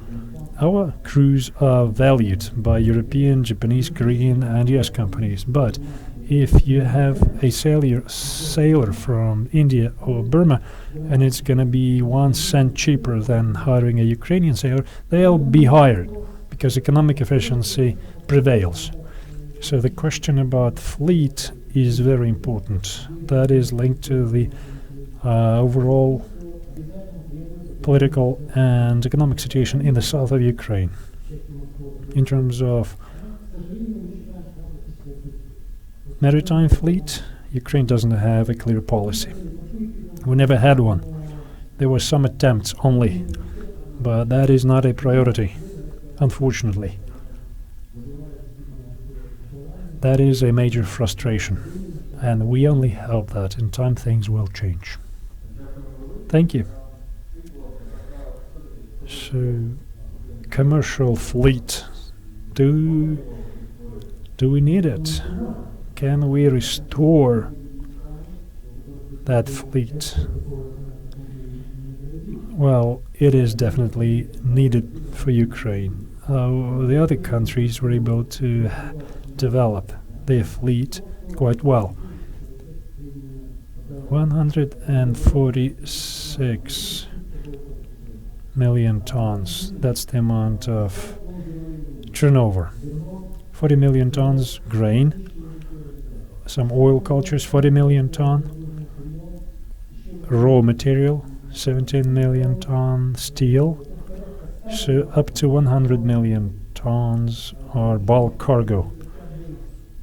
So 40% of that amount should be shipped using ships controlled by Ukrainian owners. So that would be very good. We could find work up to 45 bulk cargo ships, which is big, and I think it would be quite profitable for the government to create some powerful shipping company. It could be part of some industrial and financial group. It could be private, but they're not even looking at this. Okay, a couple of words about economic efficiency of logistics. When we talk about competitiveness of maritime navigation in the Black Sea, we are talking about the conflict of interest, or we are talking about some prerequisites for development. Can government play some active role in this process? Globally, governments play a vital role in this process.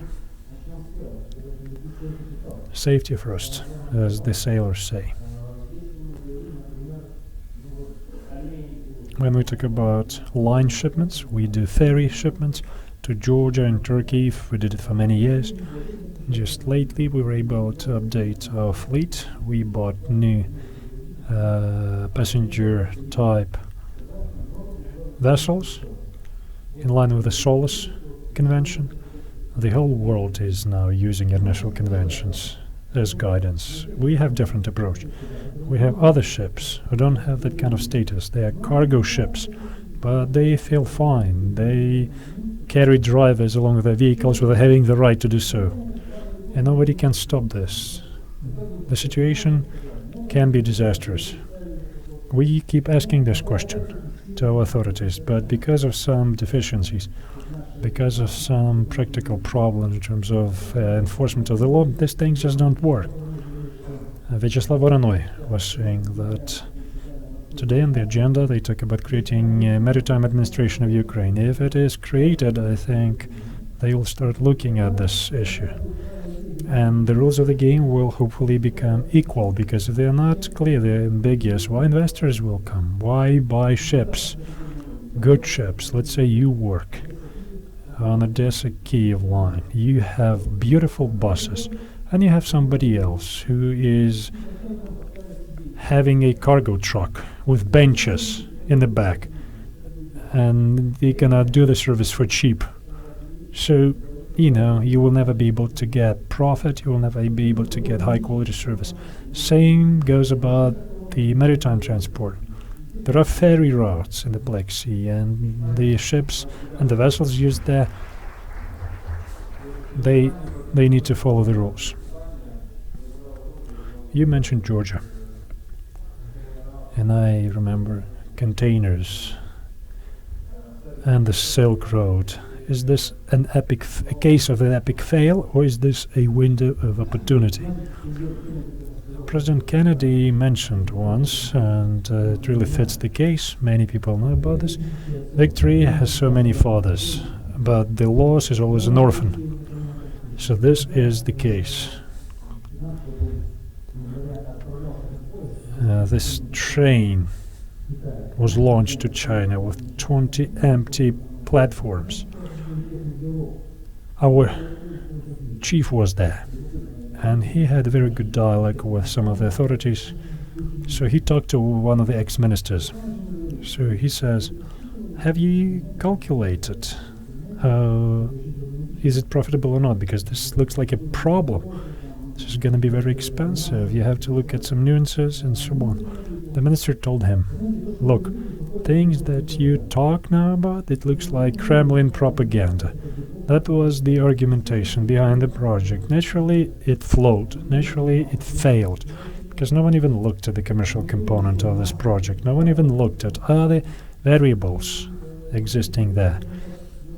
Speaking about the future, about, building this new Silk Road, shipments to China, not very promising. China to here, some things probably.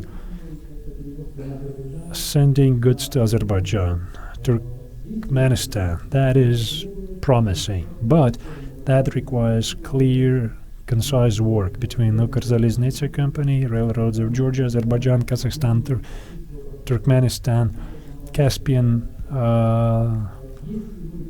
Ferry Company. So if we have a joint vision how we can reduce the tariff and the frequency of shipments, we have to use high quality modern ships, then probably this route will be effective, but that requires professional, detailed approach. You cannot do it in haste. Thank you. That was a very interesting report. Now I'm giving floor to Dmytro Moshkalenko, who is the CEO of Courage Float Company, and I have a question for you, because we also have to be on time with the schedule. So, what is happening in terms of railroad transportation?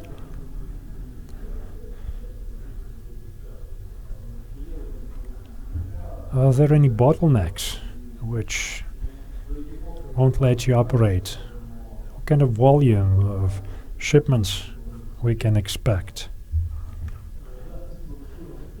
Thank you. I'd like to show you this chart just for visual purposes, to demonstrate visually things I'm talking about. So this is the illustration of the river transportation, river shipments. We see a significant decline between 1997 and 2015, threefold decline. The situation is quite dramatic. In the 80s, in the 90s, about 60 million ton of cargo has been shipped. So that's questionable, we think. But still, the question is why? What impacted the decline? Why this is happening? Maybe the river is not good. Maybe there is something else. We were trying to do the analysis, a thorough analysis, and this is what we find out. This number for today, having such an infrastructure, river infrastructure, which is pretty much well equipped, which we still have since the Soviet Union, with the piers, with the ports and terminals, and they have certain shelf life, they're still operating, but the volume of shipments is 0.3% out of the initial volume. So for 20 years, we failed to create a comprehensive, holistic approach to managing different types of transport. There was no single approach aiming at balancing out the transportation system, depending on the types of cargo which is shipped via different routes and different types of transport.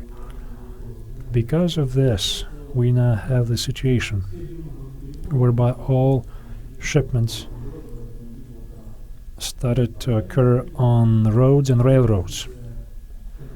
Hence, we have lack of control in terms of the integrity of the roads, because there are so many problems in this regard, especially on those connecting roads between industrial facilities and ports, or storage facilities and ports and industrial facilities, where heavy trucks are cruising. Railroad infrastructure. In the morning, someone told that this infrastructure is obsolete and it barely meets the minimum requirements.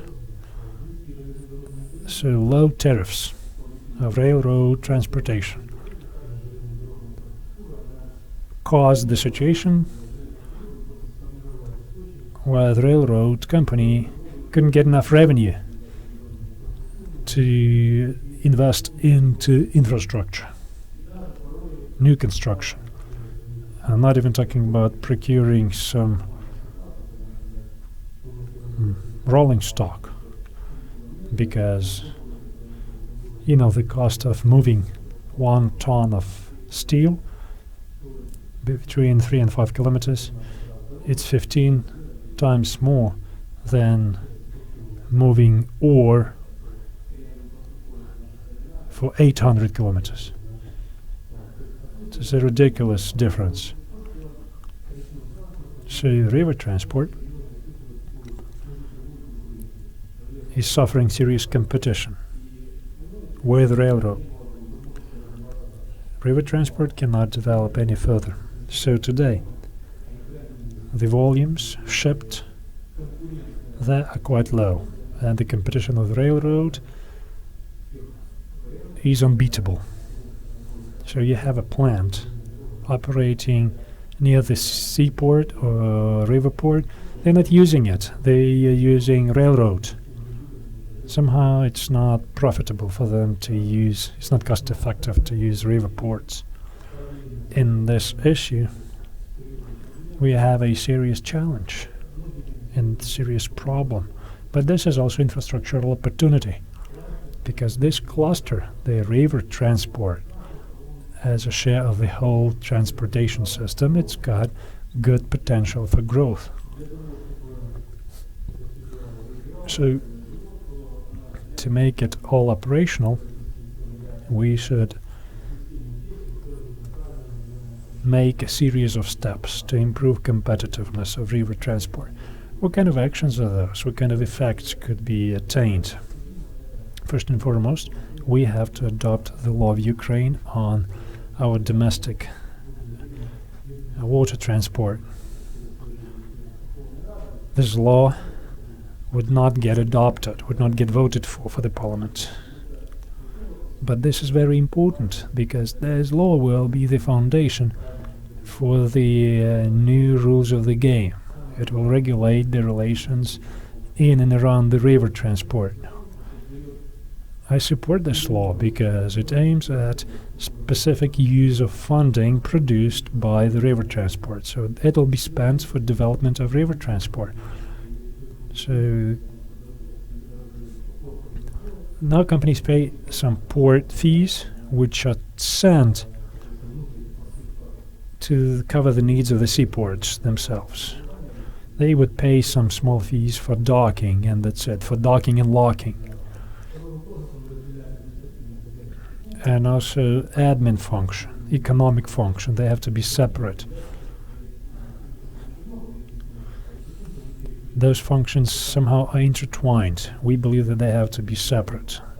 It has to be consolidated within some administrative entities who's gonna consolidate the functions, all of the functions of managing the river transport. Also, there is one more important issue. We have to develop and implement the system of commodity and transport balance. So conditions for effective distribution of commodities according to the types of transport. The government should sit down and calculate what's best for the government, for the shipping companies, and how the cargo should be moved, so that all the three players are happy. There are certain issues that are beyond the scope of the law, but what kind of effects we can get? After all, the land infrastructure could be offloaded. We will remove some of that load to the river, because in theory we cannot expand this infrastructure infinitely. We can take that load off for the benefit of the river transport. We can look at some old statistics. River would allow to ship about 60 million tons, but that depends on many variables. Still, we have to sit down and do the estimate. We should look at the capacity of the river, capacity of the locks, for how many ships they can pass through. So we talk about between 30 to 40 million tons per year. That's the capacity of the infrastructure on the river, having the existing bottlenecks. To eliminate it, we have to rebuild a system of locks. So then there is another issue which may arise. We should create new stevedore opportunities on the river. The infrastructure will be lacking because the existing infrastructure, except for the grain terminals of Nibelung Company and some other owners, that existing infrastructure, I'm talking about the river ports, the old river ports, they are still the same. They are not changed. They operate with general bulk cargo. To attract grain producers, you have to develop infrastructure, specialized grain infrastructure, and creating jobs. This is yet another issue. We're talking about stevedore sections.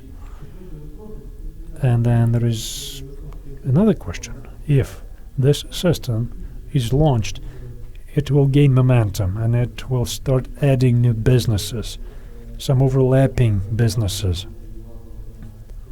support businesses, including shipbuilding, which is really capital intensive, and it is attractive from the standpoint of investment.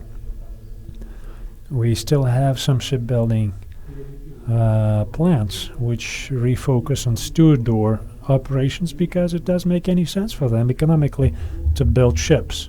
They cannot build ships because their ships will have no place to operate in. There is no way to cover for the capex because figures don't match. It's more profitable to use Turkey for building ships, and this is where people invest, not in Ukraine. So if you want to look at this system in a more comprehensive way, you have to do the whole system, and that would create jobs and improve economy. I'd like to thank Dmitro. So please note the volumes that he has mentioned, 30 to 40 million tons. Back in the day, we had up to 60 million tons of cargo transported annually. So we have to come back and use those opportunities. Now I'm giving floor to my colleague who has been working in one of the ports, who was helping Ukrainian ports develop. So I have an honor to sit next to these big guys, important guys, who were helping develop the port of Mykolaiv. Henryk Sienkiewicz, one of the writers of Soviet Russia, wrote a book. And the name of the book was Komo Gryadesi? Where do you go? So I'm looking at you and I'm asking, Komo Gryadesi? Where do we go? What do we have to expect? Yuri was supposed to make conclusions, but in this case, allow me to do this. I want to get back to those questions that my colleague were raising. The cloud port. People joke about it, but it's not funny anymore. It's not about Odessa company that's been lobbying this issue. Look at who was actually lobbying this issue. The first deputy minister was lobbying for it, and that's not funny. Hopefully, we could use the Ministry of Economy, the Ministry of Finance, and their help to fight back, because this is the lack of professionalism. That's what we have so far. It sounds good, but it's not functional. Sometimes, when lobbying the interests of businesses, you can become ridiculous. This kind of transshipment has its issues. Of course, we can develop the use of Panamax type vessels. That's quite promising. We can use Ukrainian inland water facilities for Panamax vessels. We can process up to 6 vessels per day. So when you see a public official advocating for these things, that means already a problem. Then they were talking about privatization. Dear colleagues, Yuri was right. There are some legislative obstacles in this regard. And I have a question. So let's say we eliminate all those legislative obstacles. Let's say the parliament launches the National Stevedore Company. I can immediately tell you that they will not win anything. They're not going to get lots of money. We are late already, as it is. So that includes agricultural logistics, other companies. They have their own terminals. And the second and even more pressing issue is what needs to be privatized. So Mr. Varinoy mentioned this, I think, very to the point and very precisely, that I think we should focus on what the law says we should be doing. Like the property relationship are yet to be formalized and delineated properly. The same holds true for the port facilities, territories and limits and so on. So we've been trying so hard to make these changes happen, but I think where we're failing is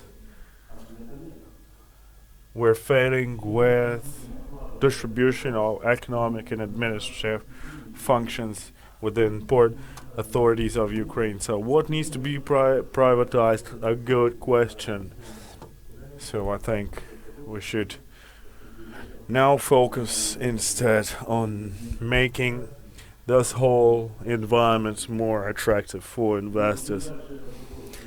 But the longer we keep talking about it, the longer we keep discussing without doing anything, the more difficult it will become.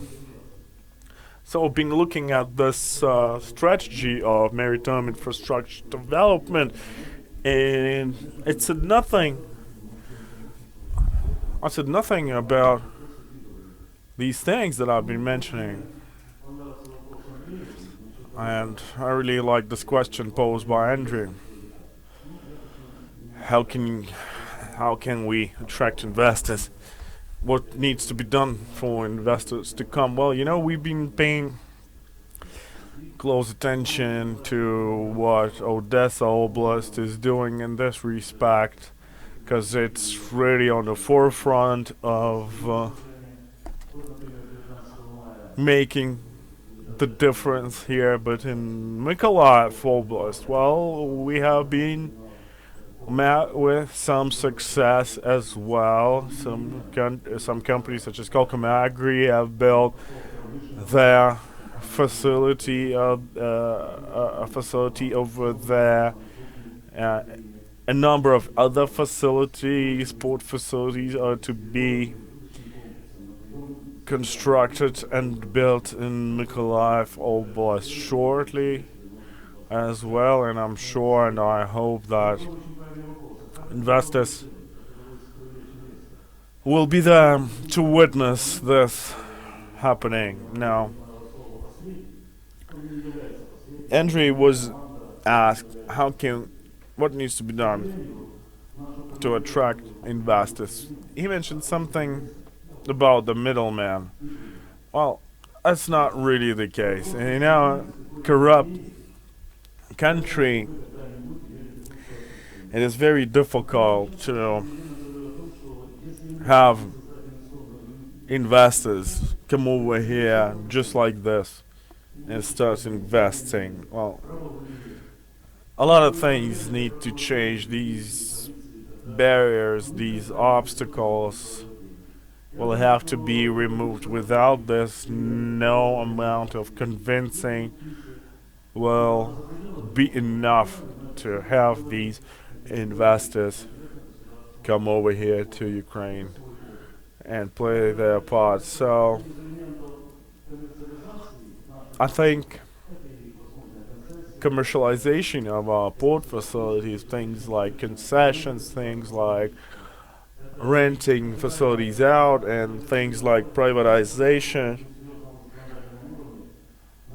well, these things need to happen, definitely. But for these things to happen, we need to be able to protect investors from these risks that Ukraine has traditionally been associated with. And, well, the maritime sector in Ukraine is one of the key components of Ukrainian economy. And just look at Mykolaiv, city of Mykolaiv. About 70% of municipal GDP is generated through various maritime facilities, ports, terminals, and everything else. And I think this largely holds true for the rest of this country as well. So I would really like to see more of these events taking place in the future, because we definitely need to be able to have a place or a forum to talk about these things. Thank you. Ladies and gentlemen, let us give a round of applause to our speakers and thank them for their important contributions. Thank you.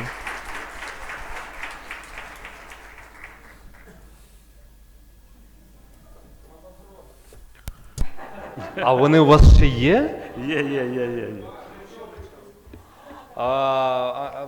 Я тоді з'ясую, Аня, в нас що по регламенту?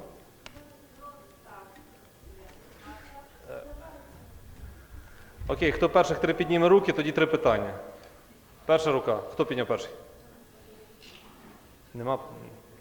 Нема питань? Є питання. Де? Побачив, окей. Так, друге, щоб зразу ми зафіксували. Друге питання. Є. Третє.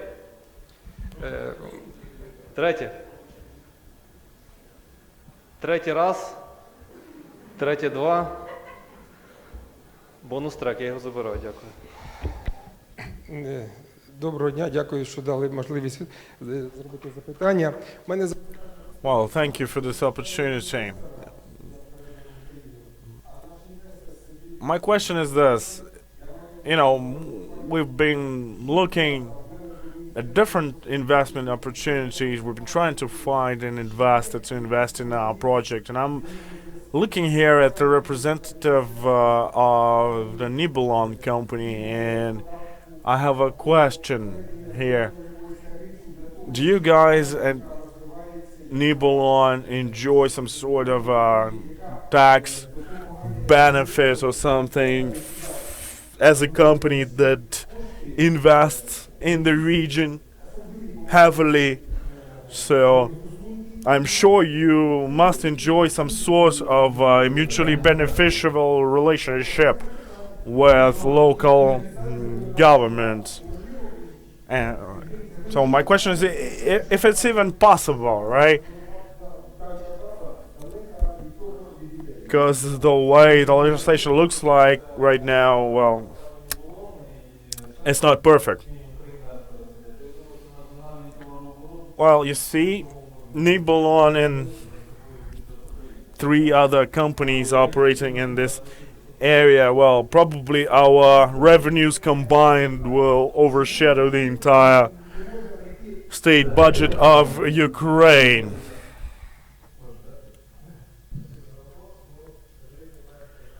Well, unfortunately, Ukrainian legislation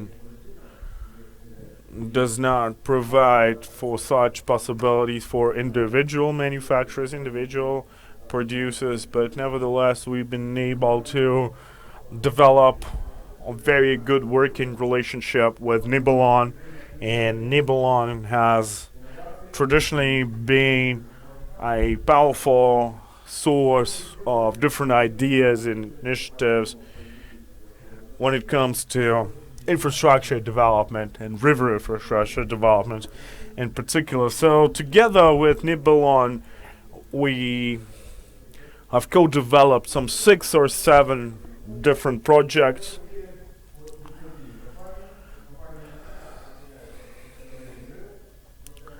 So what we did was we were able to alleviate the canal fee, and we were able to simplify relationship that we have or supposed to have with Maritime and River Traffic Security Authority, and we have reduced the number of inspections by a huge margin. And another thing that we were able to achieve together, we were able to maintain and refurbish our river facilities. We've been able, the river gates, we've been able to introduce AIS systems on board of most of the vessels that operate down the river Dnipro now, and other things as well. So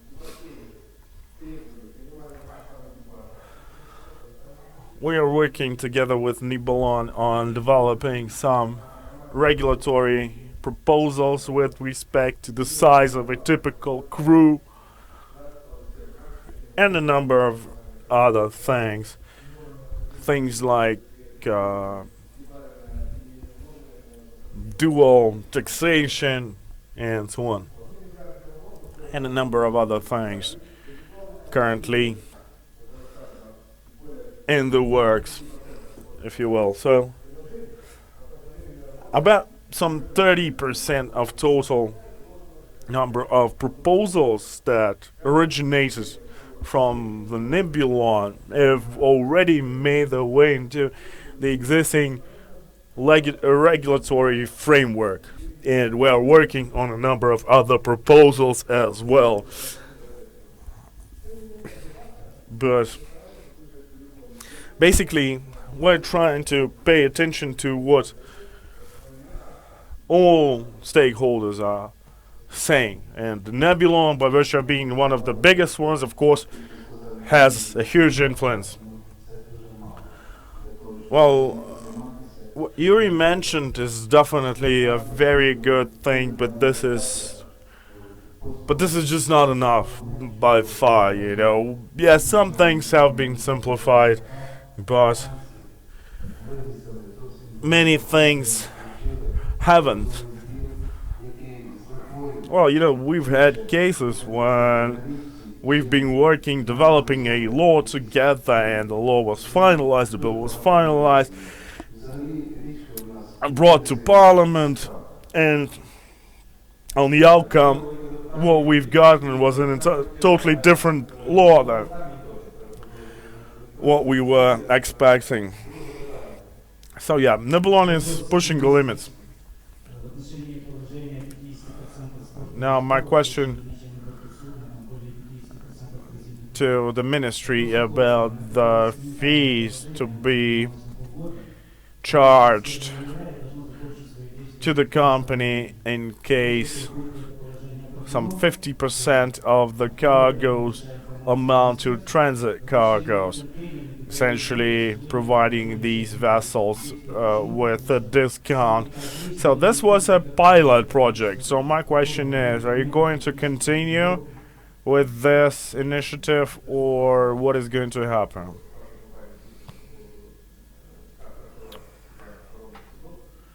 So for ferries, yes, we've received your letter. We've started looking at this idea, and so definitely if you have more than 50% of transited cargo on board in idiot shops, so yes, certain fee discounts will apply.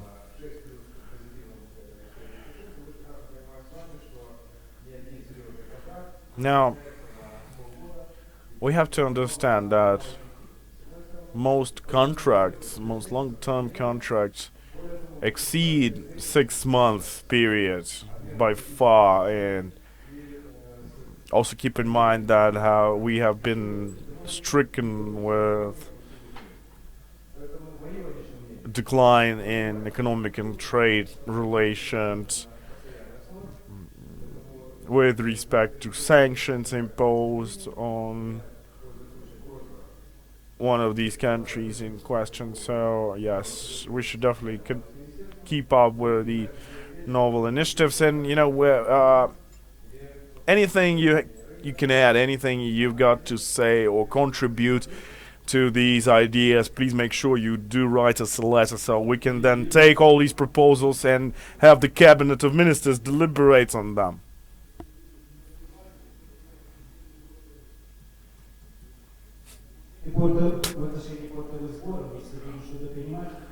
Now,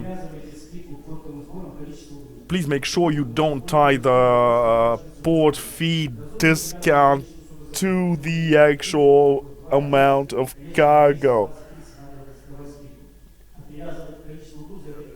You should really tie it to the number of port entries a vessel makes, because one vessel might be entering a port twice, thrice, or 15 times. Well, yeah, when it comes to port fees, we've been able to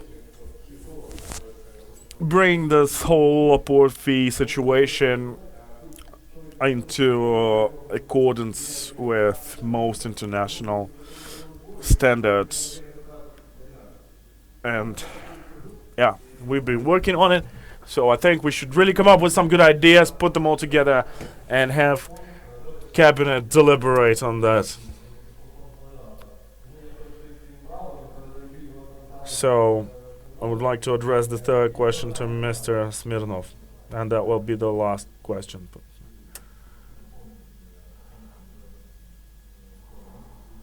Well, about 1 month ago we sent a letter about port fees for domestic companies to your organization? Well, you just ask the business community to supply you with some ideas. Well, we did. That's what we did about a month ago. How about you just answer us? How about you send us something in response? Because you haven't, and you didn't.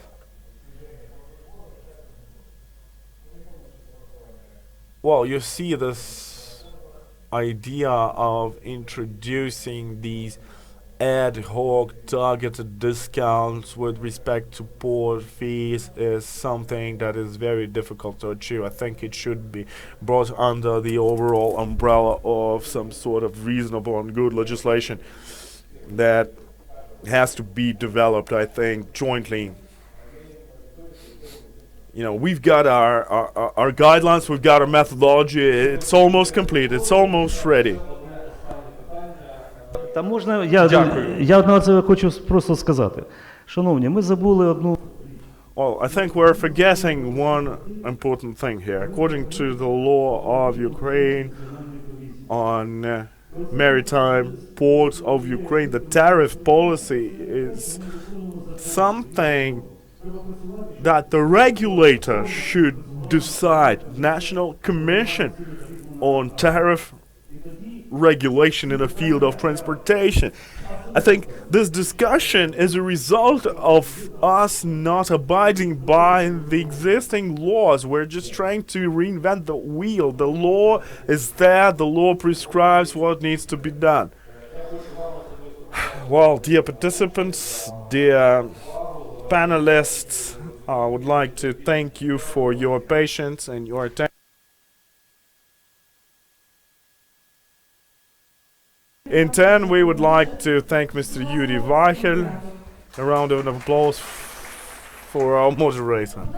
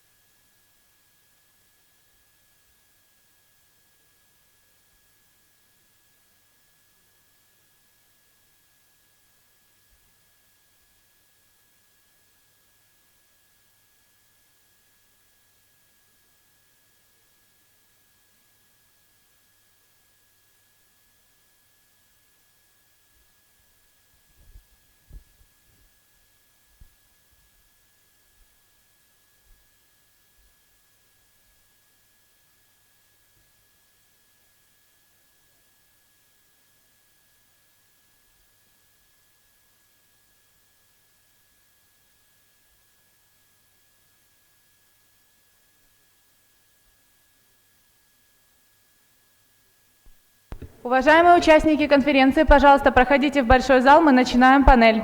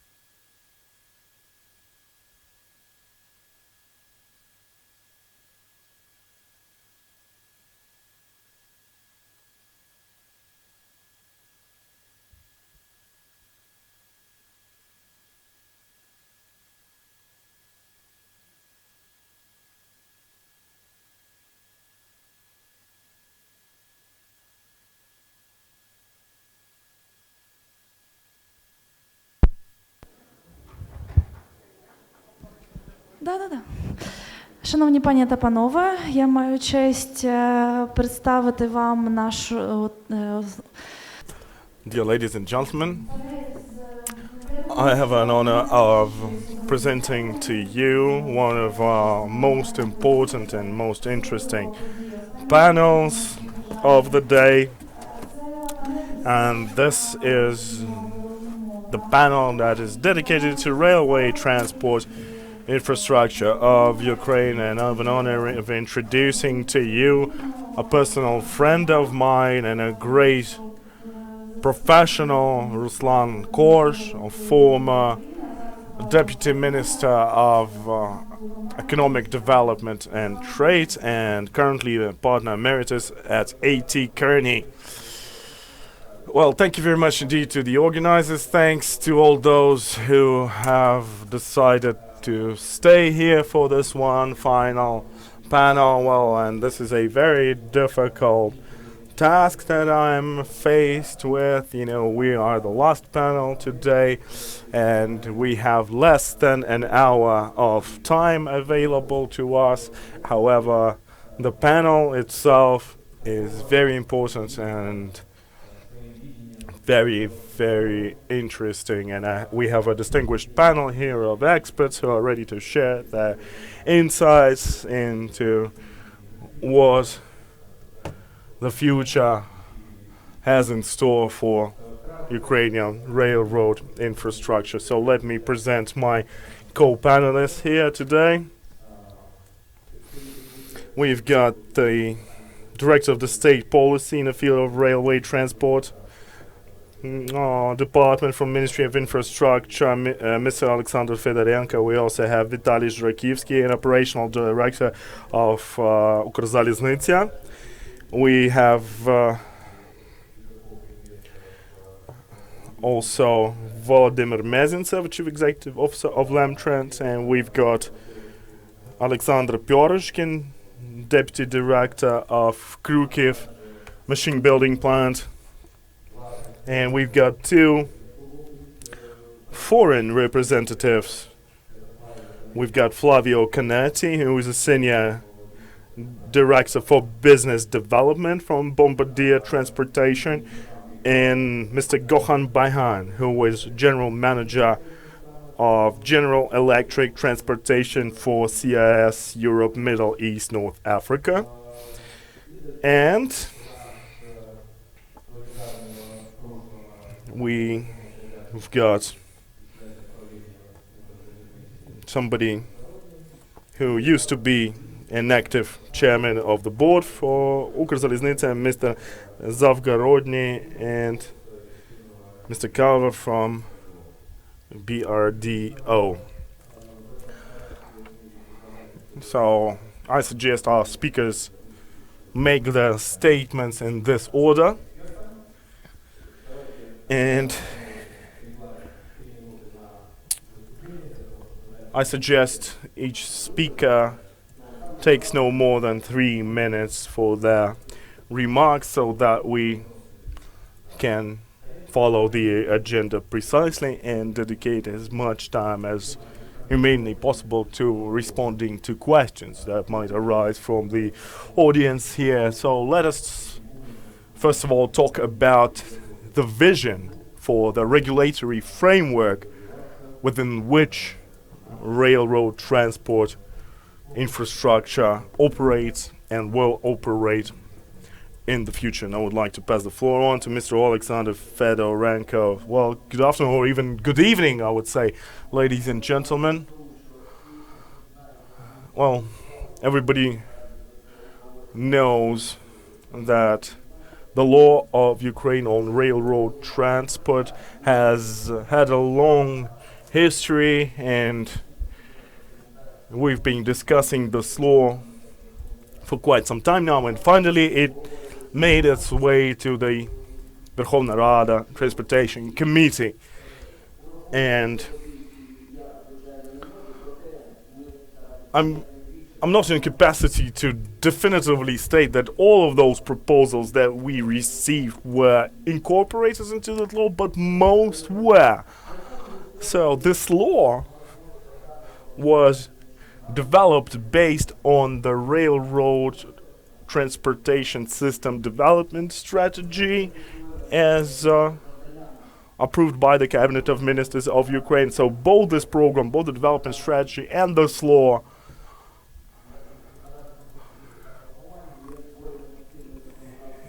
are aimed at developing the modern legal framework pretty much in line with requirements set forth by European Union. Its purpose is to help create competitive environment, help address issues with respect to tariffs, provide all parties equal access to this infrastructure, and in general help increase the volume of investments in this field. So this law has been also discussed and reviewed by European community experts. It has been looked at in Brussels.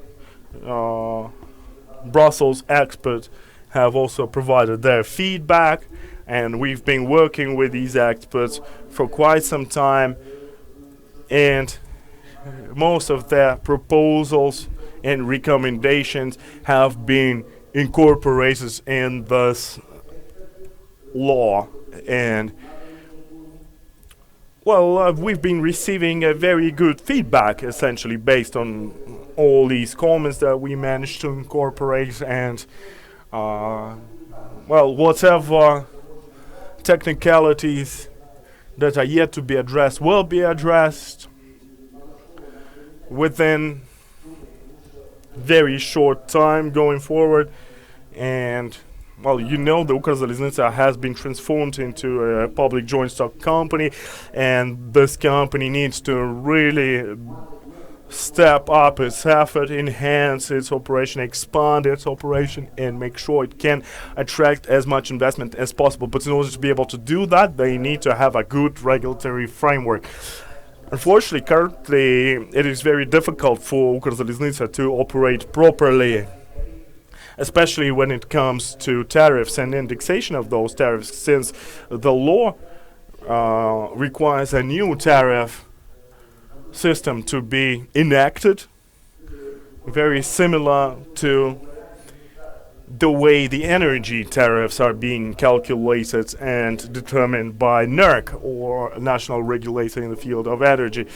And since Ukrzaliznytsia, of course, is now a public joint stock company, it has to focus now on things like quality, on things like customer satisfaction, on things like safety, things like providing decent pay to people currently employed by the company, and so on and so forth. Things like really being able to work interoperably with other railroad carriers across Europe and to be able to provide the similar quality services to customers here in Ukraine and elsewhere in Europe.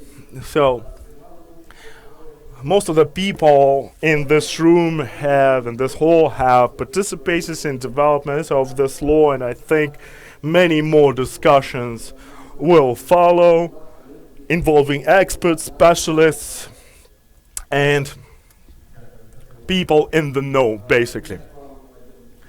Well, I have one clarification. One question, rather.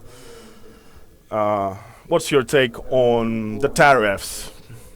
You know, how the tariffs are going to look like before the national regulator is put in place? Well, while we're waiting for the new regulator to be set up and established, the tariffs will be calculated using the similar mechanism we've had before. The indexation will amount to some 10%. No further increase in tariffs is expected going forward. And once the regulator is there, we'll think about how the tariffs will be formed from there on. Now, I would like to pass the mic on to Vitaly Zhurakivsky, an operational director for Ukrzaliznytsia, and I would like Mr. Zhurakivsky to provide his perspective on the current status of reforms within Ukrzaliznytsia. What are your plans for the future, basically? Well, thank you. I would really appreciate if you could give me more than 3 minutes, because this is a very important and pressing issue, and I would like to provide as much information to the audience as possible. Well, first of all,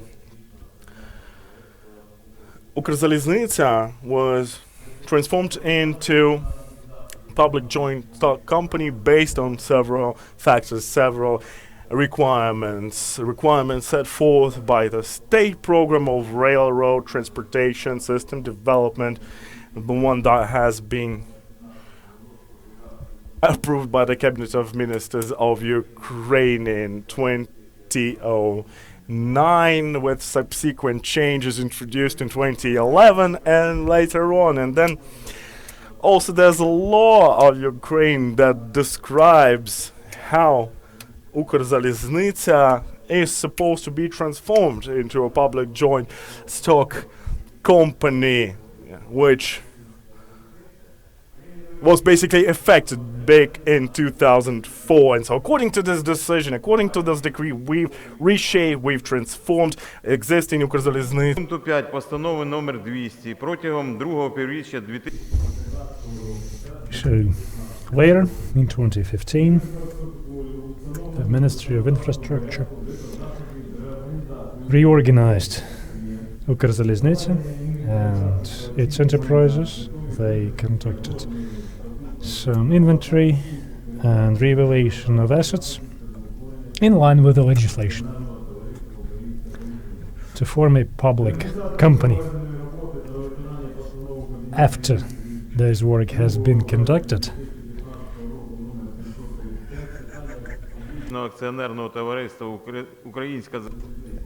after the company has been created, the charter has been approved,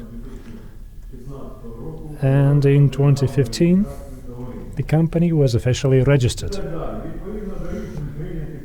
So based on the decisions made by the board of the company, we have created 31 units, 29 branches within publicly owned companies, 6 regional enterprises, and 2 representative offices. It's important to mention that for today we developed a draft strategy for development of public company, which identifies the objectives, priorities, and forecasts, long and short term, and its internal transformation and development of vertically integrated branches and affiliated enterprises and companies, with further development of a transportation holding Further steps of the reform envisage continuation of the implementation of vertically integrated system of managing of the railroad transport and introducing an optimized structure for the leadership of the company. And also we envisage to establish technical chain of command, logistical chain of command, and creating additional branches.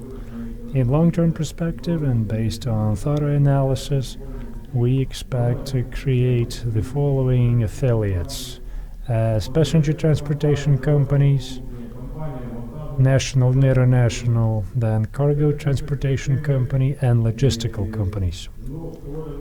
That is the future for the newly established company, public company Ukrzaliznytsia. Speaking about issues,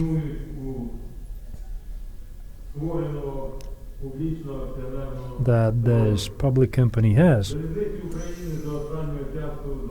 The railroad company was covering the needs of economy and the population in terms of transportation. We were able, because of surplus capacity and existing infrastructure. For the last couple of years, we observe an annual decrease of capital investments in rolling stock and technical capacity. Hence, the infrastructure is deteriorating and the rolling stock has reached critical condition. This kind of situation impacts the safety of transportation, and it also compromises the capacity of the railroad company to further satisfy the needs of the population and the government in terms of transportation. 12.2 billion hryvnia, that's the amount of investment for 2012. In 2013, we got 5.2 billion instead of 12. And 3.5 for this year. So it's 10% of the total need. In 2015, we received 4.5 billion of investment,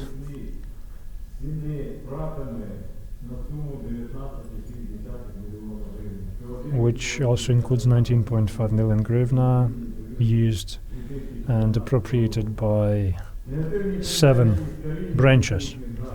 The technical equipment is becoming obsolete in all sectors. In locomotive sector, in the beginning of 2016, the status of locomotives is as follows: 2.2 thousand pieces, average shelf life 20 years, tear and wear 90%.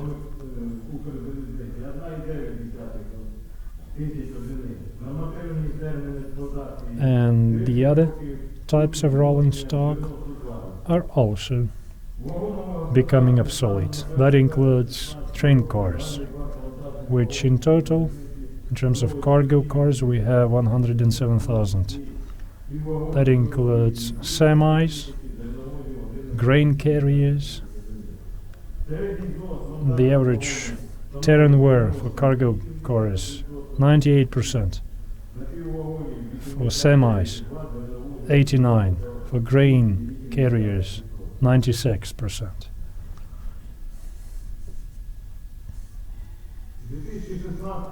In 2016, the shelf life will expire for semis, most of them, and most of the cargo cars.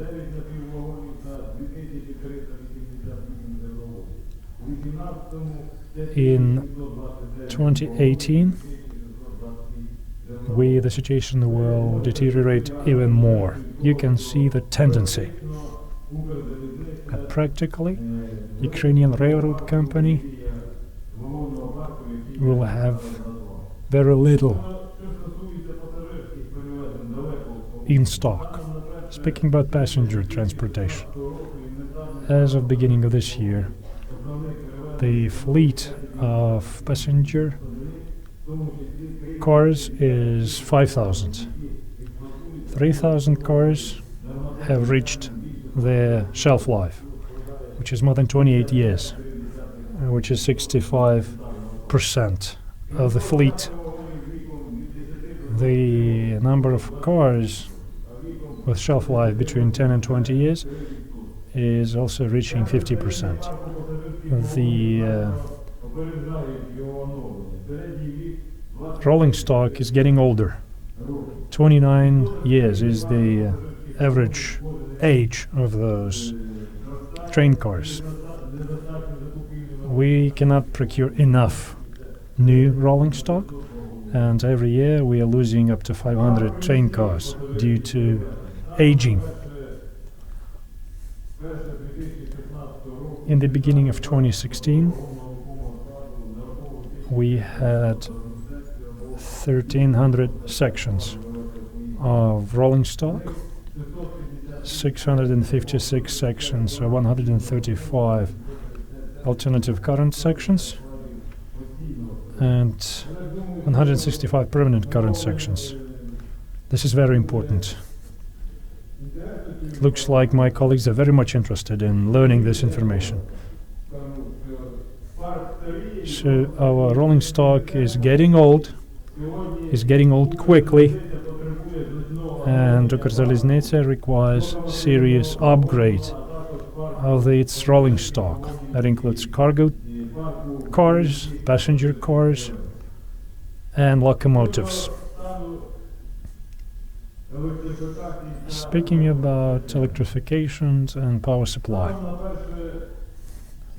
as of January 2016, the total length of power lines is 9.4 thousand kilometers, including alternative current, 27 kilowatts, 5.4 thousand kilometers. The value of electrified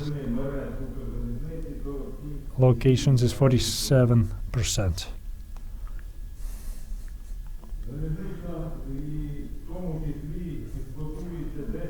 We also use 10.3 thousand transformer substations. Most of them have reached their shelf life.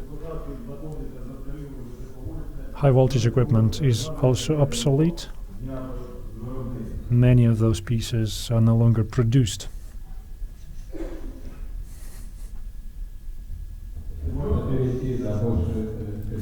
Let's talk about financial and investment component. Speaking about attracting funding, according to the financial plan adopted by the resolution of the Cabinet on March 2nd, 2016, number 231, the plan for using capital investment in 2016 includes 11.2 billion hryvnia, including at the cost of the following sources. Own revenue, that includes amortization development fund, 9.4 billion, attracted funding, 1.7 billion, other sources, 47 million hryvnia. The priority areas in investment activity in 2016 are as follows: updating the rolling stock, procuring new and upgrading existing fleet with amount of 5.6 billion hryvnia, which is 50% out of the total amount of investment, and also at the cost of international financial institutions. We plan to procure 1,100 semi cars, and also using loans. We plan to procure 2 substations, mobile substations. At the cost of own funds, we plan to procure rolling stock with a cost of 1.7 billion hryvnia. That includes the development of a pilot cargo electric-powered locomotive. That includes development of fitting platforms, 31 passenger cars, 55 track equipment, welding machines, and 7 units of other types of rolling stock. That includes special diagnostic equipment. Upgrade of the rolling stock will cover 3 billion hryvnia of costs. Upgrading of cargo rolling stock, commuter trains,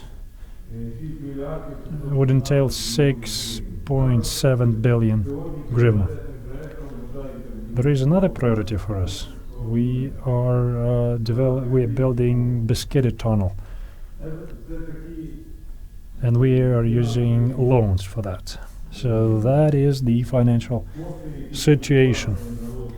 The amount of money that will be invested into the development of railroad industry. That's what's in the financial plan approved by the cabinet.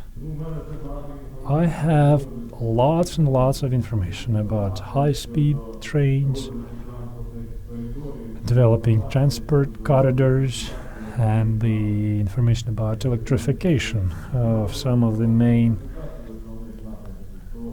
areas of railroad construction. Using loans, we plan to build more power lines in the direction of Kolosivka, Dolinska, Mykolaiv, Kherson. Also, there are other priority areas for electrification. Between Kovel and the national border with Poland, and the national border with Belarus, between Korostyn and Berdychev, and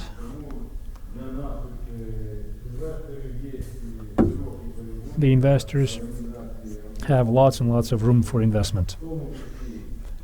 Питання щодо стану. Also, that includes issues which we face with rolling stock and infrastructure. That's in brief. Думаю, что вопросы будут в конце выступления, мы обязательно дадим возможность. I think that at the end of all the presentations we can have a quick Q&A. So now I am giving floor to Alexander Kava, who is now chairing the transport infrastructure development in the BRDO office, responsible for effective regulation. So, having heard the first two speakers, maybe you can tell us what's your opinion, what's your take on the situation, what the government and the railroad company should do to expedite the reform process, and what are the priorities and what are the issues. Thank you, Ruslan. I'll try to be brief. I understand that time is running out. The presentation was quite interesting from Mr. Fedorenko and Mr. Zurakovsky. We have all noticed that the problems mentioned today about the railroad, they are not reflected in the approach of the line department of the Ministry of Infrastructure towards addressing those issues. We see that one of the key issues on the railroad is restoration and procurement of new rolling stock. The railroad of Ukraine is quite stable in terms of cargo and passenger transportation. Without high quality upgrade, the situation is not going to change for the better. The Ministry of Infrastructure at the same time is quite active in terms of promoting the bill, aiming at the introduction of European directives. And I wanted to point out that Ukrainian railroads rank in top 10 in terms of their sophistication. So the reform that took place in the EU does not apply to Ukraine. The problems that are pressing for Ukraine cannot be resolved with those ways and means that are suggested. We can compare it to somebody with appendix, and he comes to an eye doctor, and he would not understand why this eye doctor cannot make an appendectomy for this person.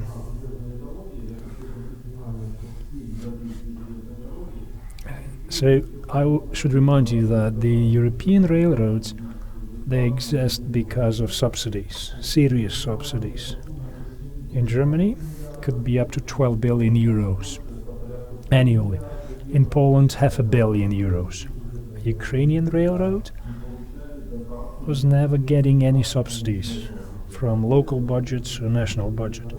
Ukrainian railroad company had to solve the social issues. They had to transport some passengers below the market rate and some cargo. So those approaches have to be adjusted. And I think we should be guided by the national interests of our country and our economy and the interest of our citizens. We should not copy some approaches which are not applicable to Ukraine. Of course, we have the issue of tariffs. We have the issue in terms of upgrading the rolling stock, but those problems have to be resolved firsthand. Thank you. Thank you, Alexander.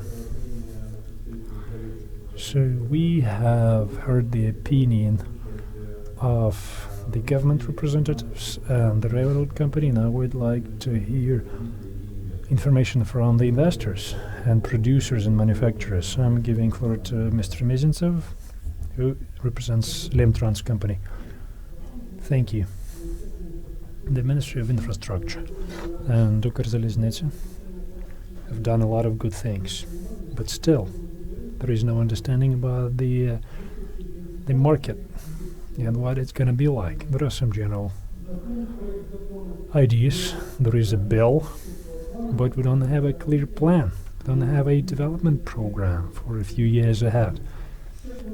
Now they do quite a lot to create a train car company, and that's right. But what kind of cars will be used there? What kind of cars will be for sale? Which ones will be updated? And how many we will have in 5 or 6 years? We don't have understanding of this kind.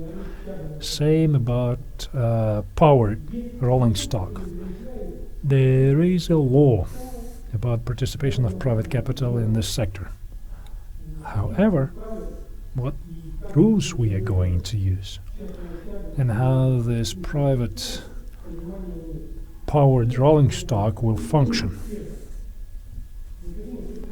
we have to clearly understand what should be the priority of the government and what should be the priority of the private sector.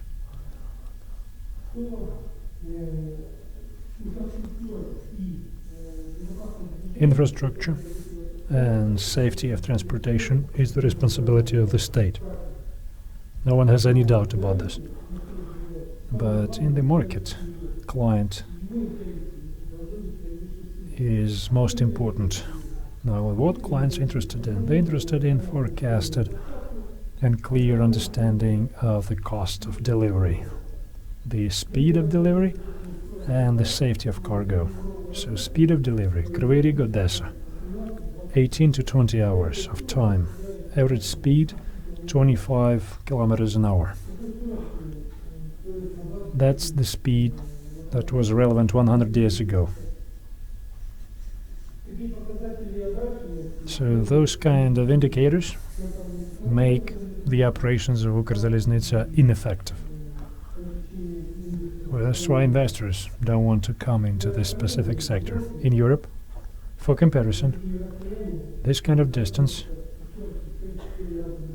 is covered 3 or 4 times faster. Speaking about the situation with the fleet, this is a separate issue. There is one of the areas which deals with the methods of loading offloading. Today's methods are deteriorating for the train cars. They use damper offloading, which kills, which destroys the cars. So investors who invest into the rolling stock, they should understand what would be the cost of maintenance. In 2015, Lemtrans company repaired about 70,000 flatbeds 80% of those were destroyed because of violations loading technology. Ukrzaliznytsia is wasting this much money just because they cannot properly load and offload those cars. Ukrzaliznytsia and the ports are run by one ministry, and this problem could have been resolved by introducing a special device for offloading the train cars. Also investments into infrastructure. Speaking about industry legislation, private capital can invest into flatbeds. New legislation allows us to invest into powered cars, powered rolling stock, and that is going to be the key priority for the financial planning and capital investment of Ukrzaliznytsia. To summarize, I want to mention that the market needs to have a clear model with clear rules, clear areas of investment, performance indicators such as the speed, and a detailed roadmap that is going to be client focused. And then this market will become more attractive for domestic and international investors. Thank you so much. Thank you. Now I'd like to give floor to Alexander Pyorishkin, who is the deputy head of Krykov train yard. Right. We are living through this crisis, especially in train car manufacturing process. We produced only 1,000 train cars for the last year. In 2011, we produced 52,000, so 50 times less. That is the drop of production. Of course, we see some positive things, because Ukrzaliznytsia is now going through the reform process. We understand that this company is now developing, and we have hopes that this company is going to be our flagship and strategic partner and the leader in this sector. That's why we hope that the financial plan that is available already this year will be implemented, and we are ready to participate on the competitive basis. We are ready to compete with other manufacturers, and it is very important to understand that the manufacturers of Ukraine are ready to fully upgrade the rolling stock. In this situation, we can tell you that our enterprise, as one of the leading enterprises in the field, we have the capacity to produce cargo cars, passenger cars, for locomotives, for diesel engines, for metro trains, can produce escalator equipment. So we can cooperate holistically with private companies and government enterprises. Also, I'd like to mention a few important aspects. The products are very research intense. That's why at the legislative level we have to develop a long-term planning system, at least 3-year planning system,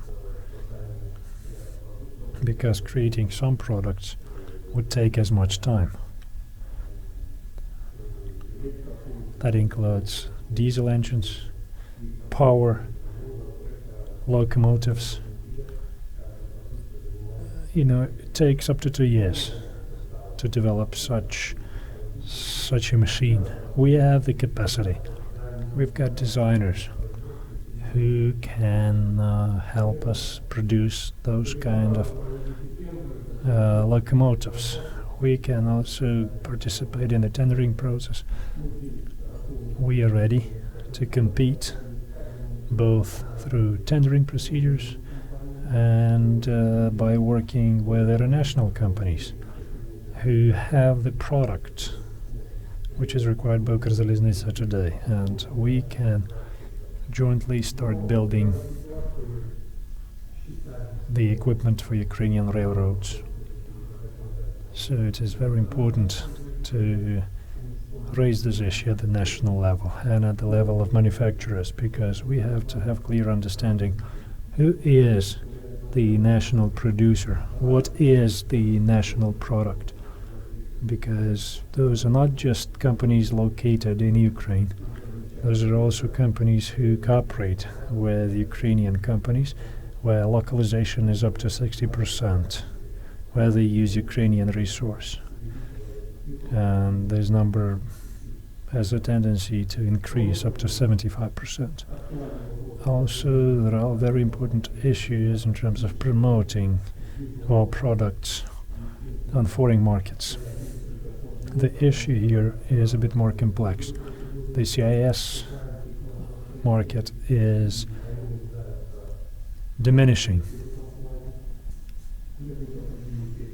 We have to define enterprises which are export-oriented, and I think that we have to establish an export credit agency, such as they have in other countries. And this agency could finance some projects, they could offer financial guarantees, because in foreign markets we come across difficulties where the company who has some limited working capital has to freeze serious amounts of money to be able to offer guarantees to participate in international tenders. To promote our products in foreign markets, we have to move in parallel. We have to introduce European standards, the standards of the countries where we want to sell our products. This requires additional funding, and we are coming back to the beginning of the discussion, where we can make this progress. We can do this through the national market. As soon as the national market is activated, as soon as the process starts, our producers can have opportunities at the foreign markets as well. So the government has to start working on programs, on the laws, on the development strategy for the railroad transport. They need to offer the industry-related programs, and then local producers will be part of that process. In total, we will have a multiplication effect, and the machine building industry will start growing. The production of steel will increase. We will have more revenue into the national budget and a smooth integration into the international railroad community. Thank you for your attention.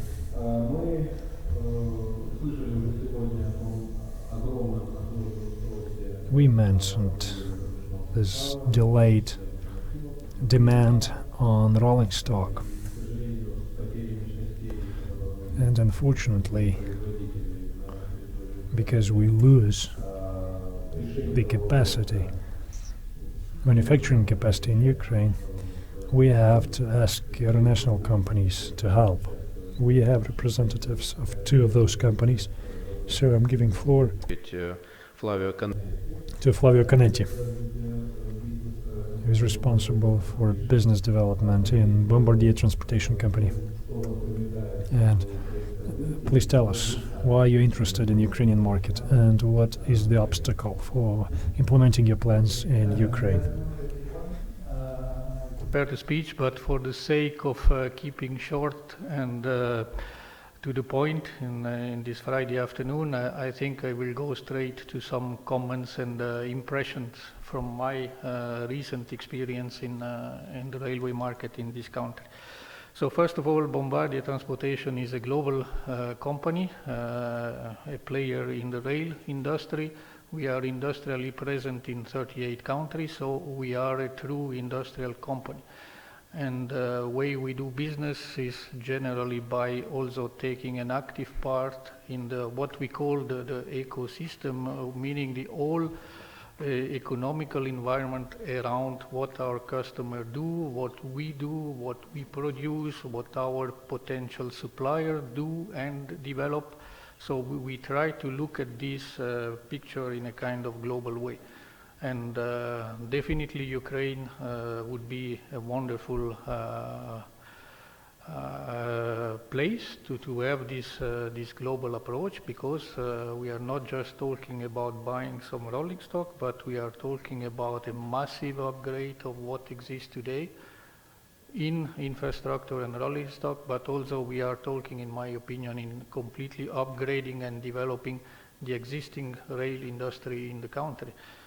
I think it's a very positive standpoint that Ukraine has compared to many other countries. There is an industry, there is a solid rail industry in this country, and there is a solid education potential in the country. We know this, and we have made our experience with this, but I think there is a global need to go to the next point and to be successful in the country, but also in a global way.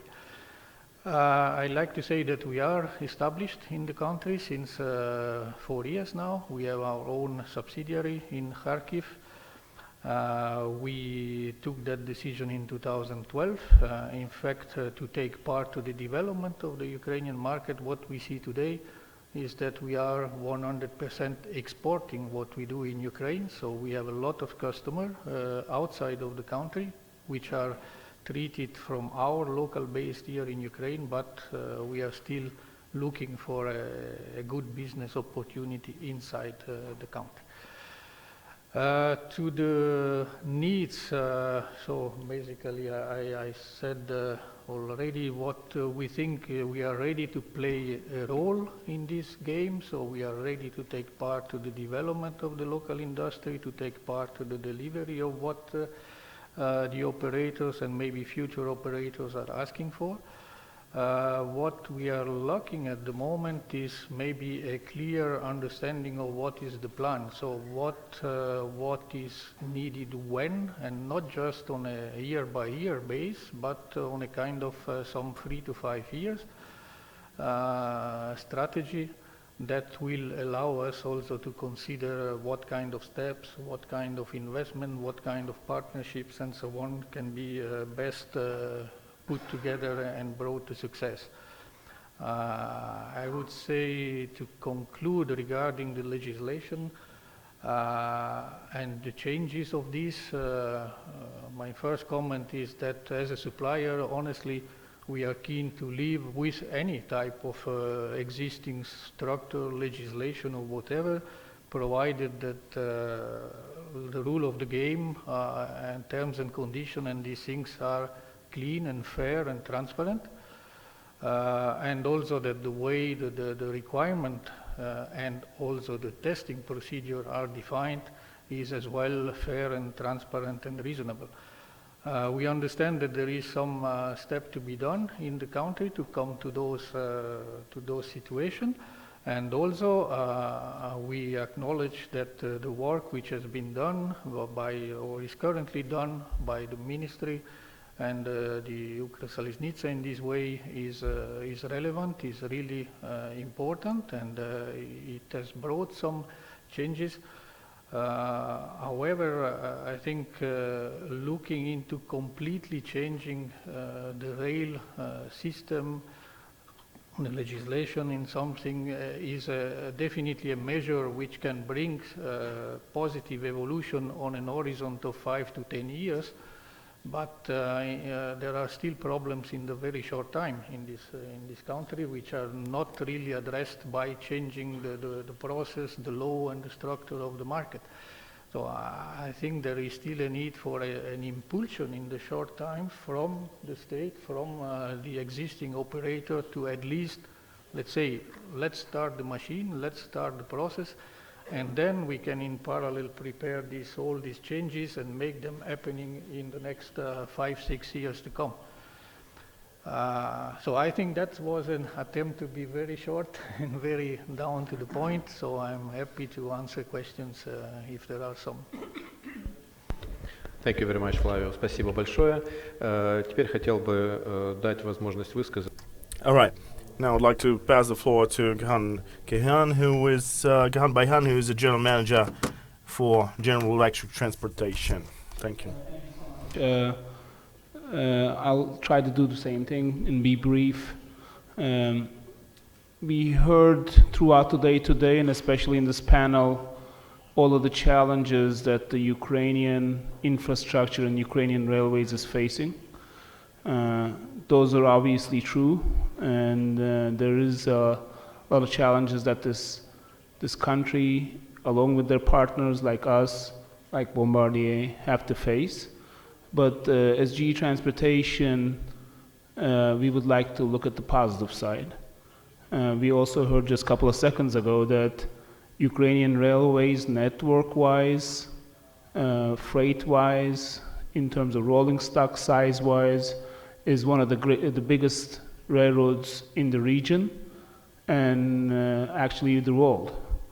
And so in GE Transportation, we would like to look at the glass full portion of it and say that working with partners like us, we can figure out how we can turn this railroad and the network into a more efficient and a bigger player in the world as the railroad goes.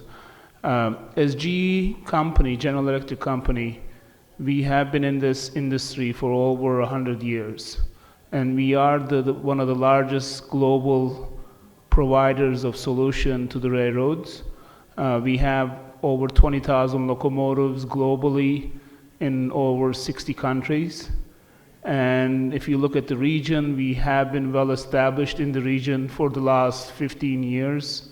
We have over 1,000 locomotives that's operating in this region today. And what we would like to focus on is a global solution localized. So we are willing to and ready to work with the Ukrainian railways to provide rolling stock solution, both new and modernized, working with local suppliers in terms of what we can do around modernization and services, and make sure that we bring the latest and greatest technology around locomotives so that we can bring the right efficiencies around fuel usage, speed, as was discussed before, and make sure that this network continues to grow. In one of the speeches this morning, we heard that Ukraine is uniquely positioned in a very strategic logistical point where a lot of the crossroads of main routes, and that's definitely true. And if we can create an efficient Ukrainian railways and a network, that will continue to grow. We are also willing to bring financing solutions from North America, which we have discussed with our financing partners. And in terms of what we're asking for here is very similar to my colleague from Bombardier. We want a transparent process. We want fair evaluation criteria. We're ready to compete. So we're open to other competitors coming in, competing with their product, and may the best product wins. But one thing is definitely speed. At one point, we have to move from the analysis phase, where we constantly looking at the need and talking about what's not being invested in, and start action. Because sooner you start action, the sooner you start to see the benefits, which will start bringing revenue and profits to the railroad, and then you can continue to grow that and really spread it across the network and the whole railroad. We've done this in this region before. In the early 2000s, we partnered up with Kazakhstan. We have over 700 locomotives running in Kazakhstan. We started with modernizations, went to new locomotives and to service, and really transformed the Kazakhstan network and the railroad. In terms of size, Ukrainian railways is very, very similar to the Kazakhstan network. and we can turn Ukrainian railways to a similar efficient network and make it very, very profitable. So we're ready, we're here, we're local, we're not going anywhere, but we would like to ask for speed. Thank you very much. Спасибо. Вы послушали точку. Well, we've had a chance to listen to what players on the market had to say, and to conclude our panel, I would like to pass the floor on to a person who has had the privilege of chairing Ukrzaliznytsia for many years now, and I would like him to provide his outlook and his vision of the future for Ukrzaliznytsia. Alexander Zavgorodny, floor is yours. Well, thank you very much indeed. I would like to thank Alexander Carver, first of all, for outlining what a railroad is. For what does Ukrzaliznytsia mean for Ukraine? And let me add just some statistics, some data to his analysis. And I'm sure you will understand that the railroad serves as a blood vessel of Ukraine's economy. And depending on how the vascular system works, well, everything depends on that, the way the whole organism functions. Well, first of all, some 6% of GDP of Ukraine comes from Ukrzaliznytsia. We're talking about 15.3 billion hryvnias in tax revenues. We're talking about 1 million hryvnias as an excise tax revenue. We're talking about 27.5 billion hryvnias paid to employees in salaries and wages. And you can see what a huge impact a railroad or Ukrzaliznytsia has on Ukraine's economy. On the other hand, we're still talking about 350 million hryvnias of lost profits when it comes to passenger transportation. We're talking about some of those profits generated through excise that are not being channeled towards capital investment, towards infrastructure development, and spent ineffectively. So these are the things that will only aggravate going forward. So, you know, railroad Ukrzaliznytsia is a business too, you know, it's a company, it's a huge business activity that comprises 18 different types of business activity. We're talking about energy, machine building, and so on and so forth. So, just I think this idea of selling off parts of Ukrzaliznytsia, I think this idea has no merit. I think we should focus on making all components of Ukrzaliznytsia business profitable. Let's look at our rolling stock. Let's say the price or cost that would be incurred if we were to buy 60,000 new railroad cars. Well, this cost would amount to 60 billion hryvnias. That's what it's going to take in order to upgrade our existing rolling stock. I mean, we've got 54,000 cars, 54,000 carriages that move 1 billion tons worth of cargo on a day-to-day basis. And all in all, as I said, 54,000 different carriages. 11,500 grain carriers, which is basically enough to meet the demand. So in order for us to upgrade the entire fleet, to upgrade the entire rolling stock, we're talking about 80-90 billion hryvnias. And let's talk about the infrastructure. The infrastructure does not make any money, really. It's the transportation part that makes money, that makes profit. And infrastructure does not, by just virtue of its definition, it does not earn any profit. And it has to be developed, has to be invested in heavily all the time. So we're talking about 25 million hryvnias price tag when it comes to upgrading, let's say, 1 kilometer of railroads. So in order for us to upgrade, let's say, 1/3 of major railways, well, we would be, it would set us down some hefty 150 billion hryvnias, which is huge. And of course, talking about locomotives, that would be another 250 billion hryvnias. So, these investments, 35, 40 billion hryvnias, well, it's pretty reasonable, I would say. Another important thing to mention is that in order for Ukrainian railroads to thrive and prosper, it has to be treated as a company, as a economic entity. It is not some social service provider, really. When it comes to benefits given to passengers, these benefits are huge. We're talking about hundreds upon hundreds of millions of hryvnias of lost revenue. We're talking about dozens of cars that could have potentially been procured last year alone.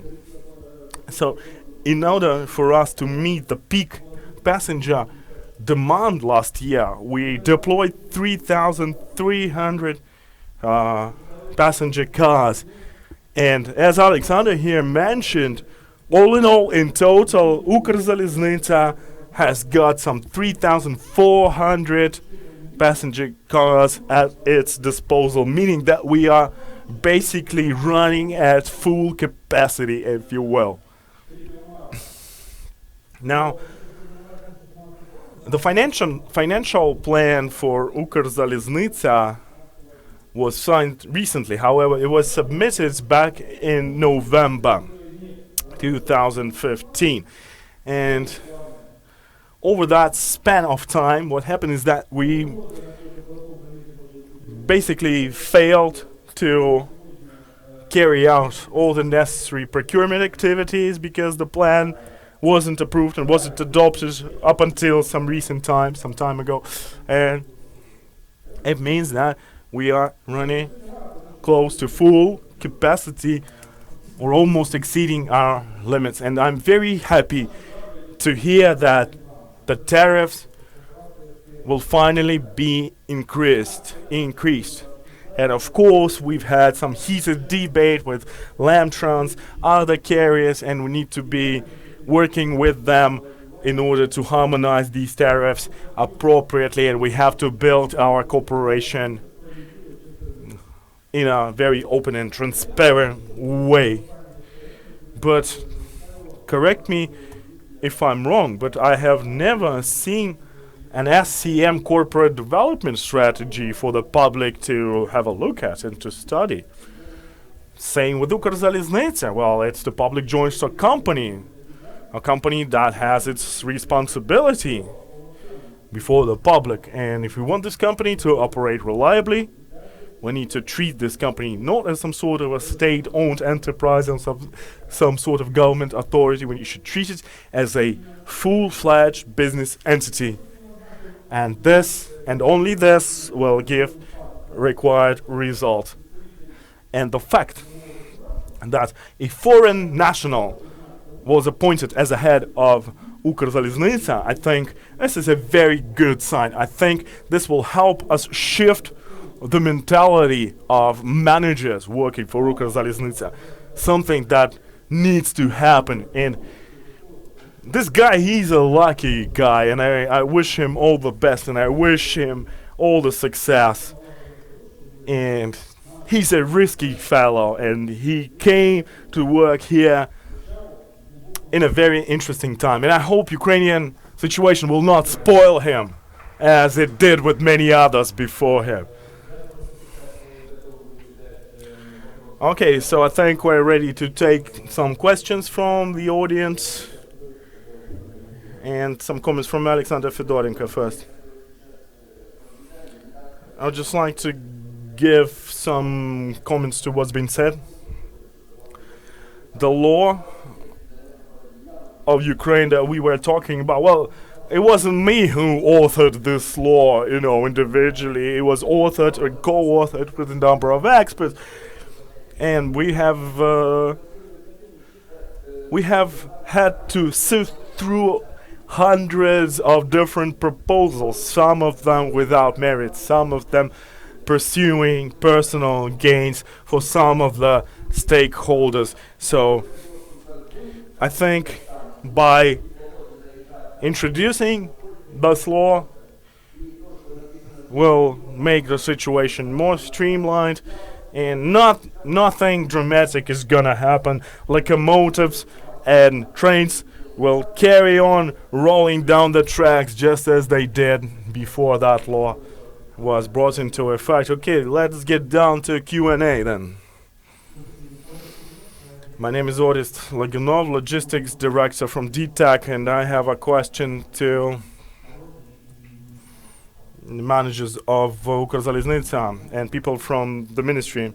Well, you see, I'm a young manager, and I have survived 3 different ministers, basically, if you will. So, I mean, we're about one head of Ukrzaliznytsia comes and goes once a year, but not much has changed. Because, investing in railroads is a very long-term project. We have to think in these strategic terms, and therefore the rules of the play for the industry have to be sustainable, stable, and long-living, if you will. So my suggestion would be, just like as it is with the president of a country that has a certain term in the office, I suggest that is something we could introduce for Ukrzaliznytsia's managers, because these people just don't survive beyond 1 year of time in office. That's just the way the environment is, how it is, and it is not conducive to people staying and working long term. And people, these managers that come and go, they understand that they have about 1 year of time to make a difference, and they rush and they haste. Yes, I agree. I would like Mr. Omelian to stay in the office for as long as possible, and I will do everything I possibly can to support him in his efforts. Vladimir Shmai from Odessa Oblast Administration. So Alexander Viktorovich, well, he did visit our oblast on a number of occasions. I remember you have been there to sign an intergovernmental Ukraine-Moldova agreement, and then you were there when we were launching this new Silk Road. And we remember that at that time Russia did not allow direct transit, and which is allowed now, something that we are being criticized very aggressively for, which is without merit, I would say. So, do you think the Silk Road is necessary, and do you think we should continue transiting through Transnistria? Well, all right. So, Silk Road, the new Silk Road, let's talk about it first. So, how did this initiative evolve? Where did it come from? You know, I've been listening to what Ukr Ferry commercial director had to say earlier on, and I was a little bit surprised to hear what he said. Well, you know, we've been working on this new Silk Road for months and months. You know, the very first time we met with our partners was back in August 2015. And so it wasn't something that came out of the blue. It was a systematic, well thought of project. And we've spent a lot of time in Baku working out different tariffs and different fees that would apply. Unfortunately, at that time, we couldn't really make it happen so that the tariffs were introduced and formulated the way we wanted them to. And so once Russia imposed these transit restrictions, we decided to immediately launch this test train. And since we failed to agree tariffs for anything else other than containers, well, some of the countries suddenly decided to back away from the project, and we are still negotiating. And the next meeting is to happen on May the 15th in Tbilisi. So the first and very important thing that we need to work out is to make sure that we can move our trains along the stretch, along the whole distance of that Silk Road. And the country we have problems with is Kazakhstan, the country that failed to stick to its obligations, contrary to what's being promised, and other countries as well.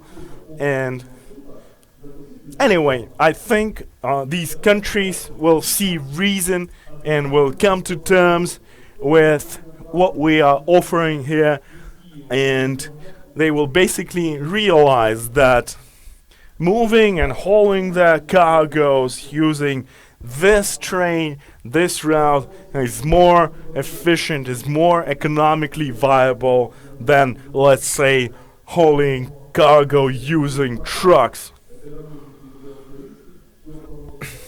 And although we do face many obstacles, I think the future for us is there, and come May, I think we'll be able to demonstrate some good progress, and the routes will be finalized, and the trains will start rolling again. Now, as far as Berezino is concerned, well, it's a pretty costly project, some 375 million hryvnias worth. And, as we were talking about the need to increase capital investment and talking about the need to increase tariffs, it was pretty clear back then. But the money just isn't there. The money wasn't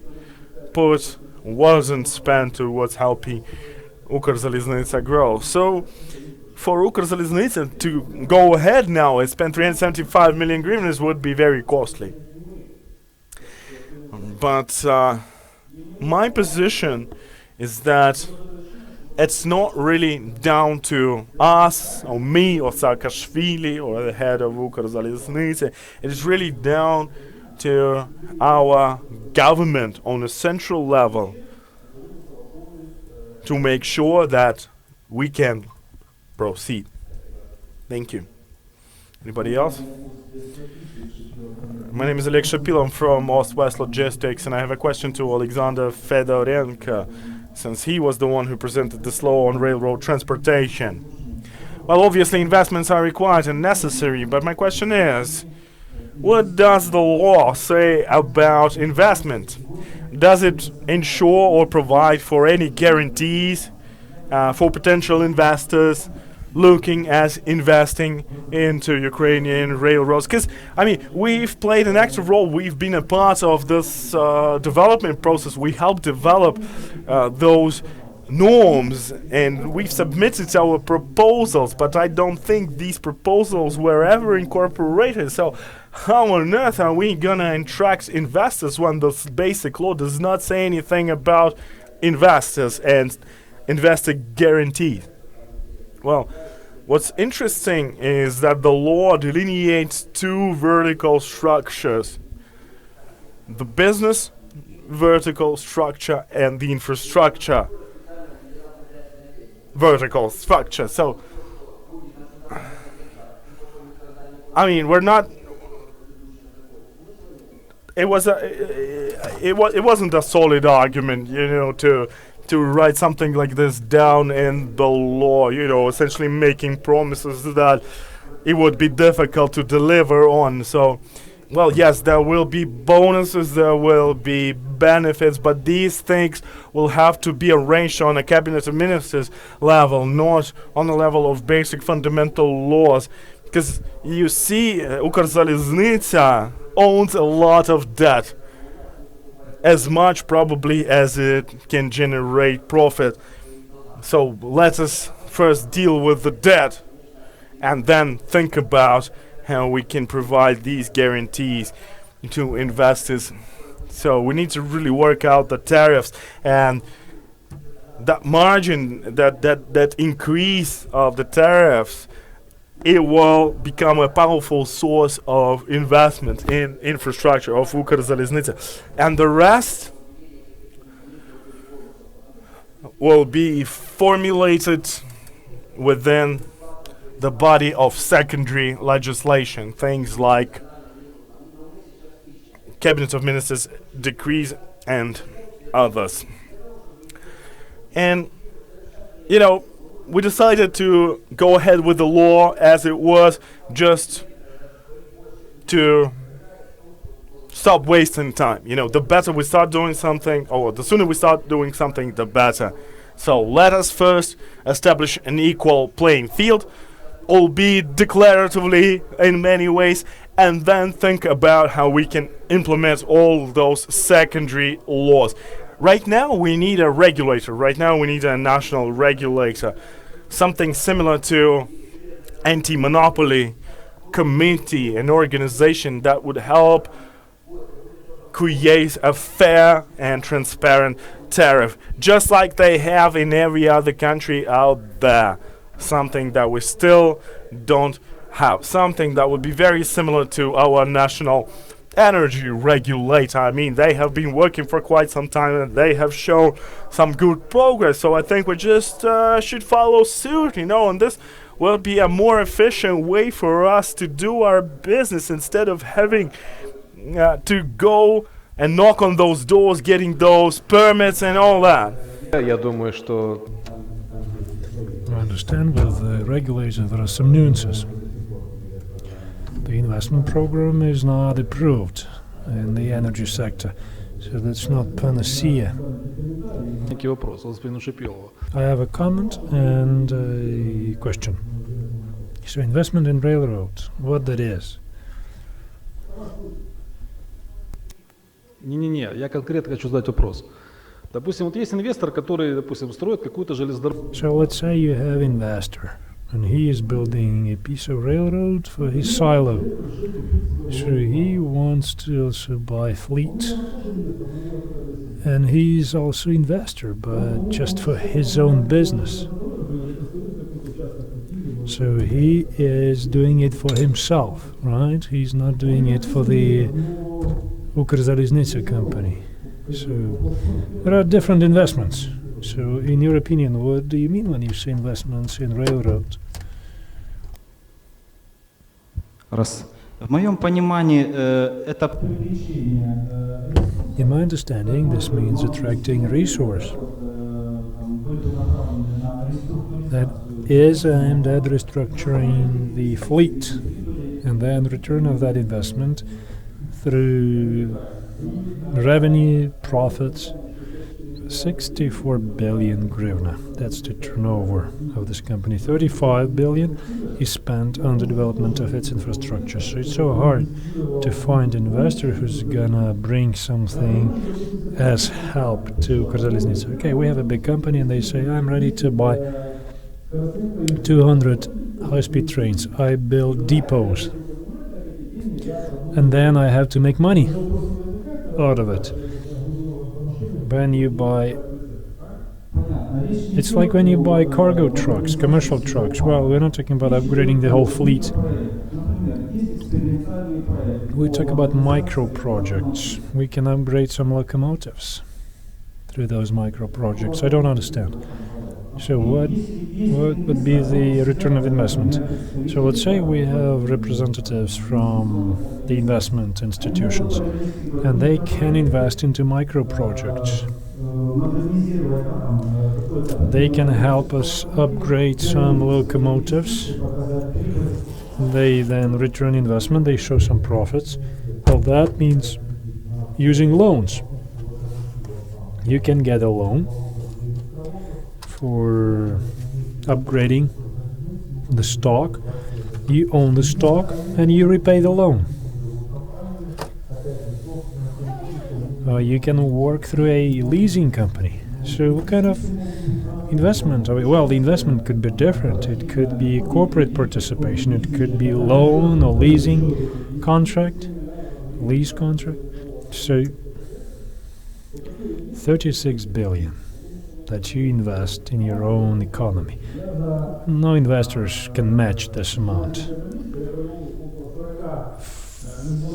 I had about 40 international negotiations since the beginning of the year, including OPEC and Exim Bank, EBRD, and so on, different societies in the US and Europe.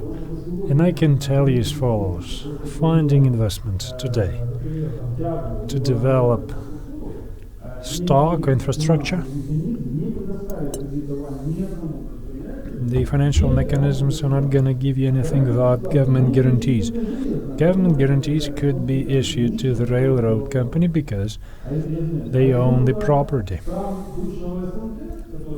Out of all CIS countries, you also use this kind of opportunities. The law on transport of Belarus, which is 12 pages, and it is very clear. It says that everything built through investment into infrastructure projects is owned by the government. Okay, we can discuss this later. Any more questions?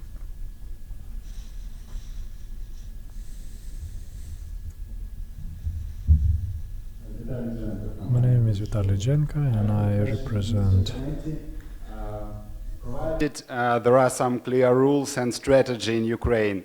May you consider a joint venture or M&A with local machine builders?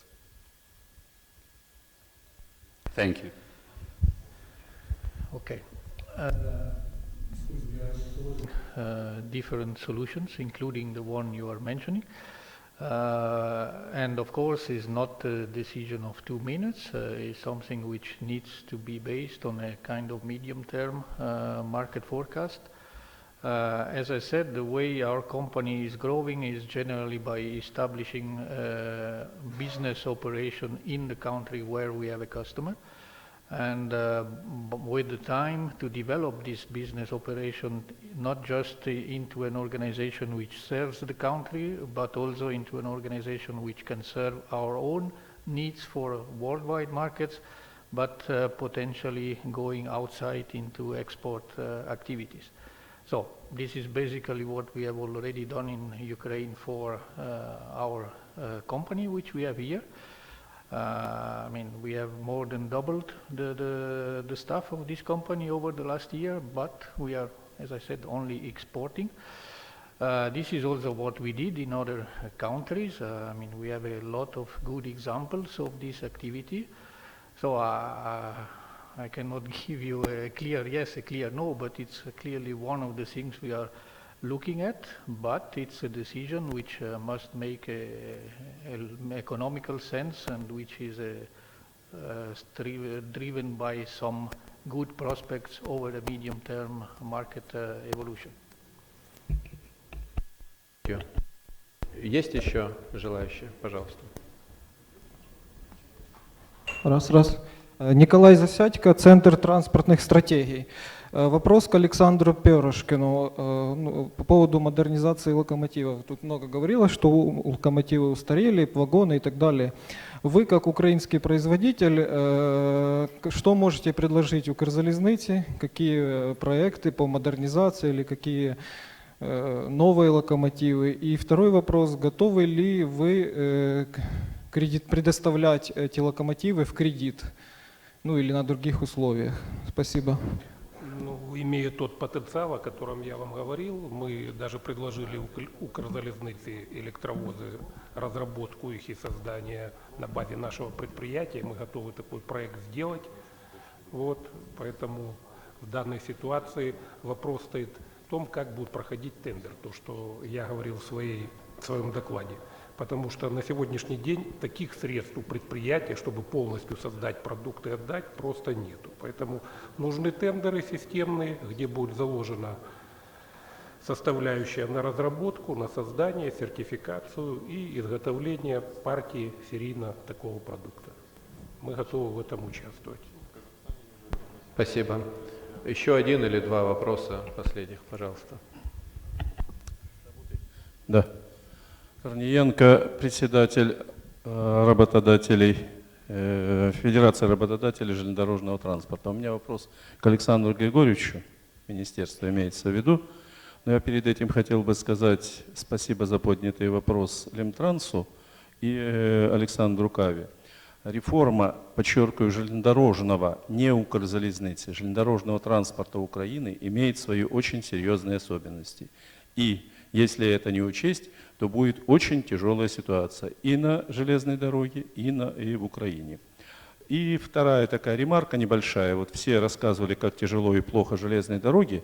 Я для присутствующих могу сказать, не от того, что они просят у вас милостыни, ничего подобного, а просто мне довелось буквально недавно посмотреть и сделал сравнительный анализ затрат на единицу работы на железной дороге, это тонна-километр груза перевезенный, Укрзалізниці и Deutsche Bahn, который ставится нам в пример постоянно. Так там затраты на 1 тонну в 14 раз больше. Вот дайте им вот эту разницу 13, и я уверяю вас, они будут работать не хуже. А теперь у меня, собственно, вопрос. Александр Георгиевич, существовала программа реформирования, утвержденная Кабмином. Меня интересует, она живая или ее отменили? Это первая часть. И исходя из этого, что вам сегодня мешает создать структуры, которые бы начали уже сегодня регулировать рынок перевозок? Я имею в виду знаменитую эту НКРТ, я имею в виду агентство. Ведь не сделав этого, не запустив эти два важнейших механизма, вы никогда не придете к регулированию рынка перевозок. А это основа этой реформы. Спасибо. Относительно 1390, да, это с того, чего я начал, она живая. Некоторые только этапы там были перенесены, продлены, скажем так. То есть все остальное осталось в том же самом уровне, ничего, опять же, нового не предвиделось, реформа развивается тем же самым путем, мы велосипед не изобретали, мы действуем на основании постановления Кабинета министров 1390 2009 года. Относительно того создания новых структурных подразделений, которые бы регулировали процессы и выполняли функции государственных каких-то регуляторов, влияет то же самое, что и всем влияет, это наше законодательство. Дело в том, что функции прописаны сейчас этих органов только на бумаге и только в проекте законов. Сейчас не видят, как их создавать, каким количеством и что будут они делать. Ну и, соответственно, вопрос финансирования. Вот и все, это самые основные те аспекты, которые мешают создать органы. Сначала должен быть функционал, под функционал рассчитывается количество людей, и потом, соответствующе, прописывается их работа. Вот прописание их работы находится в проекте закона. Вот те задержки, которые, в общем-то, Спасибо. Я думаю, что на этом мы закончим сессию вопросов и ответов. От себя буквально, так сказать, минутку на ремарки. То есть, что мы сегодня услышали и какой посыл мы хотим дать основным игрокам рынка. Четко железнодорожной отрасли необходимы правила игры, прозрачные, понятные, которые коммуницируются на всех уровнях. Парламенту и правительству задача ускорить процесс реформирования отрасли и установления этих правил игры, принятие необходимых законов и нормативных актов, которые до сих пор еще не приняты. Это установление долгосрочного планирования и возможность привлечения инвестиций. Это завершение реформирования ПАТ «Украинская залізниця» и это привлечение инвестиций, в том числе международных, в нашу железнодорожную отрасль, в партнерском духе, в диалоге бизнеса, правительства, общественности и грузоотправителей. Большое спасибо участникам сегодняшней дискуссии, спикерам, вам за активное слушание и активные вопросы и ответы, и, конечно же, организаторам. Маша и твоя команда, вы молодцы. Спасибо. Спасибо. Спасибо большое всем спикерам, участникам. Всю информацию о форуме вы сможете найти на сайте, и презентации, и видео уже доступно в YouTube всего форума. До новых встреч. Спасибо большое еще раз нашим партнерам, Министерству инфраструктуры Украины, компании Лемтранс, международной юридической фирме Baker McKenzie, строительной компании Artboot Service, компании Microsoft Украина, а также всем нашим медиапартнерам, газете «Бизнес», «Украинский тиждень», Пятый канал, «Новое время», и деловому ТВ-партнеру «Первый деловой канал», а также всем участникам форума. Следующий форум по инфраструктуре состоится 20 апреля 2017 года. Всех приглашаем. Спасибо. Хорошего вечера. Thank you very much for all the participants. I would like to thank to all the partners, Lemtrans, Baker McKenzie, Artboot Service and Microsoft Ukraine companies, and we would like to invite everybody to the next forum on the April 20, 2017. Thank you very much.